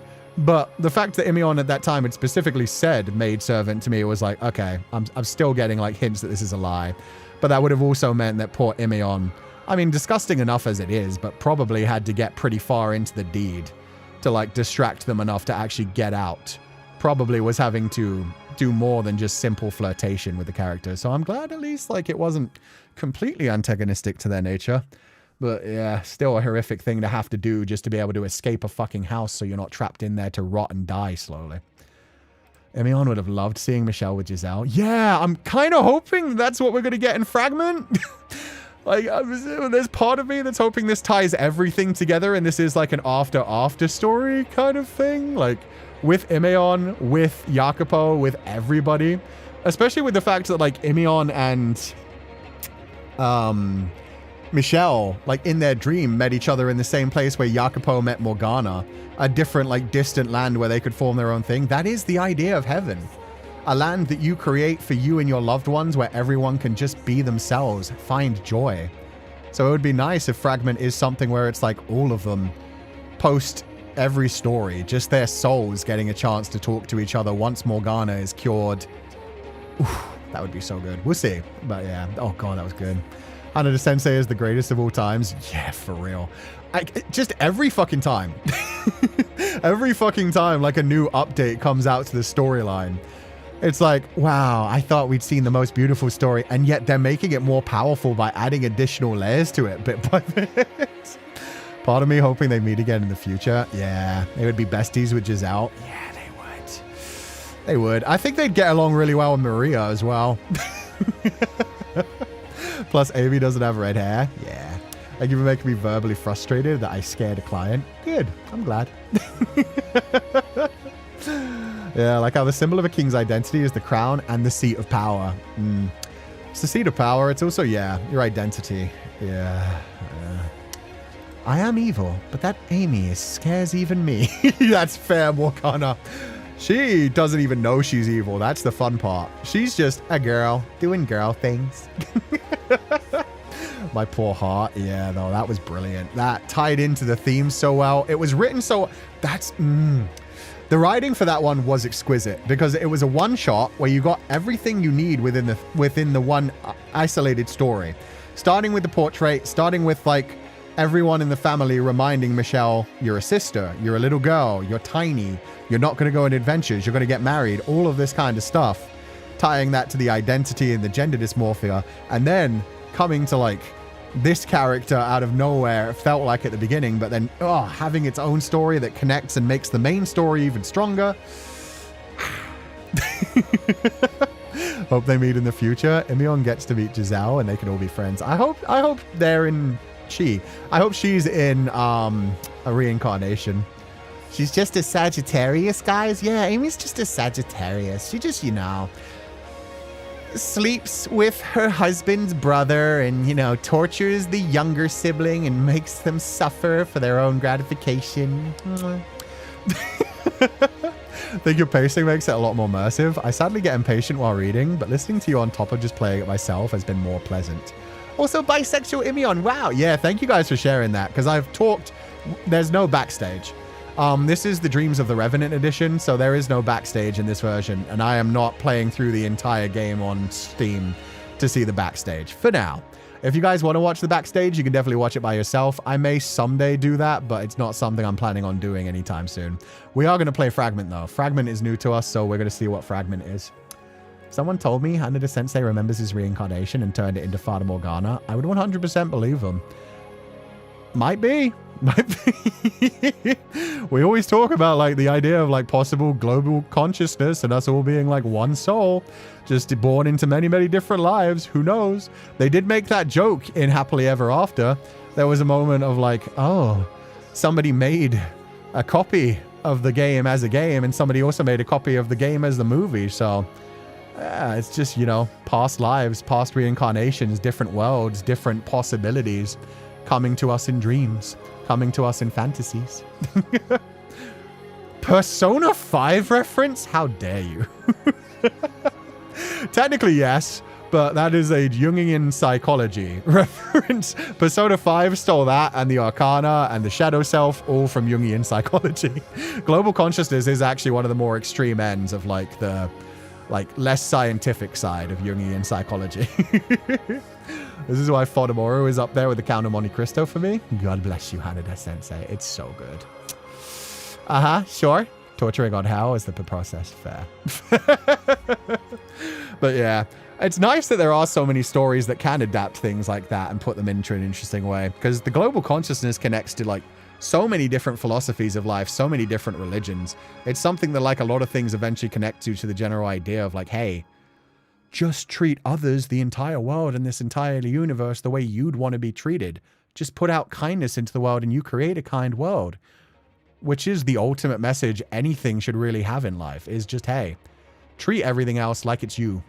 Everything. Not just people, animals, things.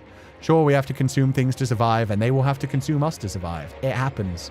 At the same time, try to be nice in this world. Don't let yourself fall to that darkness and be like, well, I don't care about anything anymore. Anyway. Let us play some Fragment. Let us have a good time. Say this to Yukimasa. I mean, Yukimasa can torture. The thing is, Yukimasa in the modern world could be a really good dom. Like, if we had a safe word, maybe they wouldn't have to go all the way and they'd just be able to be like, ah, perfect. I got just enough torture out of that one. Kindness works. Surprised Pikachu face. I know, right? Because everybody thinks I've been hurt once, therefore people are going to hurt me. Just like even the good people in this story do. They're all like, people are always going to hurt me. I might as well hurt them first, when once they actually try to be good. And obviously this is a fantasy story, but if it worked out properly in the real world, if everybody was always nice to each other, it would be a good world. Besides the backstory, I highly recommend checking out the popularity poll and the Carrot Cake Personality Shuffle. What?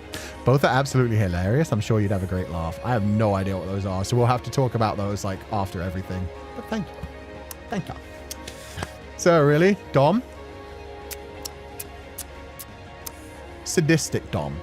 Sadistic, fucked up Dom who like, you know, I feel like some people would pay Yukimasa as like you know, getting out the candle wax, cutting them a few places where they wouldn't be seen, living out some fantasies without going too far. There would just need to be a safe word and control, and possibly also Pauline on the other side of the room, making sure he didn't go too far. Yukimasa would be the guy who's willing to do knife play with a real knife. It's not just Yukimasa, to be fair. Not a good idea, but that's not just Yukimasa, to be fair.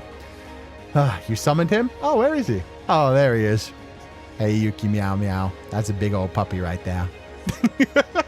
Some people are... There's so many Yuki Pauline fanfics. I might have to check AO3 a bit later. Anyway, stop pasta. Yeah, we're going to go on to Fragment now. Let's dive into Fragment. Let's see what this is and how much we're going to cry our eyes. And we're in heaven again. Oh, son of a bitch. Is this heaven? Is this you? Is this Jacopo's version of heaven? Is this after they've come to their new land to find joy? Okay, I'm hearing their song. I'm hearing Jacopo's song. Buckle in, everyone.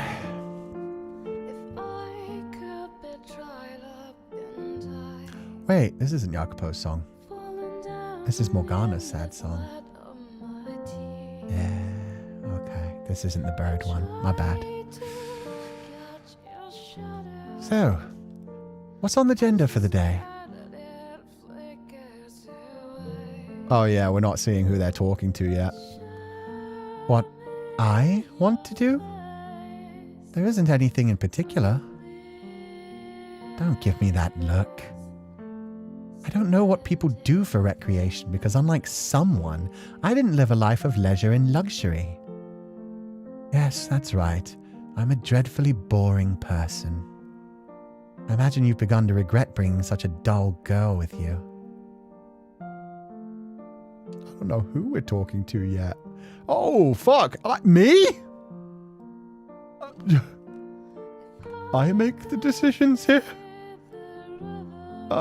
No, I'm glad you've been saved, Morgana. Not in the slightest. Just, like, we'll figure out something to make you happy. Don't worry about it. Not in the slightest.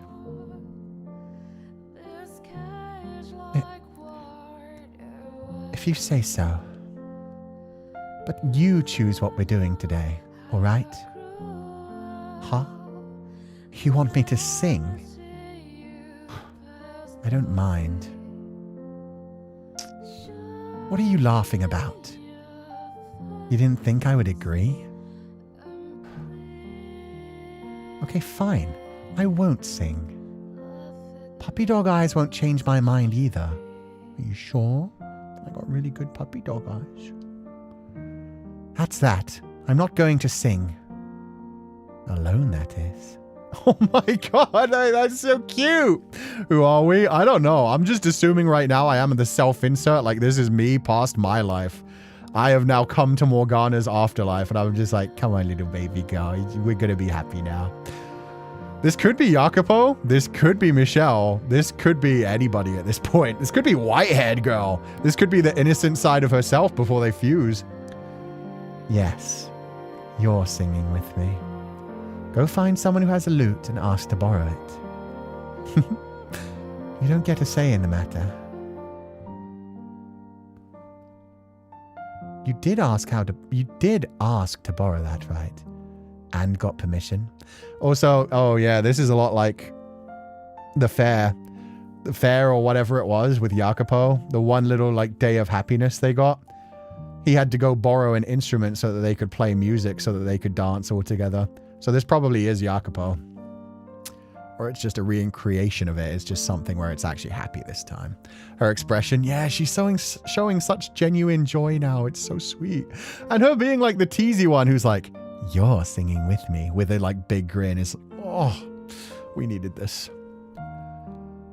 Ah, you pulled at the festival. Okay, there we go. It's fucking Jacopo. How is he so lucky? How do you get... You don't deserve this, my man. But good for you, I guess. You did ask to borrow that, right? And got permission? None of the shenanigans you pulled at the festival. We need to remain on good terms with everyone if we're going to live here. Okay, I need to move. Well, good. I'm glad you could manage that much. At some point, if we're going to do this again, you should purchase your own so you don't have to borrow one. It would certainly make things more simpler, wouldn't it? Next time a merchant is in town, if they're selling a lute, buy it. It doesn't have to be anything fancy.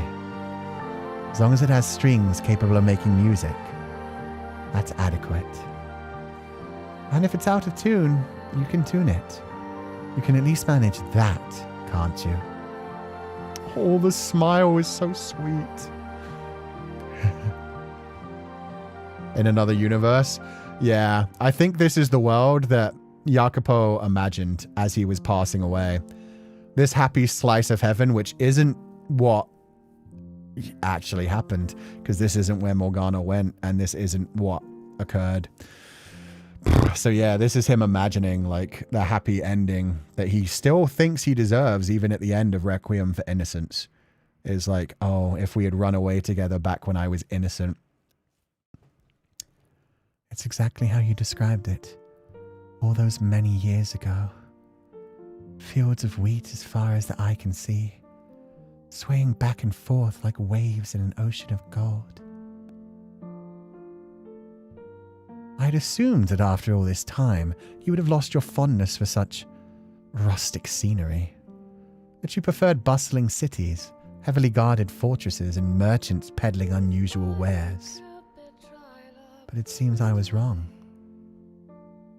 Thankfully. Huh? Yes, I am quite fond of areas like this. They're pleasant and relaxing. I wonder if this really is where my real father came from. I never told you this, but in my village, I was revered as a saint, worshipped as the daughter of God. And to this day, a part of me still sees myself as such. Oh. Don't have to. Yeah, I was going to say, you don't have to be the saintess. You can just be an ordinary girl. That's all you need to be. Just be yourself and be happy. Okay, so Jacopo is actually making the right choices here. You're just an ordinary girl. Maybe so. You've said as much so many times now, I'm almost beginning to believe it. That is entirely on you, yes. I love their relationship like this. This is so cute. Does he deserve it? No. Should she be treating him so kindly? No. But this version of them, when they had like this sibling relationship before everything went to shit, before the massacre at the brothel. Oh, so nice. I love her sassy face. I know, she's still just a child. She's still just a grumpy teenager. If I truly am, then I have a father somewhere. One night, I overheard my mother muttering something. At the time, I assumed it was just a dream, but if what she said was true, my father was a mere vagrant. A man whose face I never saw once, whose name I never heard.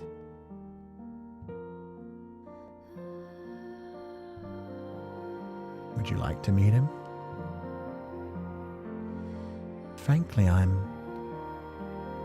not sure. I wouldn't know what to say even if I did. He might not even know I exist.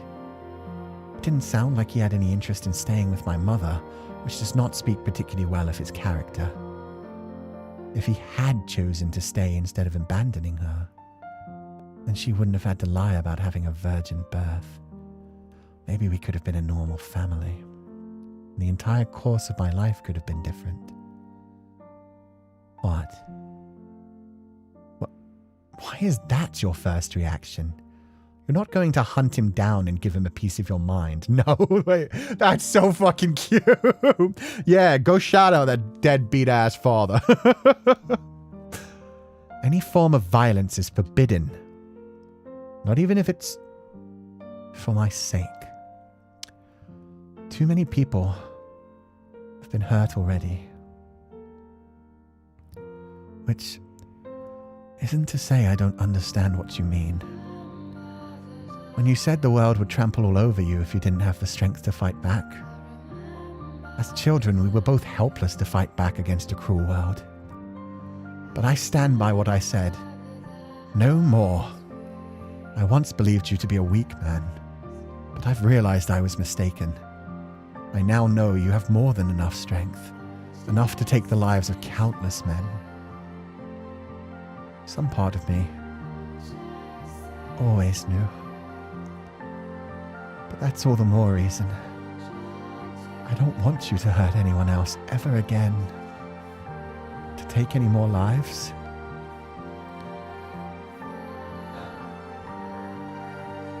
She's about to cry. All right, I won't. You swear it. I have no choice but to deem you utterly irredeemable if you break that promise. Understood? What? No, that doesn't mean I think you presently have redeeming qualities. Have you lost your mind? Honestly, this is not the time for silly do-you-like-me games. Don't tell me you're waiting for an answer. Because you're never getting one. What? Fine. If you want to know what I think so badly, no, I don't much care for you. Oh, back to how they were as kids. Oh, this is rough. Ooh, the music here. Hey, Pixie. How you doing? I hope you're having a good day. Also, congratulations on the front page coming up for FF14. I was watching your FF14 gameplay the other day. I saw little baby, I forget his name, white-haired boy, finding out his friend had lost the use of his legs, and that was heartbreaking. But I hope you're having a good day, Pixie. We're playing a game called The House in Fata Morgana. I think I've talked to you about it before. It's one of the most beautiful things of all time. If you don't want to be spoiled, head out, and I hope you enjoy it if you ever get to play it someday, even though it's super, super long. But yeah, I hope you're doing well. I thought I'd mention this one to you. It's so good. It's so good, but it's so long. It's so long. It probably wouldn't make a good stream game, but it's definitely something to, yeah, play just in general to see the story. Want to play one day, so I should dip. Thank you so much for swinging by today, though. I hope you're having a lovely time. And yeah, congratulations on everything. I hope you're having a lovely time. I care so much, friend. Bye-bye. Oh, thank you. I care you too. Hope everything's going well. Bye-bye, Pixie. Okay. Pure cinema. Yeah, this is great. Seeing them interacting again as they would have if they had stayed with the proper relationship, if Jacopo had realized this is all the happiness I want in the world and just ran away with her. And again, this isn't me saying like, Jacopo, you fully suck, because it sucks, but it sucks for him as much as everyone else. He had a horrible life because of the shit choices he made, but it's scary. But yeah, if he really wanted Morgana to be happy, this is what he would have done. Just left. Not even a relationship, just a friendship. Exactly. Exactly. Oh, yes. So I was wondering, other towns celebrate Midsummer as well, yes? I see. So it's a fairly standard summertime tradition. Huh? If you asked me to go, I would not object. What?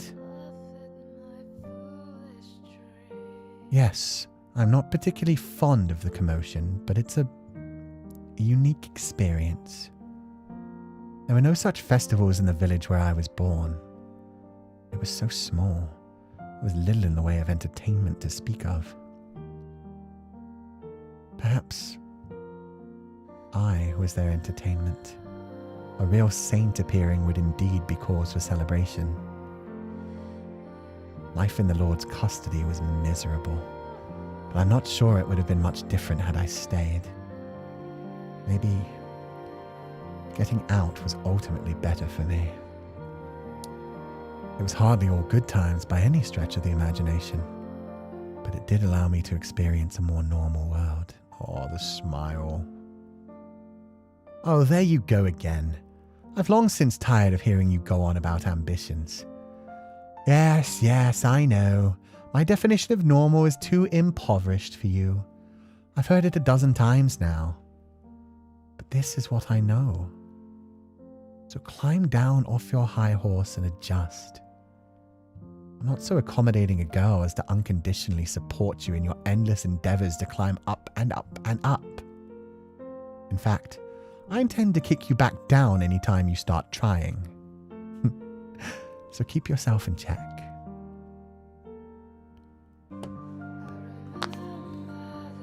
Sorry, that was an internet blip on my end. It disconnected for about a second, which is sad because this has been like a really cute moment. But yeah. She's just basically telling him, hey, be happy here or leave. And you know what happens if you leave. This is your happy place. It's the reason why Jacopo can't speak here. Read The Revenant's Dream, short story number 4, if you want to know why. Oh, interesting. Okay, thank you for letting me know. We'll get to that eventually. I used to think I didn't have any right to interfere with your dreams. But now, I'll be doing everything in my power to stand in your way. Keep that in mind. Maybe this is a world where she's like keeping him on his best behavior to try and heal him. Then I'll just have to find a new dream. Excuse me? So you're going to look for a different way to be a fool then? Did you hear a single word I said? You can have a dream that's not too ambitious, Morgana. Every single one, yes. Why do I even bother? So what madness is brewing in that hollow skull of yours now? Well, he's getting a lot of reactions this time. I'm going to win your heart.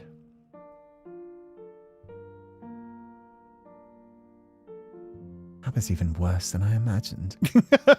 You look angry now. To be fair, you were more shocked before. This is an interesting relationship they have. You're possibly the world's biggest fool. Oh, what is it now? You want me to call you by your name? Why would I waste my breath? Listen to how many times I'm saying your name. You're not yourself today. You're never so forward.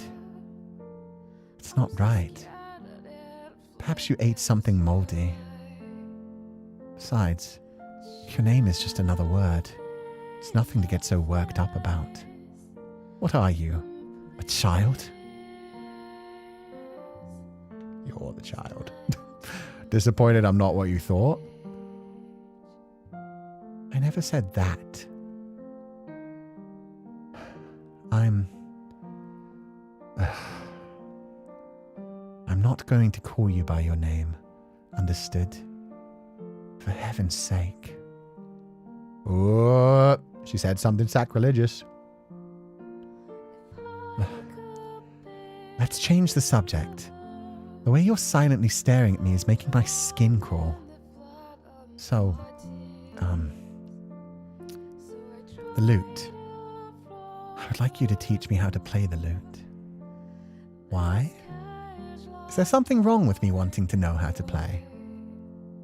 I suppose it is unusual, perhaps. I never had a chance to learn much of anything, though. I know little of how people normally entertain themselves. So I want you to catch me up on what I missed. That's brilliant writing and well done from Morgana. I want you to teach me how to play it, and then while they can right now do duets of him playing the lute and her singing, in the future someday he's teaching her this and he will be able to let her play by herself. She'll be able to play the lute and sing. She'll be able to do the full performance herself if she chooses. Which is, yeah, the relationship that they should have. Her being able to choose her own decisions, not being controlled by anyone, and him, yeah, doing his best just to make her comfortable and move on.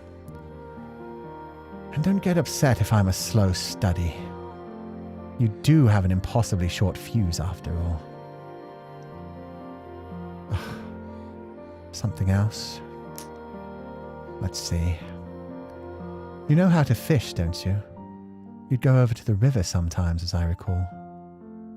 We still don't know much about this area. Perhaps there are rivers or lakes nearby. So, teach me how to do that too. All right. Come on. Don't just stare at me. And do you know any words other than okay? Good heavens. So cute. Will you say my name? Why do you keep asking for the name thing, my dude? She'll say it when she's ready. She knows you want it. You don't know when to give up, do you? Is it that important to you? I don't want you to forget. Maybe when she says it, she has to remember everything. Every part of Jacopo, not just the young Jacopo. She'll have to remember him being the lord that tortured her at the end as well, even though she's still trying to hide from that. Is this oh God. Is this a fake world version of heaven where she's pretending she doesn't know what he actually did? And he's just trying to still run away from the truth? I don't want you to forget. don't want you to forget me again. I don't want you to forget what I look like, the sound of my voice, or how I feel about you. I don't want you to forget what we talked about, what kind of man I was, or all the time we shared together. Please, don't forget me.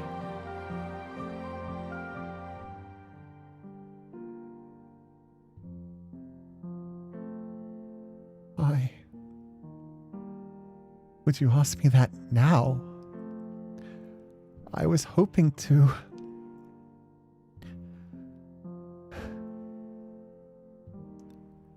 If I had remembered, would anything have been any different? Could we have not ended up so far down the wrong path? If I had gone and found you, would that have stopped you from becoming what you did? No. Forget it. It's not worth thinking about. Oof. Yeah. She's running away from it. Fucking Jacopo, remember what you did, you fucker. You don't deserve this yet. Can I hug you? Pardon? You don't need to ask for permission for every little thing. You've always been like that. You asked permission or had me initiate any kind of physical contact. Except when you would put that ointment on my face, that is. Even that morning when you carried me home, you wouldn't just pick me up. You made me climb onto your back. Because I promised I wouldn't touch you without permission. You actually kept that ancient promise for all those years. Is there no end to your stupidity? I swear. Touched her face while she was dying, my dude. Someone needs to come up with a new word to describe you. Do as you please. Oh. Look at you, a grown man shaking like a fawn. Sometimes I can't tell if you have a heart of stone or of glass. Though I suppose I'm not terribly different in that regard. Unable to even speak my heart unless there's no one else around. Unable to face you except through this childish fantasy. There we go, yeah. She's pretending she can't remember all of that right now as well. So yeah, this is also something she wants. This is a fantasy for her. Pretending he didn't become the Lord. Pretending all of that didn't happen. Pretending they did run away together. Not even able to show any vulnerability. You once said, who knows how many years ago, that being this close has the effect of making us more open. Well, I despise you more than anything in this vast world. You showed me happiness, and then you showed me the depths of absolute despair. I have no idea what to do with you, so I didn't do anything. Couldn't do anything. What other choice did I have? Yet here you are, still lingering. After I released your soul, you went and put on a new set of shackles. What was even the point? Tell me, how many times have you tried to grasp at this illusion? How many times have you punished yourself? I suppose, if you want to think I'm just part of your illusion, I won't stop you. This whole realm is an impossibly idealistic fantasy. That's fine. It makes it easier for me to say this. I do regret some of what I did. That I misdirected my anger. Oh yes, I still revile you, of course, but even more so. I'm heartbroken. How did it all end up like this? So far gone. So irreversibly off the path. It was my words, that ultimately pushed you over the edge, wasn't it? No. I want to make amends. I don't need your atonement. I told you already. It's all done. No curses. No forgiveness. Nothing more between us. Ever again. Why then? Why am I still here?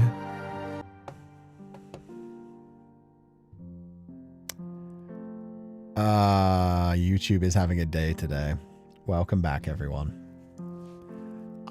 If it breaks again, I'm just going to pause again and then just keep reading as normal. But yeah, just keep in mind, if it disconnects, I'm just going to stop speaking for a moment and I'm just going to start as we go back so the VOD will look okay. But welcome back, everyone. That was a momentary disconnect, just like the last one. So just keep in mind, if I disappear and then come back, you'll not have missed anything. I will freeze as soon as I see it disconnect. I can't hold back everything I've kept locked away all those centuries. But in the end, I just feel wretched about it all. I would have rather never remembered. We spent our lives trying so hard to suppress those memories, fighting against our pasts, just as we're doing now. All right. That's quite enough. Would you please let go of me now? Hello? I said let go. Let go of me.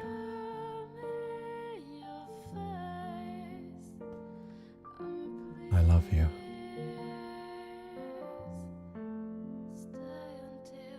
And I hate you. I'll never feel anything but hatred for you. There's nothing left in my heart but that. This is simply me showing pity for a pathetic lost soul. I was never able to let go of you. Maybe you should have said so back then. Though I suppose you couldn't have. I had someone else to lead my way. All you could do was sit back and watch me go. You were never one who could cry in front of others or hold on to someone for support. You had to rely on this sad fantasy to bring yourself to hold me. There truly is no hope for you. So what now? Are you just going to stay here, all alone for the rest of eternity?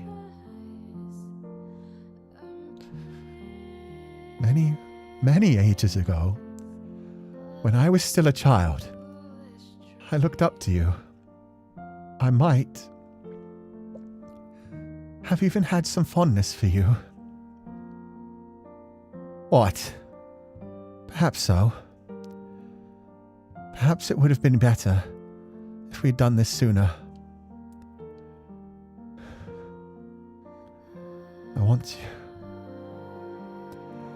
I want you to forget everything I've said. This is a realm where none of those terrible things ever happened, isn't it? So I'd like to indulge in this childish dream for a little while longer.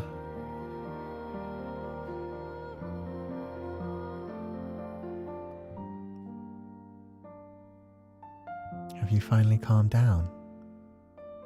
Act smug all you want. I saw everything. I know good and well just how sad a man you truly are. Someone's waving to us in the distance. Still not particularly good with strangers, but the people in this land are also kind.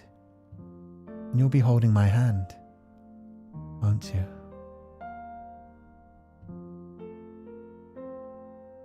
Of course. Let's go. Yes. Let us be off. Jacopo.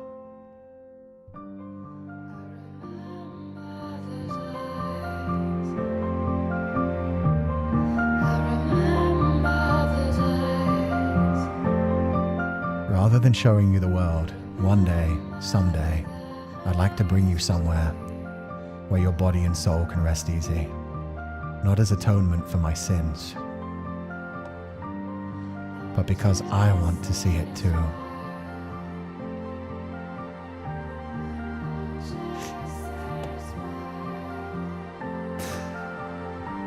Fuck. Oh my god, the ending image changed.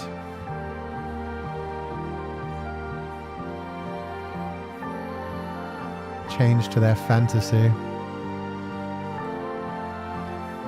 Okay, that fucking killed me. Oh man, that made me cry. This looks like such a beautiful dream. This is so sad. Yeah, it is. Because it is. That's exactly what it is. It's a beautiful dream. And that was written so fucking wonderfully. Beautiful, though he doesn't deserve it. It's nice to see his younger self, though. Yeah. This is a world where neither of them have to remember what they've done. I think they wrote that beautifully in a way where Morgana can be happy there as well. In a fleeting Fata Morgana, a dream, yeah, just a haze in the distance. Because Morgana, deep down, even though she knows she shouldn't, and the strong part of her, the adult part of her that's grown beyond Jacopo, knows that that was unhealthy. That is regressing, and that if they are together, it'll probably end the same way as before. In that life, at least, she knows how it went down. And she even replayed it once as the white-haired girl just to see if in a different scenario he'd be able to change things. And it did not change things. And yeah, so in that case, to be able to actually let go and be able to reincarnate properly, move on without having to remember anything, they'd have to fully forget each other. It sounds like Jacopo is like refusing. So they meet each other probably after every one of their lives again from this point on, seeing if they'll let go of each other. But hopefully in reincarnation, she will actually be able to let go of him. Because it's clear that the characters in reincarnation still have things lingering. Despite the fact that they are living a new life, they've remembered their past memories, so that has held on to the next life. And I think that's a sign of, I don't know which direction it will go for them if they actually meet up in the current world in a new reincarnation. Will Morgana be strong enough to realize, and I hope she will, I hope Michelle will be able to teach her that you can let go of him. You don't have to save him. You don't have to be the one that keeps him being innocent. If he's going to do that without you, he's going to do that, and you don't have to be dragged into it. And maybe they're bad for each other. But there is that tinge there where she's always going to think about, but it's my happiness too. And we're always like this. It's the both of them. So I don't even know, like, that's the thing. Maybe they could find happiness in a reincarnation. Maybe she could actually help him. She just wants somebody to hold her hand. And in another life, maybe he won't have it so rough in the beginning. And maybe he'll be able to find that happiness. And that's the whole hope of reincarnation. Of having a completely different story. Of not having to be tethered to the past. Of being able to let go and pass on honestly. So even in the storyline for reincarnation, I would say they're not separated from the cycle of reincarnation. They're not actually reincarnated yet. They still have their memories from the past life. And for some of them, like Giselle and Michelle, it's a blessing. They went through so much to get there and now they get to be happy. For Morgana and Jacopo, it's going to be painful. Because he does want to still hold her hand, but he very clearly is not fully able to move on yet in a way where he can actually forgive himself for some of the things that he's done. In that time, as she says, you're still holding on to this, waiting for me here. He can't admit to what he was. He's still thinking, if you had remembered me. He's saying to her, don't forget me, remember me. But that is a possessive kind of thing of, you need to save me. You need to be the one that keeps me innocent and happy and brings me to this heaven, this paradise, which nobody should have to do for somebody else. Which is, yeah, why he is still stuck there. Maybe but he is in reincarnation. God, now I really want to play Reincarnation. But we know for a fact that he does come back as well, because we've seen like him wearing a hat in the future that gets blown off of his head. So he's been reincarnated as well. But yeah, in that like perfect fantasy world where it is heaven, he's still refusing to take responsibility for his own actions. He's still saying, what if this happened? What if that happened? Rather than being able to move on and create a new life. Be like, I did horrible things to you. I was the Lord. Even if you had remembered me, it probably wouldn't have changed anything. I shouldn't have to be relying on you remembering me to realize like, oh shit, I just kidnapped a girl, cut off her arm, and I'm going to bleed her slowly to death for my own purposes. And that's the problem for Morgana, because Morgana, somewhere deep down, loves him as well. And she realizes that this isn't healthy and that it's not the best, and she deserves to move on as well. But she feels happiness. She feels joy. She feels genuine joy and love and contentment when she's with Jacopo as well. And she doesn't know what to do with that.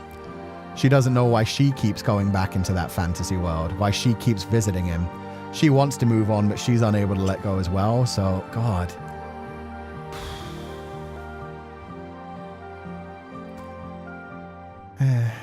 She's still struggling to move forward as well. Jacopo shouldn't make it harder for her, though. Exactly. In my mind, Jacopo should let go and just be like, hey, thank you. We got here to the fun place, and now you're going to find somebody without me. You're going to move on and be happy, and we can still possibly be friends or something. But he keeps saying romantic things to her. He keeps wanting to hug her, to hold her, to tell her that he loves her, rather than just saying, you know, I did love you, and then I did horrible things to you, and now I just want you to be free. May not be the best for her, but she wants that, and her having choice is important as well. Exactly. And, you know, if this story is about anything, it's about the idea that you should be able to make changes, should be able to move on. And that is the hope for the idea of reincarnation, is that we let go of things from the past and get able to start again and try again anew. So I think at some point he does have to let go. He has to stop living in that fantasy and throw himself into hell first. He has to talk to Morgana and admit, like, yeah, no, that was me. I was the one who killed you. I was the one who, even at the end, even after realizing it would be a horrible thing to do, tried to reveal myself as Jacopo just to get another moment of happiness from you.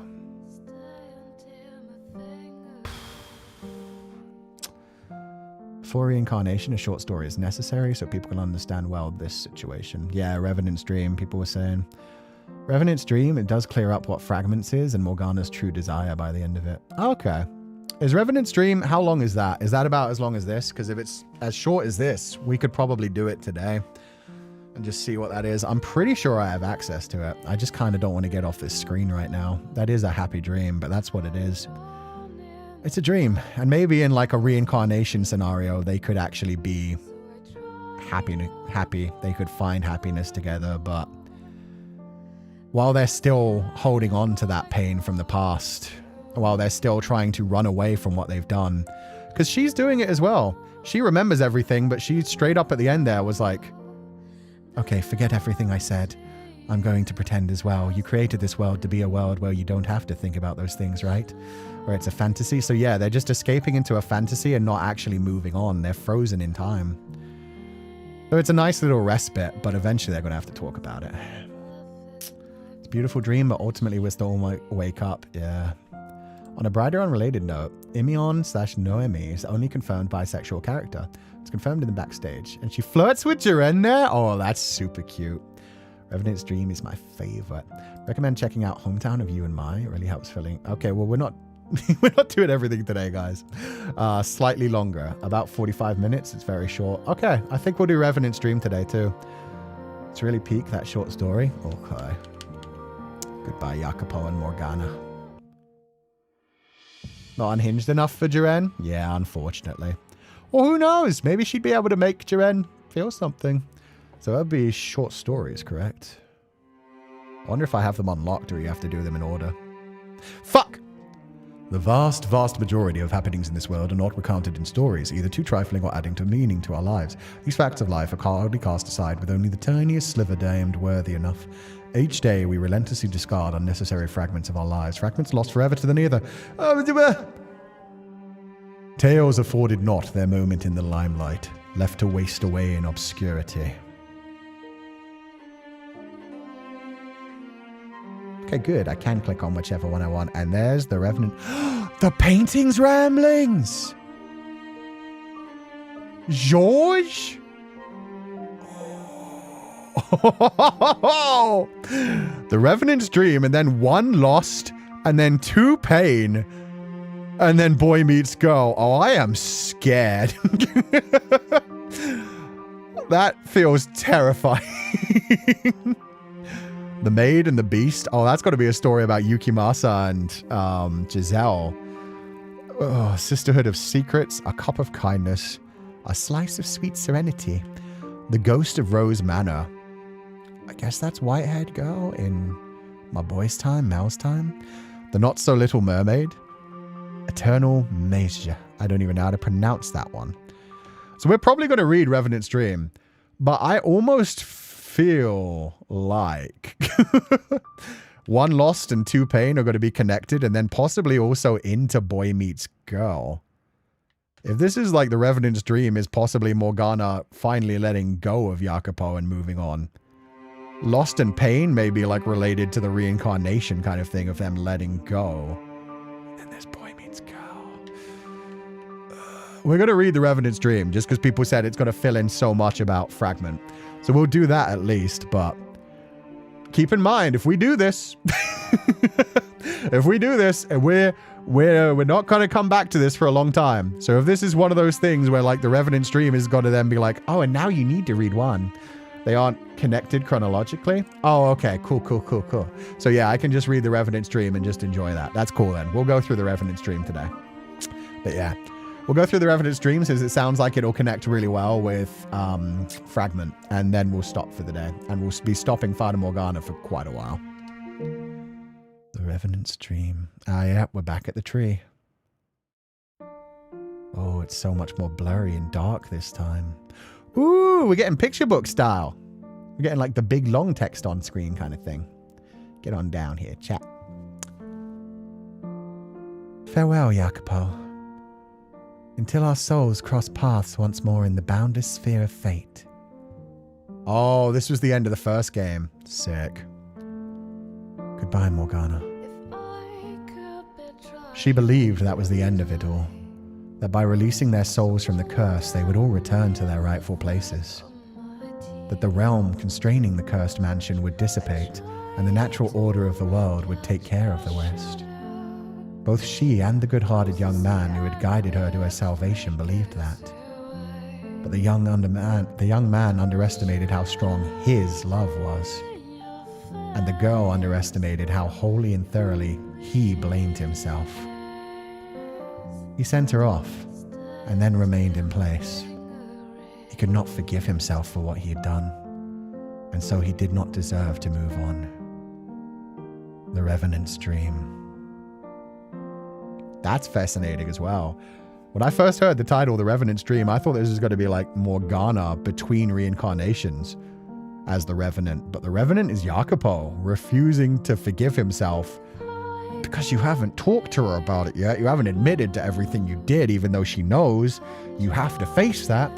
But yeah, he hasn't moved on. Oof. The next thing she realized, she was in a field of gold. Wheat rolling in the wind like a golden ocean. The sky blue as sapphire. The breeze almost startlingly warm. It was an unbelievably gentle view, and one she did not recognize. She had never seen this place before, never been here before. Yet looking out at it now, she felt emotional. It was almost terrifyingly beautiful. And as if drawn in by it, the girl took a step forward. With each subsequent step, the soft sound of crunching beneath her feet grew more distinct. Evidently, her soul had begun taking physical form, and it was her body from life that the golden ocean created for her. She raised her left arm, which had been severed before she was placed in captivity. It was whole. Still uncertain, she placed a hand on her cheek. There, she found none of the scars or the rough texture of the markings that had caused her so much torment in life. What's going on here? She was perplexed. Where was this place? When was it? And what was she doing here? In that form, no less. The girl continued walking in spite of her consternation, in spite of herself at that. It was the gentlest domains that had always caused her the most pain. The most pleasant memories were the sharpest knives. If her life had taught her one thing, it was that. And from then on, she had done everything in her power to eliminate those things. Which is why she had locked the warmly inviting master bedroom in the cursed mansion and threw the key into the painting. But now she was being drawn into another such realm. She felt as though she needed to push forward. And soon, as she approached at the far edge of the wheat field, she caught sight of a figure. Seeing it, she stopped dead with a gulp. She knew what this world was. It was his world. Much like she had crafted her own realm to contain her curse, he too had built himself a world of illusion. Upon reaching this realization, a flood of images and memories rushed over her. But this was not unusual, as she had experienced projections of others' memories in the cursed mansion as well. The living and the dead perceived the world differently. For while the living were bound by their bodies, the dead were bound by recollections and emotions. Nonetheless, it had been Michelle, not her, who had dived into the memories directly. So this was the first time truly experiencing the phenomenon herself. Though she was uncertain as to whether the experience was intensified by her own involvement in these specific memories. They were of her as a child. He made his own Fata Morgana. Yeah, he made his own door. He made his own fantasy world to escape into, but he didn't trap other people in it unless he's secretly the one who's calling her to this time as well. I mean, this is his version of heaven, so his version of heaven where he's refusing to let go of the things he'd done. That's the thing. He's still blaming himself and not allowing him to reincarnate, but at the same time, the fact that Morgana's here feels like he's still calling out to her as well. He's still hoping for her to save him. Ugh. They were of her as a child, of the young man applying ointment to her face every day for 3 years. She would claim it unnecessary, insult him, complain in any way she could, but still the young man came back the next day. Even on days she fought to the point of truly angering him, he still applied the ointment. He was a strange man, she thought. For what purpose did he pay her so much mind? No other men wanted to get near her. The hideous scars covering her face were quite an effective deterrent, and most would probably cut off their own hands before volunteering to touch them. Okay, I think we need to switch sides, guys. My head's a bit higher. You guys will cut off less of the words. Doesn't he still fully believe she's an illusion? Maybe? I don't know. What I do know is that he's called her spirit here, knowing it or not. He thinks that he's punishing himself, but he's also punishing her by refusing to let go, by refusing to talk this shit out and move on. He alone was different, though. One day, he chastised her for making the trek to the graveyard every day in rain or snow or anything in between. But she realized now that his criticism applied to him as well. In the pouring rain or the midst of a blizzard, in winds so strong they could knock a grown man to the ground, or even when he was hurt or sick himself. He never missed a day coming to find her at the graveyard. Next, she saw the rising sun, being carried on his back, traveling a different path home than the one she knew. The stench of decomposing flesh, unavoidable in alleys of the slums. Her surroundings utterly repugnant, yet the sunrise oddly enchanting. The sun's light even reaches this deep, dark corner of the world. I mean, of course it does, but I don't know. For some reason, it seems particularly bright today. Wait, that was him. Fuck, my bad. She said nothing in response, but she felt the same way. She'd spent her whole life looking down at her feet, never taking the time to look up and appreciate the sky. And she likely never would have either.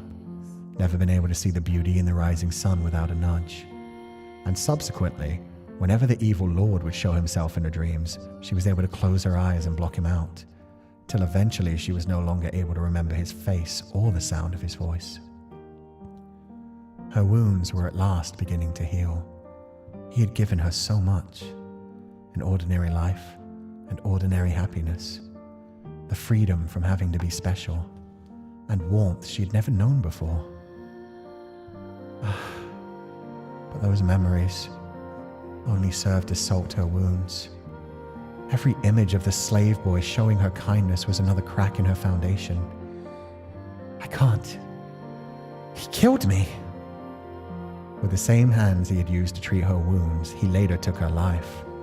It tainted all her memories, shattered the illusion of warmth, ruined her all the way down into her soul, turned everything into hatred and anger, a fury so intense that even the young saint's unconditional love was insufficient to assuage it.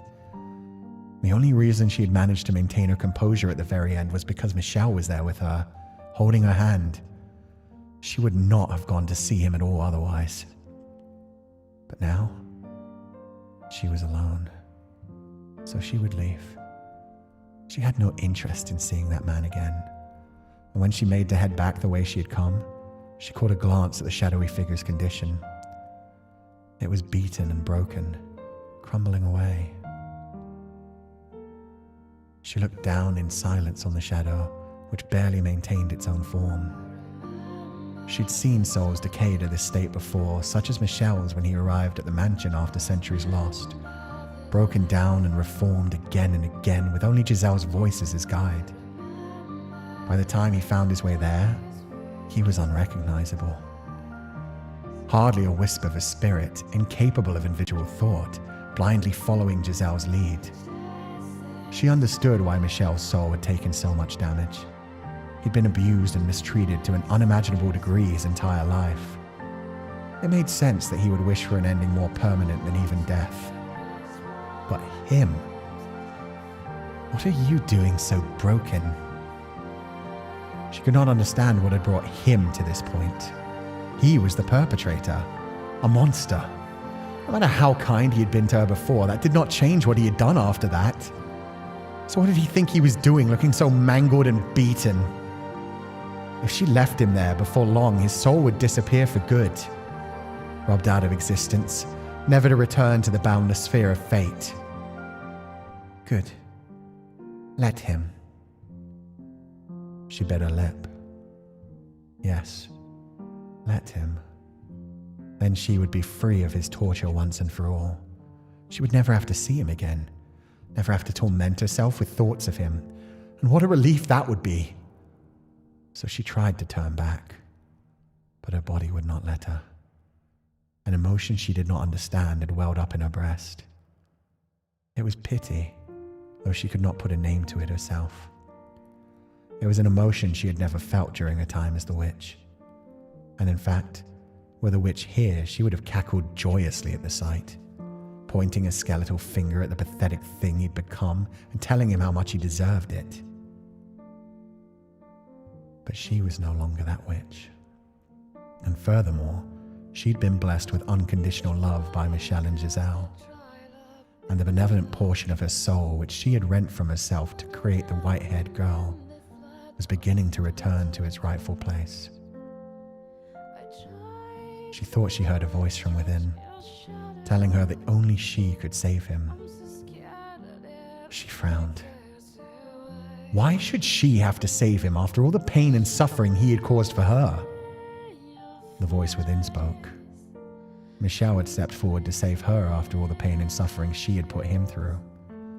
Giselle, too, held no grudge after being imprisoned in the mansion by her for centuries, happily joining Michelle on his quest. She took a single step forward. The wheat swayed as she did, making the scene even more dreamlike. Initially, she'd been irritated to find him here, trying to hide from his sins in this realm of illusion. But now she was beginning to realize that this was not the case. His memories and feelings flowed over her with more clarity this time.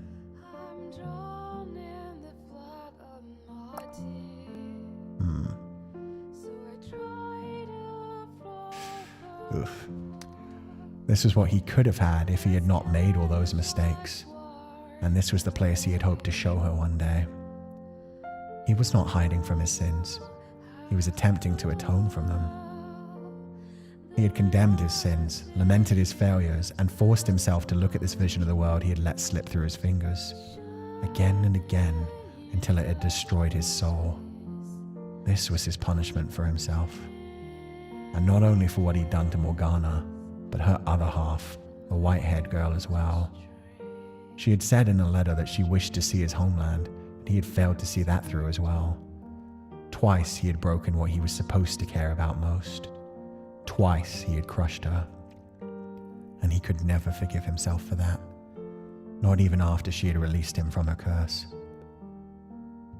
You truly are the biggest fool in all the world. She had never in all her time seen more of a disaster of a man, though she was beginning to realize that part of the reason he had done this to himself was because she had rejected his offer to make amends, told him she would not punish him any further. Not to mention he was not entirely at fault for his actions in his second life. She'd wished to see his life in ruins. She had, in a sense, placed him on that path herself. Okay. This is making a lot of, arguments that we've had, in the past before we read this, come to fruition, where it's well, she did have a hand. I had argued in the past, she was the white-haired girl at that point, so the curse wasn't active, but no. In her own mind, at least, and we don't know if that's true or if she's just blaming herself a little when she shouldn't be. She's saying, yeah, this is partly my fault as well for the second round. And maybe on the third round, if she could actually forgive him, he'd be able to forgive himself and let go and move on and try something new. Fuck, this is deep, and this is written so well. But he was not one who could place the blame for his actions on others. Everything was always his responsibility, and his alone. He was like that in his first life, and his second, and in the illusory alternate scenario where Michelle intervened. Ultimately, I'm the one responsible, he said on their march to atonement. And I suppose, to make sure their next lives go a little better, he said, excluding himself from any potential redemption. So what, though? That doesn't change what he did. Are you saying I should have sent him off with a smile? That I should have to set aside my hatred to make the man who hurt me feel better? She took another step forward, the amorphous shadow still unsure of her own position. The closer she got, the more she wanted to run away. What would she say? What would she do? She had not an inkling of an idea, not a single fully formed thought about what came after this. The shade noticed her, lifting its head. She tensed up. It was hideous, hardly even recognizable as human. But she could tell, somehow, that it was smiling at her. It must have been made up of all the things he had wanted to do for her, she thought.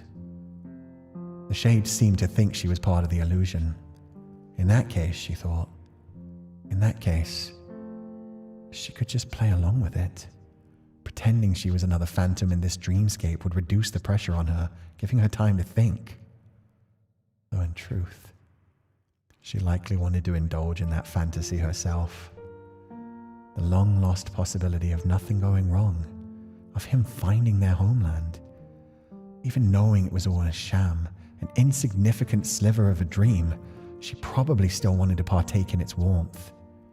And maybe then, she would be able to give him a genuine smile. This hits so hard knowing how this ends. She was able to give him a genuine smile lots of times. And she was able to finally say his name. Oh, that's beautifully written. Good for her.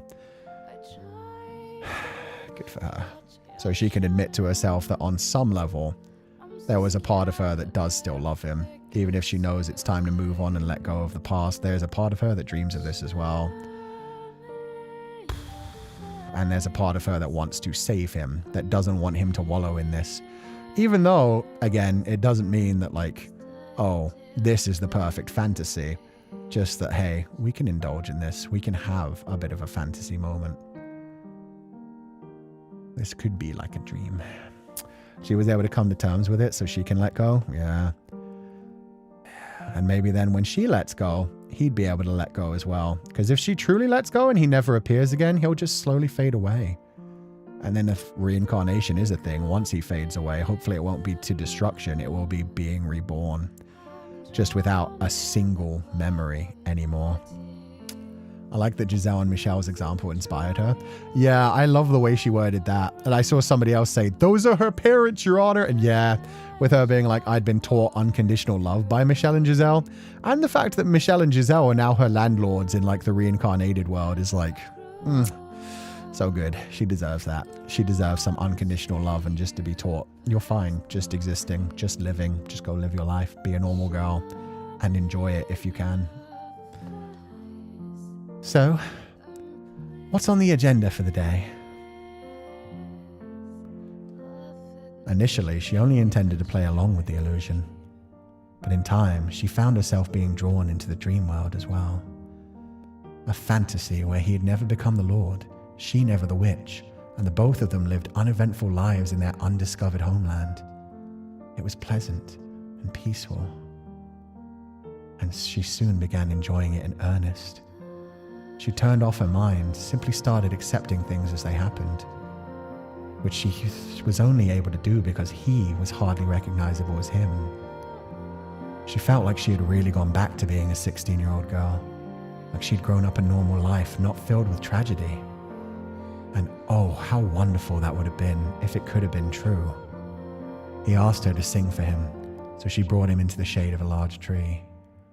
He told her he had borrowed a lute, but he held nothing in his amorphous hands, so she merely played along. In this vision of this realm, there were others like us for him to borrow from. They sat down in the shade of the tree and sang, only her voice to carry the tune. Like Michelle in the same condition, the shade was barely able to produce any coherent sound, let alone music, but still she could tell what he was trying to say, and how he was saying it. The longer she spent in the realm of illusion, the more her own state of mind reverted to those days. The 3 years when she'd been able to experience happiness like anyone else, but continuing until she reached the age of 16. She was smiling and laughing, though she hardly realized it herself. Nor did she recall that she had explicitly told him previously that she could not smile for him. In time, she even found herself able to speak of her younger days, something she'd not told him even in life. How she was known as a saint, how her blood had miraculous powers, and the people of her village began worshipping her for it. She had, on some level, wanted to talk about that with him in life, wanted to open herself up to him more, wanted to know more of who she really was. You're just an ordinary girl. He spoke in an unearthly voice, like thousands of rocks scraping against one another. But to her ears, it was the sound of the young slave man's voice. His slightly exasperated, always gentle tone. She smiled. You've said as much so many times now, I'm almost beginning to believe it, she said, wondering if he would have been the one to give her warmth if things had gone differently. Obviously, that was but a hypothetical future, and one they could have never reached, no less. But she'd softened up enough to entertain such silly fantasies. She also thought about her homeland, not the small isolated village where she'd been born, but someplace farther up her bloodline, her real father's home. Would you like to meet him?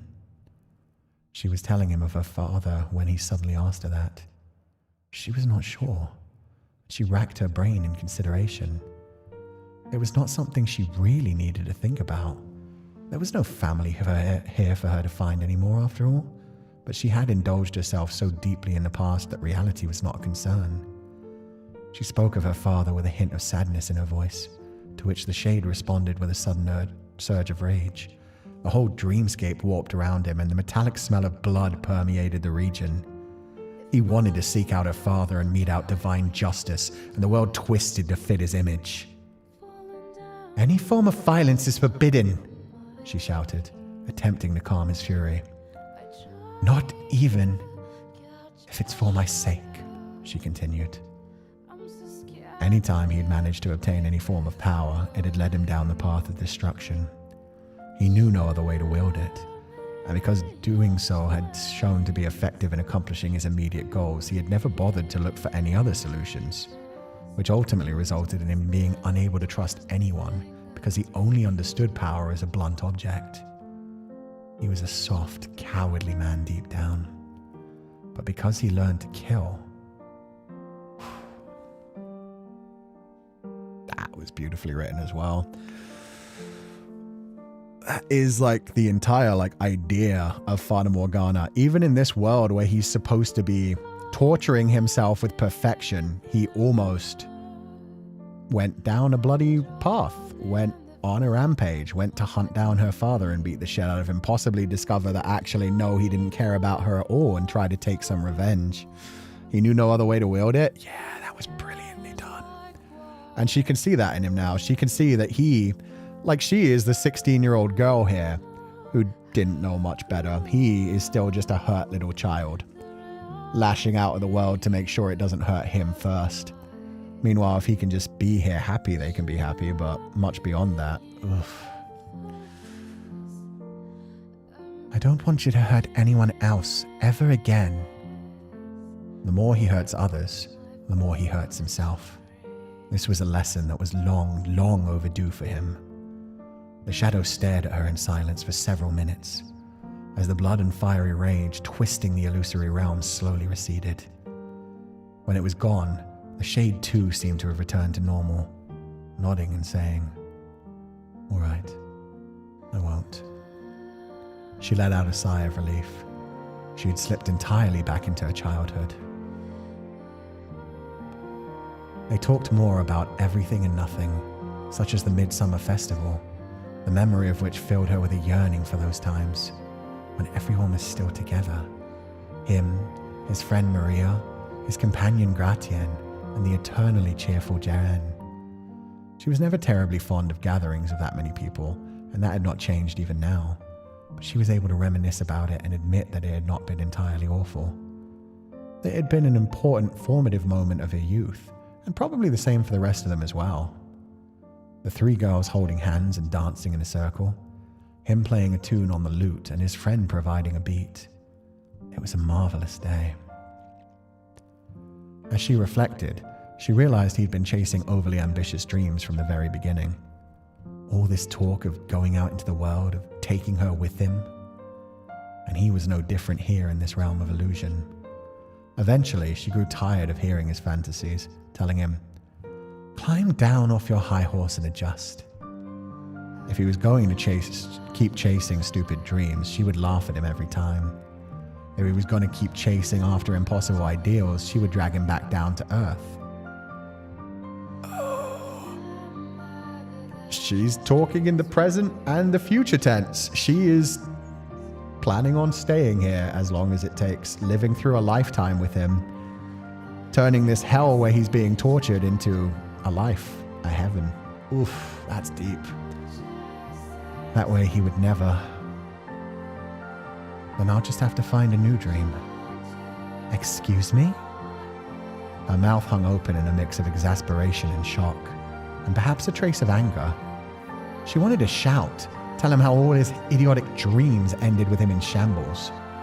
But he seemed unable to pick up on her trepidation, continuing unfazed. "I'm going to win your heart." She stood, aghast. That was the last thing she ever expected to hear from him. Even knowing this whole world was his fantasy about what he wished he could have done for her. She was conflicted. She felt many things, but flattered was a line she would never cross. No matter how much she had reverted to her younger self here, her present self still remained. "You murdered me. There's nothing you can do to win my heart. Not a single thing." She found herself very close to saying what she felt, but she set her agitation aside to let the dream continue a bit longer. for her own peace of mind more than his. Oh, that's brilliantly written. So yeah, this is kind of torture for her too. She wants to be like Michelle and Giselle. She wants to show unconditional love and to release him, but at the same time, yeah, she's hurt by what he did. And at the same time, there's a part of her that just would love being here and escaping into the fantasy, but they can't do that because of what happened in reality. From that point, he became almost impressively brazen, even asking her to call him by his name, to which she frowned and said in no uncertain terms, "Why would I waste my breath?" visibly disheartening him. After some time having to watch him mope, she could bear it no longer and attempted to raise a new subject. But whether she asked him about learning to play the lute or going fishing together, the only response she received was a half-hearted nod. Buddy, if this is a dream where you want to give her what she wants, she's telling you what she wants right now. These are her dreams. Unless her deeper dream is actually secretly for you to win over her heart. But you should be excited to do the things she wants. She sighed, at a complete loss, and then the shadow spoke. Will you say my name? Again. Why was he so fixated on such a stupid, insignificant thing? Maybe that's all he needs to release him. Just that. You don't have to say you love him. You don't... Oh, because then she would be saying she sees him. Oh, okay. Why was he so fixated on such a stupid, insignificant thing? But as he continued, she realized his request was more pitiful and heartfelt than she had ever heard from him. I don't want you to forget, she gasped. I don't want you to forget me again. Cracks developed in the shadow. I don't want you to forget what I look like. It wavered, shook, crumbled. The sound of my voice. But still, he pleaded desperately. Oh, how I feel about you. The man who refused to lean on anyone was begging for her validation. I don't want you to forget what we talked about. They were all things she had long since forgotten about him. What kind of man I was. The things she'd locked away in the deepest recesses of her mind. Or all the time we shared together. Memories overflowing with so much warmth they hurt. Please. She cast it all out. His name, his face, his everything. Don't forget me. Which was what had allowed her to mistake him for the Lord. She felt a chill listening to the shade beg and plead endlessly. What was she supposed to do here? At the very least, this meant the end of the peaceful, trouble-free illusion. Why would you ask me that now?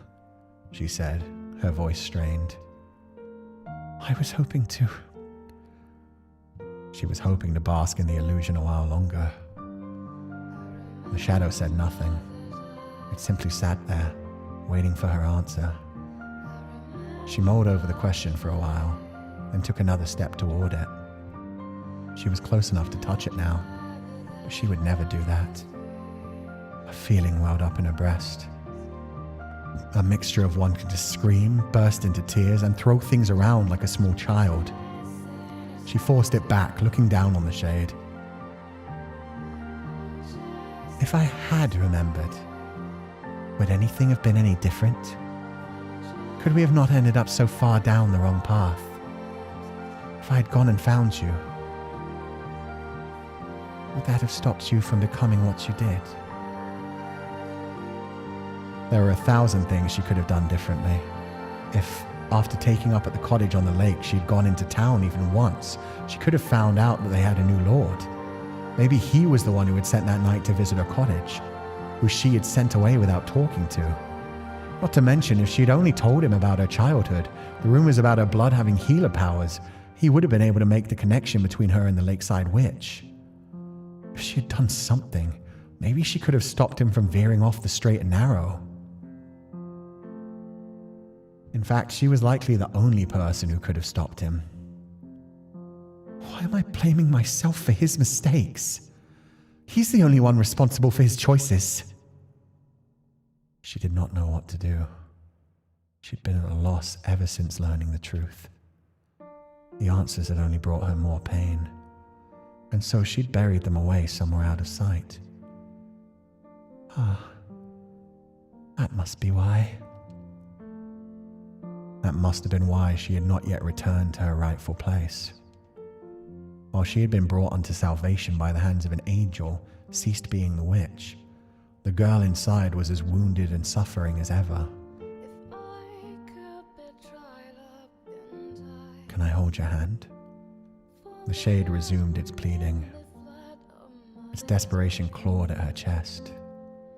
And so rather than coldly denying the request, she found herself saying, "Do as you please." The shadow slowly extended its hand up to hers, as if scared. It was not playing its part very well.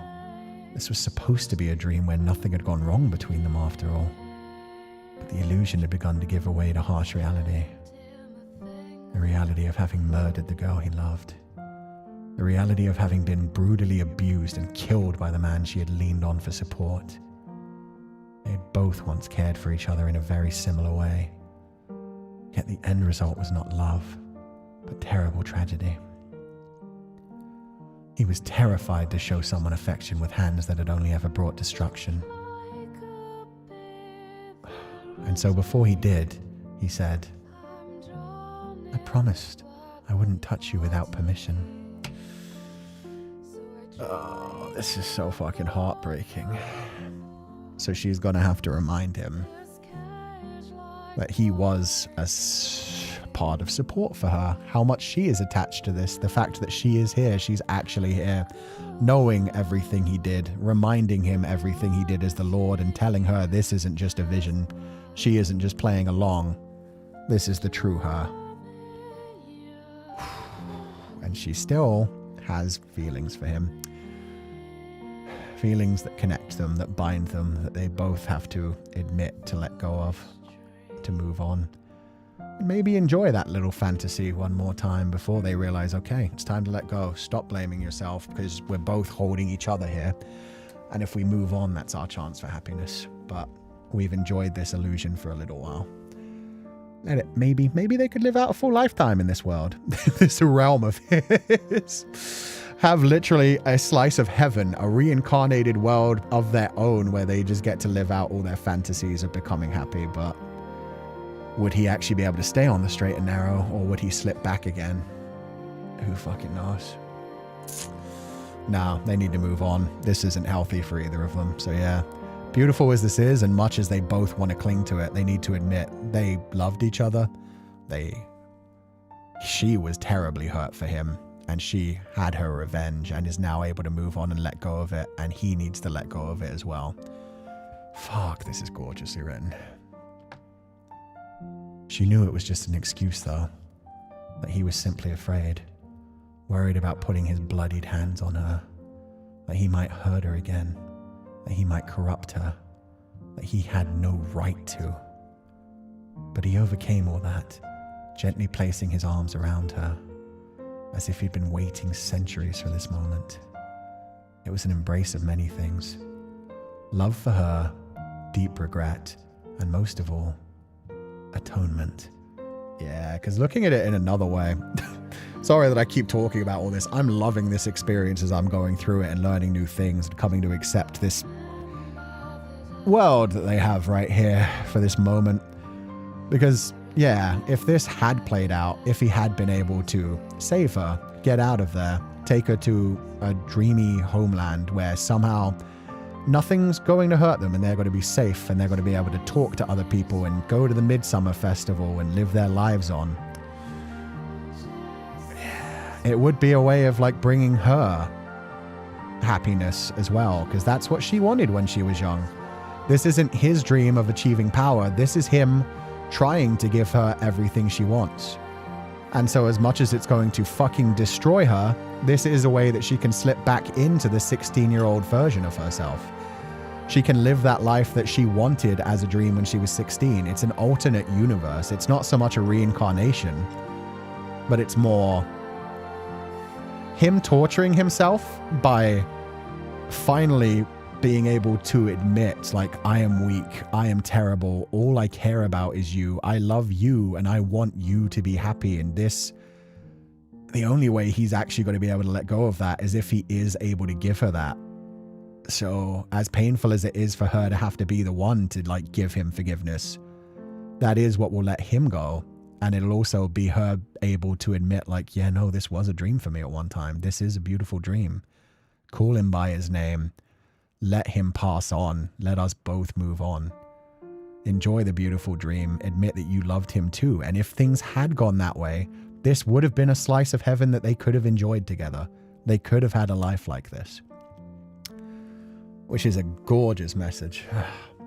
It's what he wants too. That's what he realized. It's what he always wanted. It's just, yeah, he was scared. I mean, we talked about that so much while we were playing the main part of Requiem for Innocence, that all of his tragedy, his downfall, was him lashing out at other people and deciding he needed strength, he needed walls, he needed protection, when really it was just because he was so scared of losing whatever bit of happiness he had, and his happiness was sitting with Morgana in the graveyard, hearing her sing. So yeah, this could have been the reality instead of a dream. Yeah. And so by indulging in it, by them both admitting to that fact that there is still enjoyment of this, love of this, that this could have been a reality, it's also a way of letting go of it, of realizing, like, yeah, no, despite everything that you did to me, that's how true those feelings were.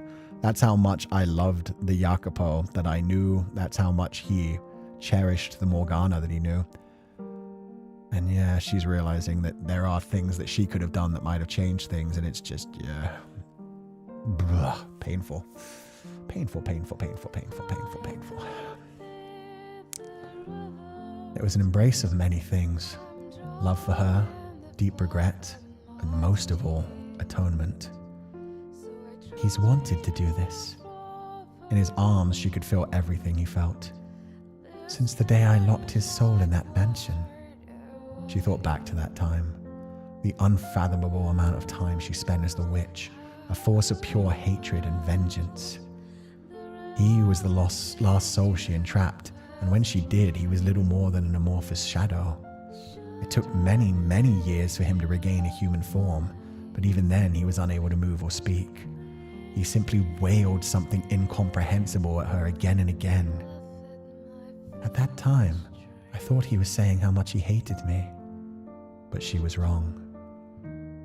He had simply wanted to atone, but he had no idea how. Look at you, a grown man shaking like a fawn. As the shadow embraced her, it trembled, sobbing loudly into her shoulder. She'd never seen him cry before, though she was unsure if this counted, since she could only feel it through the nebulous shade. Sometimes I can't tell if you have a heart of stone or of glass. Her entire body went limp. All the tension in her nerves released at once, and she felt like a massive weight had been lifted from her shoulders. There we go. Though I suppose I'm not terribly different in that regard. Unable to even speak my heart unless there's no one else around. Unable to face you except through this childish fantasy. Not even able to show any vulnerability. Maybe. She hated to even entertain the thought. But perhaps they were more similar than she wanted to admit. Sometime long ago, in the memories she had banished away, he told her that being close made people more open with each other, and it turned out he was right about that. She began to speak, to tell him the truth of how she felt, letting spill forth the raw pain within, holding nothing back. She told him how she despised him more than anything in the world, because she showed her happiness, then the depths of despair, that she had no idea what to do with him, how she did regret some of her actions, such as misdirecting her anger. He was consumed by regret over what he'd done to her, but he was not the only one who had regrets. As their minds and spirits intermingled, the true shape of her wounds grew apparent. He had hurt her, but she had hurt him too. She had blamed him not only for his own sins, but the sins of another man as well. And for that she had laughed at him, cursed him, mocked him for trying to show something resembling care for another human being. Again and again and again and again and again and again and again. I should have known better than anyone how much he was capable of caring, though.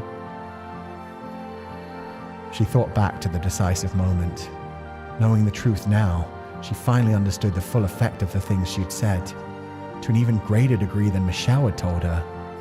She had told the man who had spent 3 years looking after her, coming to apply ointment to her scarred face, rain or snow, that she despised him with all her soul, that he had ruined her life.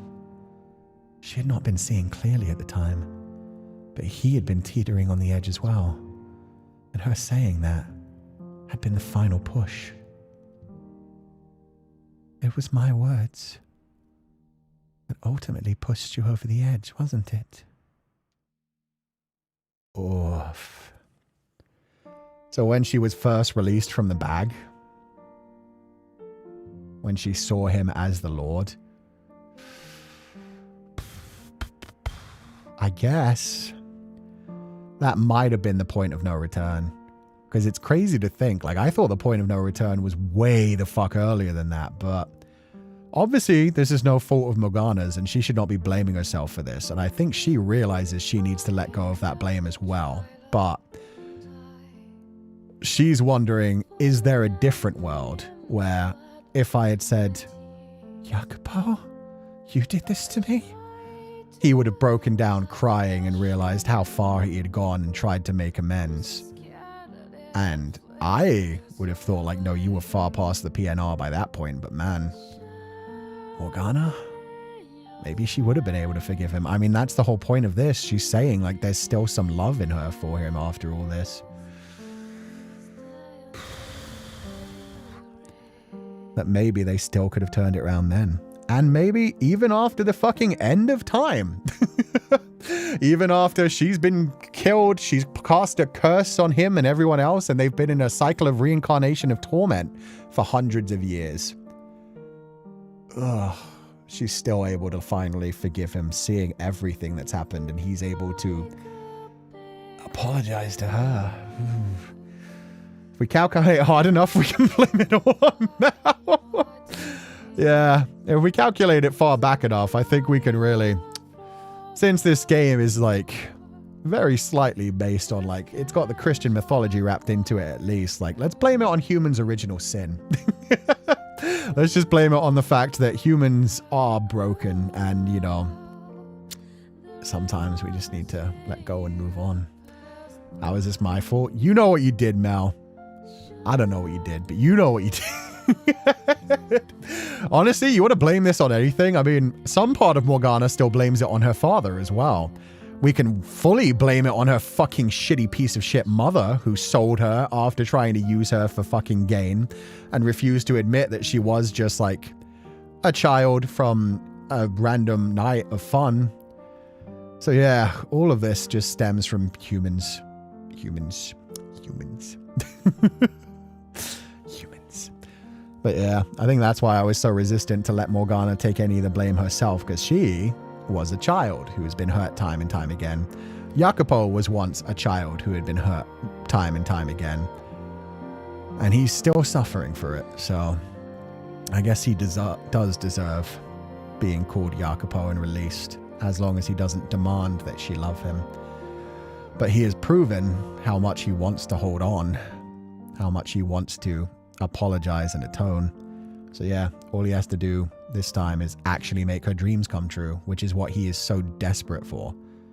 He is desperate to get a do-over, to make her dreams come true. And he can have it in this little slice of heaven, in this little fragment. They can live out this fantasy of him making every dream for her come true and her saying his name, and hopefully that's all it takes. That'll be a step to realize you can forgive yourself. I am able to forgive you.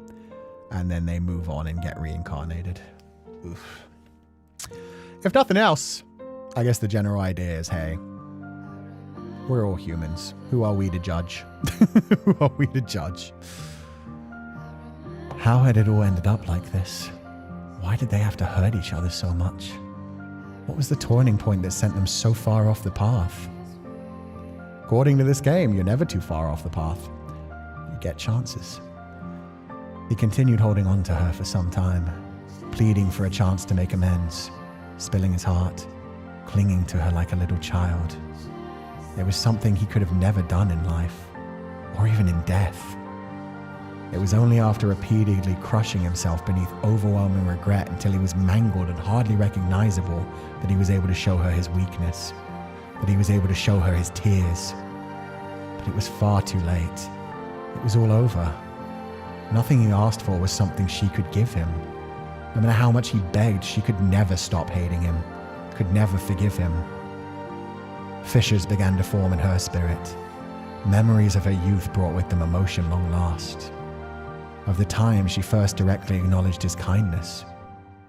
It was bitter, sweet, agonizing, suffocating, innocent feeling.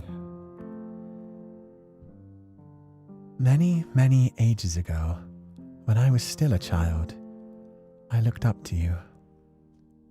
The sunrise she saw that morning carried on his back only seemed as beautiful as it did because he had shown it to her. She then grew to yearn the lost homeland he spoke of, admire his lofty dreams, and feel warmth in his hands as he spread the ointment. That was when the seed was planted, not only of the ability to feel joy, but love as well. I might have even had some fondness for you. And having said that, she noticed the clear droplets rolling down her cheeks. After Michelle finished unveiling the truth, she shouted, "I cried for him!" in a frenzy. And those tears she had shed contained all her feelings for him. On the day of her 12th birthday, that terrible, tragic day, she cried and told the man in the slave cart, "I'm sad because I didn't get the chance to show my gratitude to people very dear to me." And that was true. She was grateful to not only the young slave man, but the girls of the brothel as well. She'd wanted to open up to them, but the larger portion of her tears were just for one person. She cried for him. She cried for the man who had spent so long trying to help her. She cried because she'd not been able to thank him. She cried because she believed him to be dead. She cried for him then. So who did she cry for now? Were these tears for him as well? Were they for herself? No, they were for both of them. She decided to let the illusion continue on a while longer. She knew it was foolish. She had mixed feelings about being here and interacting with him as she had when she was younger. But she'd softened up enough to not simply ignore the warmth it also made her feel. She'd found it in herself to accept the seed of kindness sprouting within her. She'd found it in herself to acknowledge how he felt, so she would use the dream to lead him to his next destination, under the guise of him holding her hand and leading her. Out of the claws of this foolish fantasy, to be released once and for all, she would guide him back to the void and boundless sphere of fate, so that he may live again. That's beautiful. They set off through the fields of waving gold. She squeezed her eyes shut, envisioning the young man she once knew. And when she opened them again, he was there, holding her hand and smiling softly at her. "You know, Jacopo, I really hope we don't ever cross paths again. Nothing good could possibly come from us meeting in the next life. I'm tired of having to deal with you. I hate you, and I pray I never have to see you again." But should you wish to see me, and should that wish take priority over my own, promise you'll treat me well. And if you can manage that, then The end. Oh, that was gorgeous.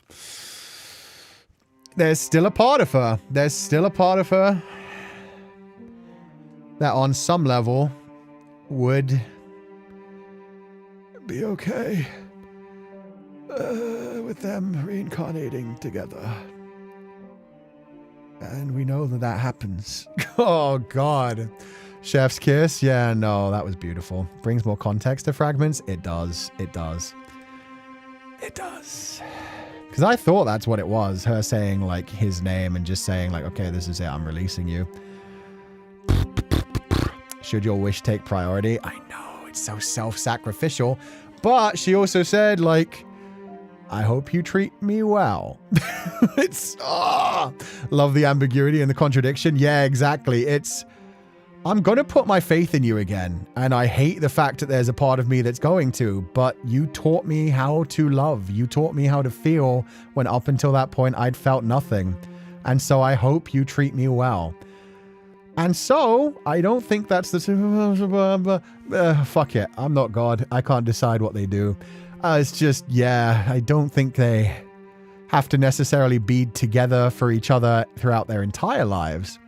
But if they do have a meeting, it would be very nice if Jacopo meets her at a time when she needs help.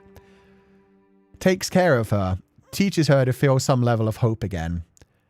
And then she gets to move on with her life. And he realizes, like, yeah, that's a good friend. I hope she goes on and has a wonderful life and we're not meant to be with each other. Or they do help each other. They support each other on some level where they can both find happiness. That would take a lot of fucking work. But yeah, that's one of the things he has to do is he has to actually be vulnerable with her in this life. He'd have to actually show his weakness and treat her. If Jacopo becomes rich, the least he can do is fund Morgana's college money. Let's hope there's a world where Jacopo doesn't become rich. Where he can just enjoy what he has. Let's hope it's a world where Jacopo is just doing what he finds passion in and... yeah, he meets Morgana in a much happier, healthier way. Where he doesn't have to be guided by her. Where she doesn't have to be the one to be the adult. And be the one to be like, okay, yeah, I guess I still like you. You should let go, I guess. Like, yeah, it should instead. Sorry for asking. Does the side story about carrot cake on the Switch version? Does the side story about... does? There is one. There's one on this one. Carrot cake. I thought I saw carrot cake. No carrot cake. Oh, it was somebody else that mentioned carrot cake. Yeah. No, I don't believe that one is on here. I think this is all the short stories. I didn't mean to click that. Oh, no. This is fine. How do I get back out? It won't let me get back out. I guess it has to load for a second first. There we go.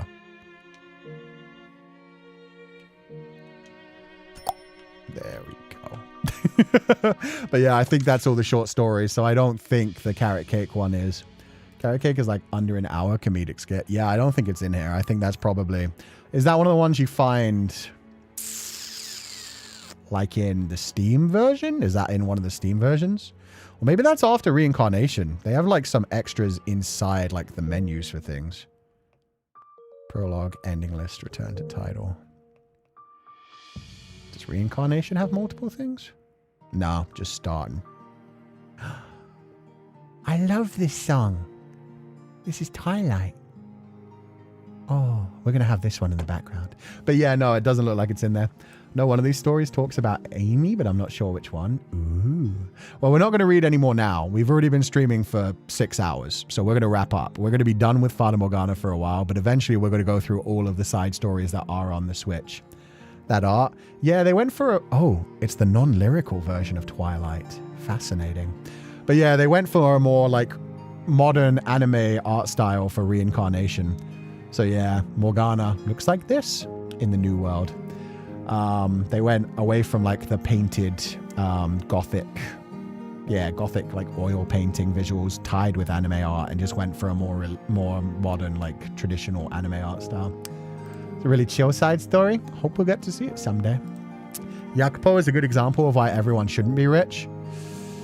I mean, yeah, if you're like overwhelmingly rich, you're probably at the point where you're taking things that other people could use. Meanwhile, if we found some level of balance, yeah, there might be a world where everybody had enough. I just got here where all the stories read. Both Assento Dele and Fragment were, and then we also read The Dream of the Revenant. So we read 3 of them today. It's left very open, which I kind of like, because whether they meet again or never, I hope they live much better lives than their tragic pasts. Yeah, and most importantly, like, it can't be guided by their past lives is the biggest thing. I think Michelle... Actually, yeah, now that I think about it, I hope in reincarnation, Michelle and... Oh, I just realized she's wearing a cross. Oh no, kiddo, did they get you with the religious trauma in another life? Buddy. No, Morgs. I was just going to say, I'm kind of hoping that Michelle and Giselle are the only 2 who remember the past life. I don't want any of the rest of them to remember their past lives, because although it's a cool little thing to be like, we remember each other, yay, Michelle and Giselle deserve that. They deserve an entire modern day lifetime of just, you know, bliss with each other. Modern day Morgs is already screwed. She's French. Oh no. What if it's just a fashion choice? Maybe she's just emo now. It could be. It could be. The religious trauma never stops. I know. Michelle and Giselle seem like an exception to the rule. Maybe Morgana will remember because she was the catalyst, but we don't know yet. Yeah, we'll see when we play Reincarnation. It'll be interesting to see for sure. But I would personally, I think, like, to get the best kind of paradise, Michelle and Giselle can remember and be happy with each other and like keep their eyes on other people that just happen to come into their lives, like the way that Morgana did at the end of Happily Ever After, where she suddenly appears and they're like, yeah, our daughter has arrived.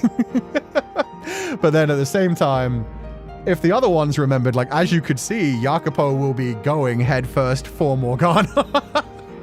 Morgana will have a lot of complicated feelings. Like, if they were truly able to let go of all of that, then yeah, let them just not remember anything. Let them live lives, and if they happen to come into each other's lives, awesome. Hopefully it'll be a better ending this time.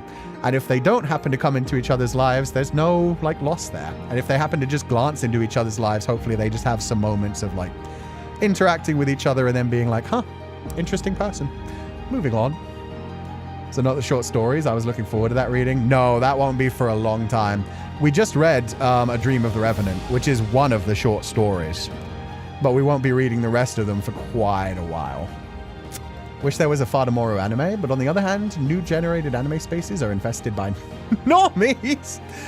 Honestly, I think Fata Morgana is one of the things where even if the community got absolutely devastated by normies who would do all kinds of horrific shit, because... oh god, yeah, no, if it became popular to the point where everybody was talking about it on Twitter and stuff, you would get the fan discourse. You would be like, people trying to decide, like, which one of them actually deserve redemption, which ones are inherently evil, which ships are the true ships, which is, like, fine, which characters can you actually like, and which characters are like, oh no, they're too past redemption, which goes against the whole meaning. But, at the same time, I still would like it to have, like, a mainstream push. This is like one of the best stories I've ever read of all time. And, you know, if it gets like an anime, if like the live action version blows the fuck up and a lot of people like get interested in it and play the original game, let's consider that a win. Let's just consider that a win and just be happy that more people are seeing Hanada Keika's story. Hanada Sensei's story. Because I do think this is a story that has like things that a lot of people do genuinely need to fucking hear. And so, yeah, even though there will be a mess of people coming into the fandom saying all kinds of stupid shit, you know, there will also be like a lot of new people that wouldn't have heard of it before, saw it as like a mainstream thing, and then it will change their lives as well and hopefully open them up to more things that you can check out, more stories that you can enjoy, that dark stories, even if they have the most twisted and fucked up like characters and stories, can still be a beautiful one full of redemption and hope. So yeah. Jacopo fans will be dragged on. Yeah, I love Jacopo. I will also talk about how much I hate certain actions, but that's the point of the fucking character. But yeah, no, I love him. He's written in such a compelling way. Interesting way. I love Yukimasa. Imagine, oh god, Yukimasa fans are going to be absolutely destroyed, but yeah, I don't think many people, like, towards the end of that, I was even like, holy shit, there's possibly a chance that, like it was written so well. Morgana was feeling happy as Jacopo was feeling happy as, I don't know, like, let them have their happily ever after as well, like, Jacopo is already being put it through in the current fandom. First degree in human failure and fragile male ego. That's fair, though. I think those are all fair things to say. It's just the people that would go out of their way to be like, oh, so you're a Jacopo forgiver just because you can talk about the good sides and the fact that he was traumatized and was trying to, you know, have some redemption and trying to make some good decisions for some points. Many conflicted feelings are being felt, like the characters, and just like in the real world, there are so many different things where it's like, oh god, this person's doing their best, but man, do they piss me off. French and religious trauma debuff. Morgana can't catch a break. Coughs Wednesday. She does kind of give Wednesday vibes. Or do you mean like Wednesday is in like, oh, the fan base changing so much on a certain piece of media because of something, where suddenly everybody who talks about Addams Family is talking about Wednesday and it's Gen Z rather than the old school like gothic horror crowd. Jacopo will probably have difficulties letting go, but I do hope he'll grow and learn from his regrets. Yeah. Part of my mind wants it to be like, if they do meet up in the modern world, it is very much a case of like the same story, but done differently, where Jacopo realizes like, oh, I like this girl. Let me take her under my wing. Let me teach her some things. And then like realize like, okay, and now you're able to move on by yourself and grow. And yeah, just be like truthful with her about things. But would that actually work with him? Who knows? No, that would go south so quick. People can't handle morally grey characters and ambiguity nowadays. Yeah, but at the same time, is that a reason for something that's an amazing piece of fiction to just be shunned by a mainstream audience? Like, I understand the idea of like wanting to gatekeep something. It just, you know, it would be nice if something could be mainstream and morally grey. It would be nice if that's the direction we went on in the future instead. Instead of being like, ew, gatekeep everything from the normies, it would be nice to be like, okay, normies, you're coming into the space. Let us teach you about media literacy. And yeah, the ones who do want to drag fans of certain things, like, just get them out of there.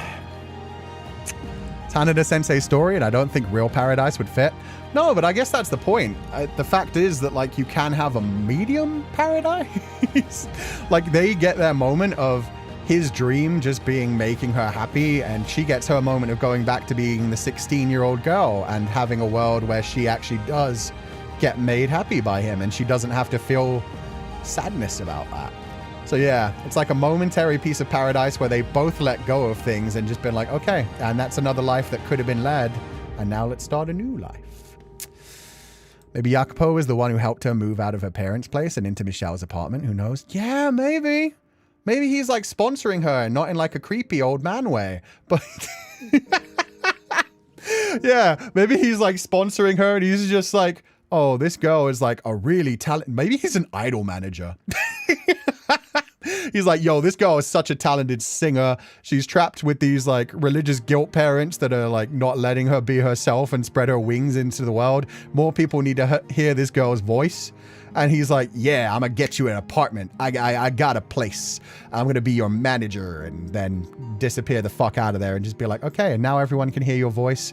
You are the idol everyone deserves to hear. Go be their saintess, be their joy, be their happiness. And that will be your happiness as well. Maybe he's a young man in this timeline. I refuse. I refuse. Scared to get into current Fata Morgana fandom because I don't know where they are, Twitter or Tumblr. I think they're just kind of all. I think that's the thing. It's a niche thing. It's a niche thing where you'll just find them in certain places. Right now, it isn't that there's like a huge group of them everywhere. I think the main place to find them is just responding to Hanada Keika Sensei's tweets. And it is an interesting twist that, like, he gets more interactions when he posts in English than he does when he posts in Japanese. That's a very interesting one to me. Like, the Western fandom is so big for Fata Morgana. So yeah, it must feel very uncomfortable for him as well, because it's massive in China as well. Like, Morgana's birthday, people were like putting Morgana up on billboards and stuff. So yeah, and I remember like when he first discovered how many fans there were in China once the Chinese version released, and like on Redbubble and stuff, like the merchandise is selling really well in China. So it didn't actually blow up too much in Japan, and it's more of like a niche but cult fan base in the West. And it's got like a very devout fan base everywhere it goes. Like, people that fall in love with this series, like, really fall in love hard and want to like buy the art book and buy the Morgana plushie and check out like all the things. The Chinese fan works are amazing. Yeah, that's why they like straight up got onto Redbubble and Weibo and stuff and started checking them out. They aren't black and white with complex characters that are capable of doing some horrendous nonsense for good or for ill. Yeah, it's fun. I can understand and love them for being such complex characters, which I feel people can't look past nowadays. More people should know about it, but people also need to be more open to stories. I think that's what would be good in the future. And maybe a story like The House in Fata Morgana would be powerful enough that it would be able to change some of the people that currently have the viewpoint of like, oh, you're either good or bad in life. Maybe there would be more people that come across this story and are able to go like, oh, yeah, everybody's dealing with their own things. There are some just absolutely terrible people who you need to, you know, cut out of your life for your own safety, and you need to protect yourself against things, but at the same time, you need to be open to people trying to be better, trying to do good things. And yeah, morally gray characters can be fun and can especially help you like think about things in your own life. What the heck is Subahibi? We need a story like Subahibi? I have no idea what Subahibi is. He's her VTuber manager?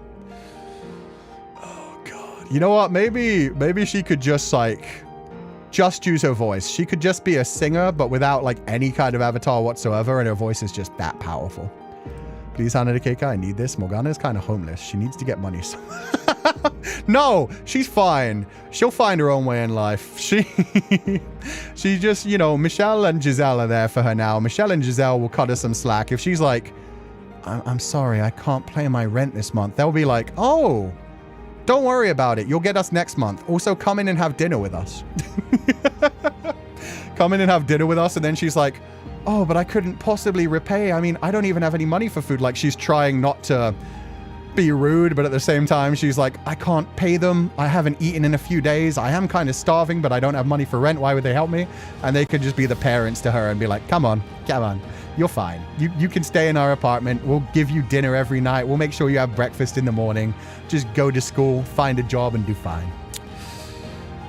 And yes, there is a Yuri side plot in The Count of Monte Cristo. Oh my god.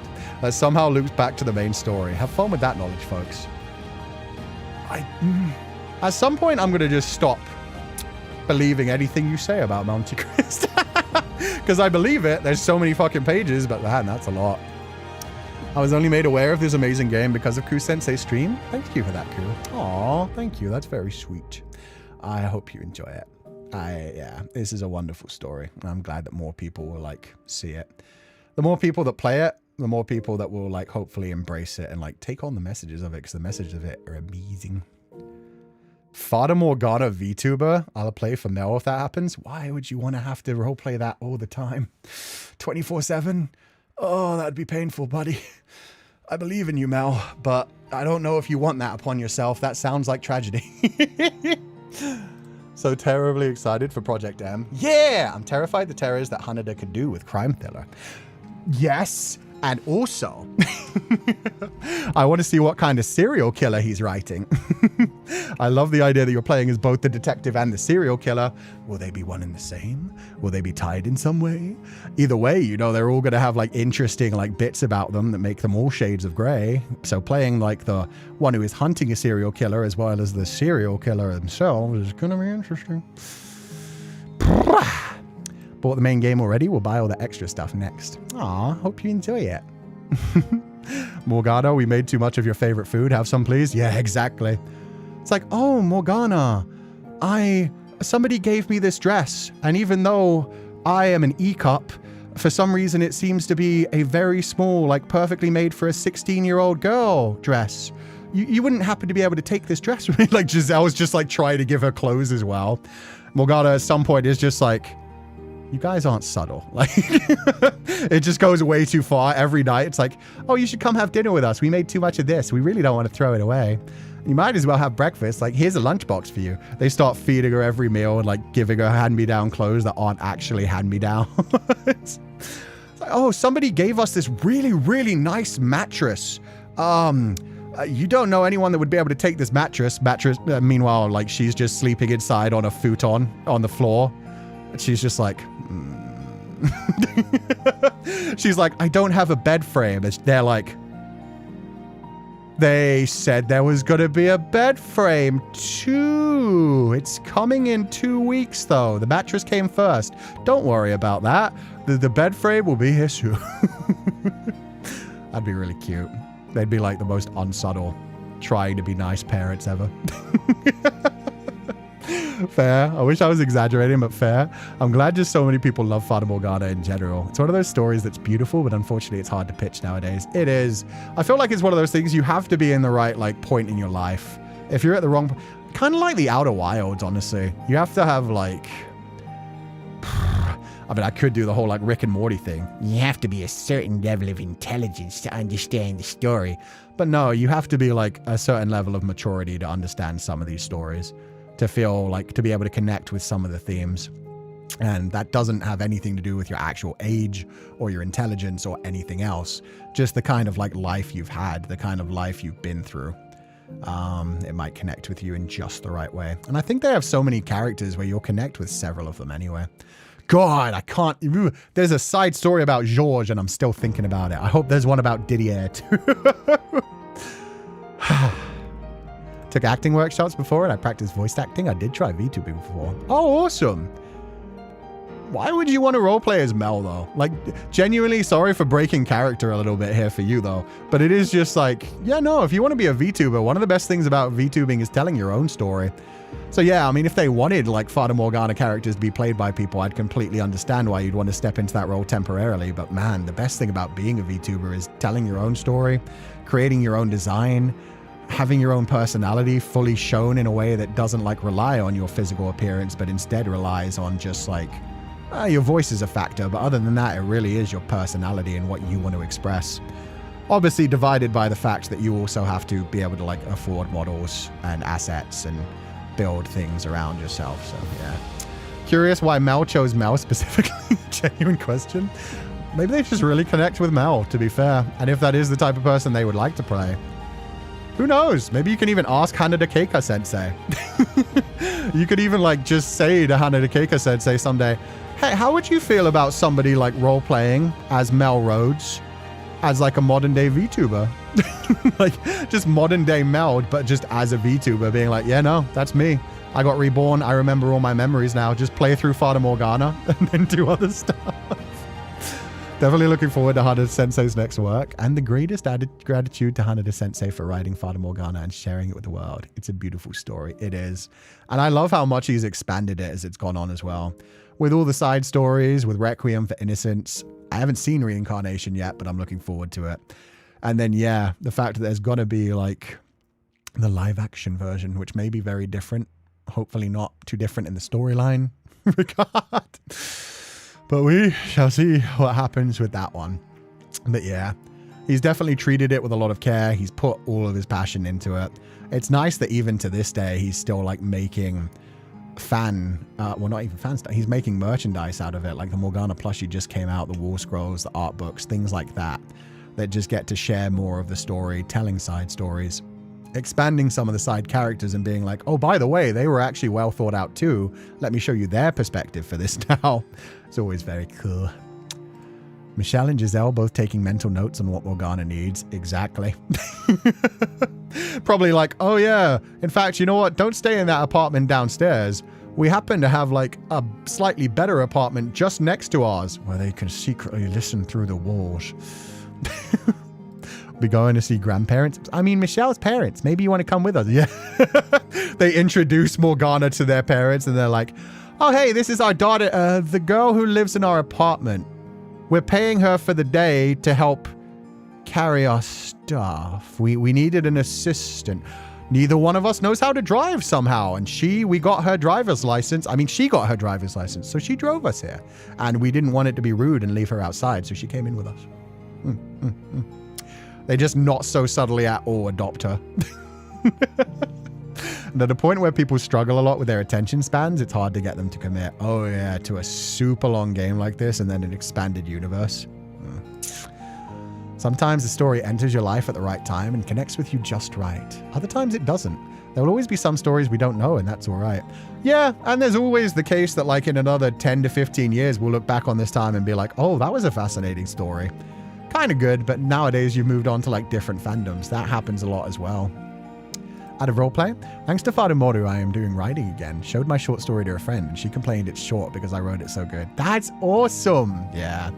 And I think that's one of the best things about stories is if they like anything creative, honestly, if it inspires you to do something yourself and find your own passion and then ignite that and keep going forward, that's always good.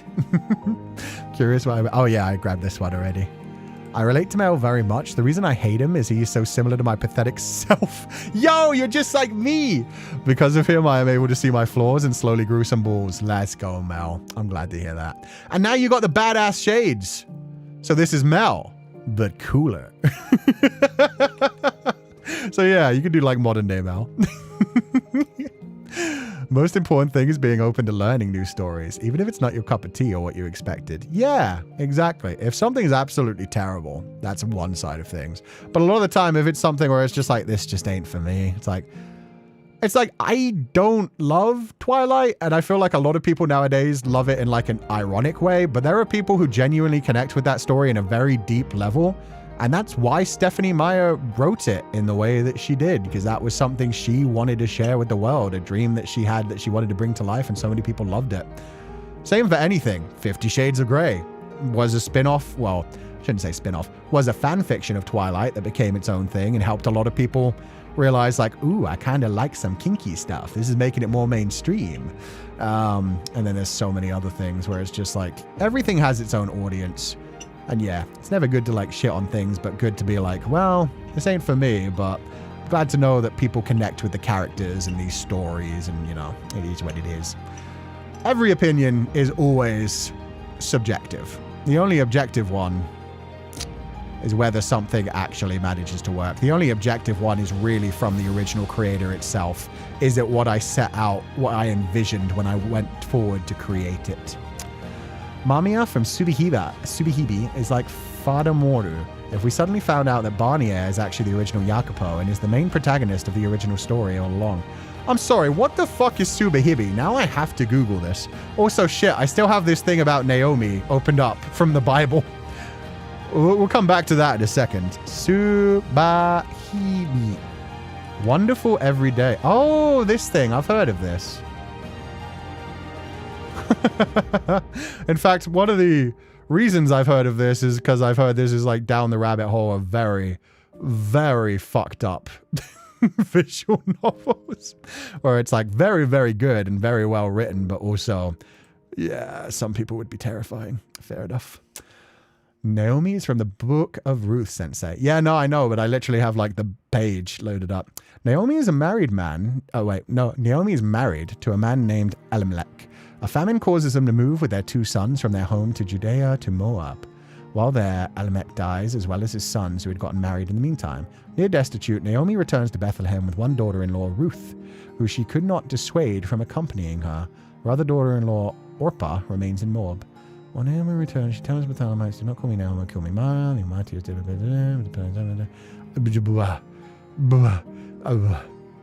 feminine, scheming, Naomi. Tamar, daughters of law. Okay, this seems like it might kind of. She consults Ruth to approach him directly. Put on your best attire and go to the threshing floor. Do not make yourself known to the man before he's finished eating and drinking, but when he lies down, take note of the place where he does so. Then go uncover a place at his feet and lie down. He will tell you what to do. Webb points out Naomi's feminine scheming is forcing Boaz's hand. Berger suggests that Naomi's plan was that Ruth should test Boaz. Tamar. Okay, so it sounds like it has. Connections to the idea of like A lot of things. There's a lot going on, Sensei. It is related to the Bible. I often misread Bible as Bible. That's bad. That's no.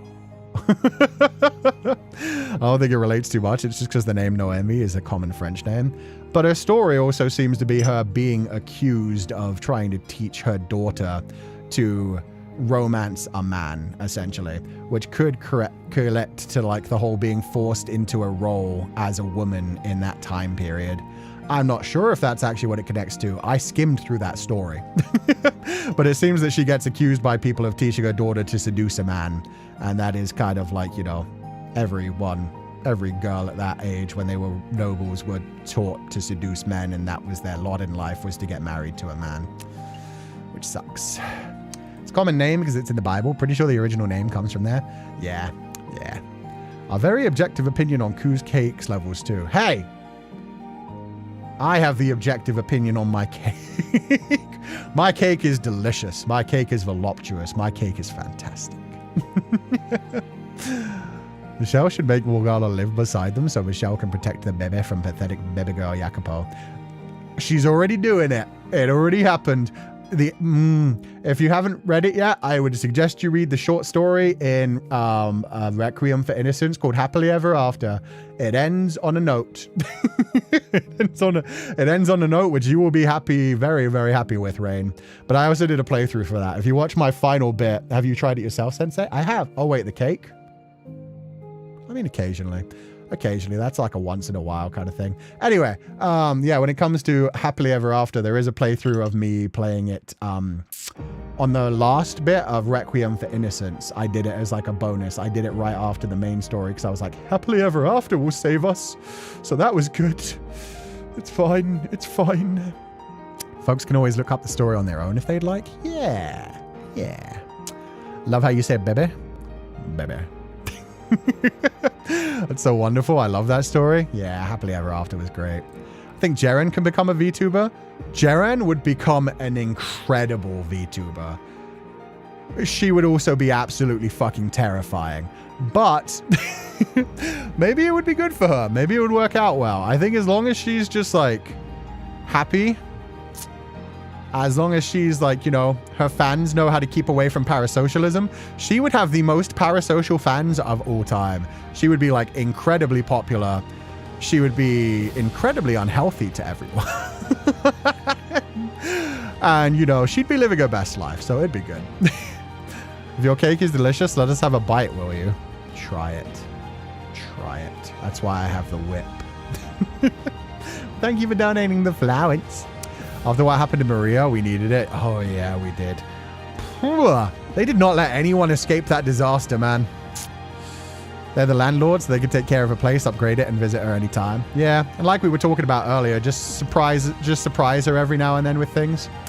Barnier being her #1 super chat donor. Oh, yeah. Barnier would come to, like, every live performance.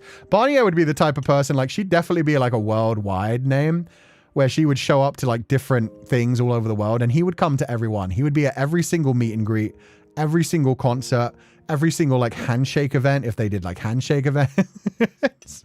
Barnier would be there. Barnier would be super rich, absolutely terrifying, and that would probably be how the bad end would begin, is that she and he would meet at some point.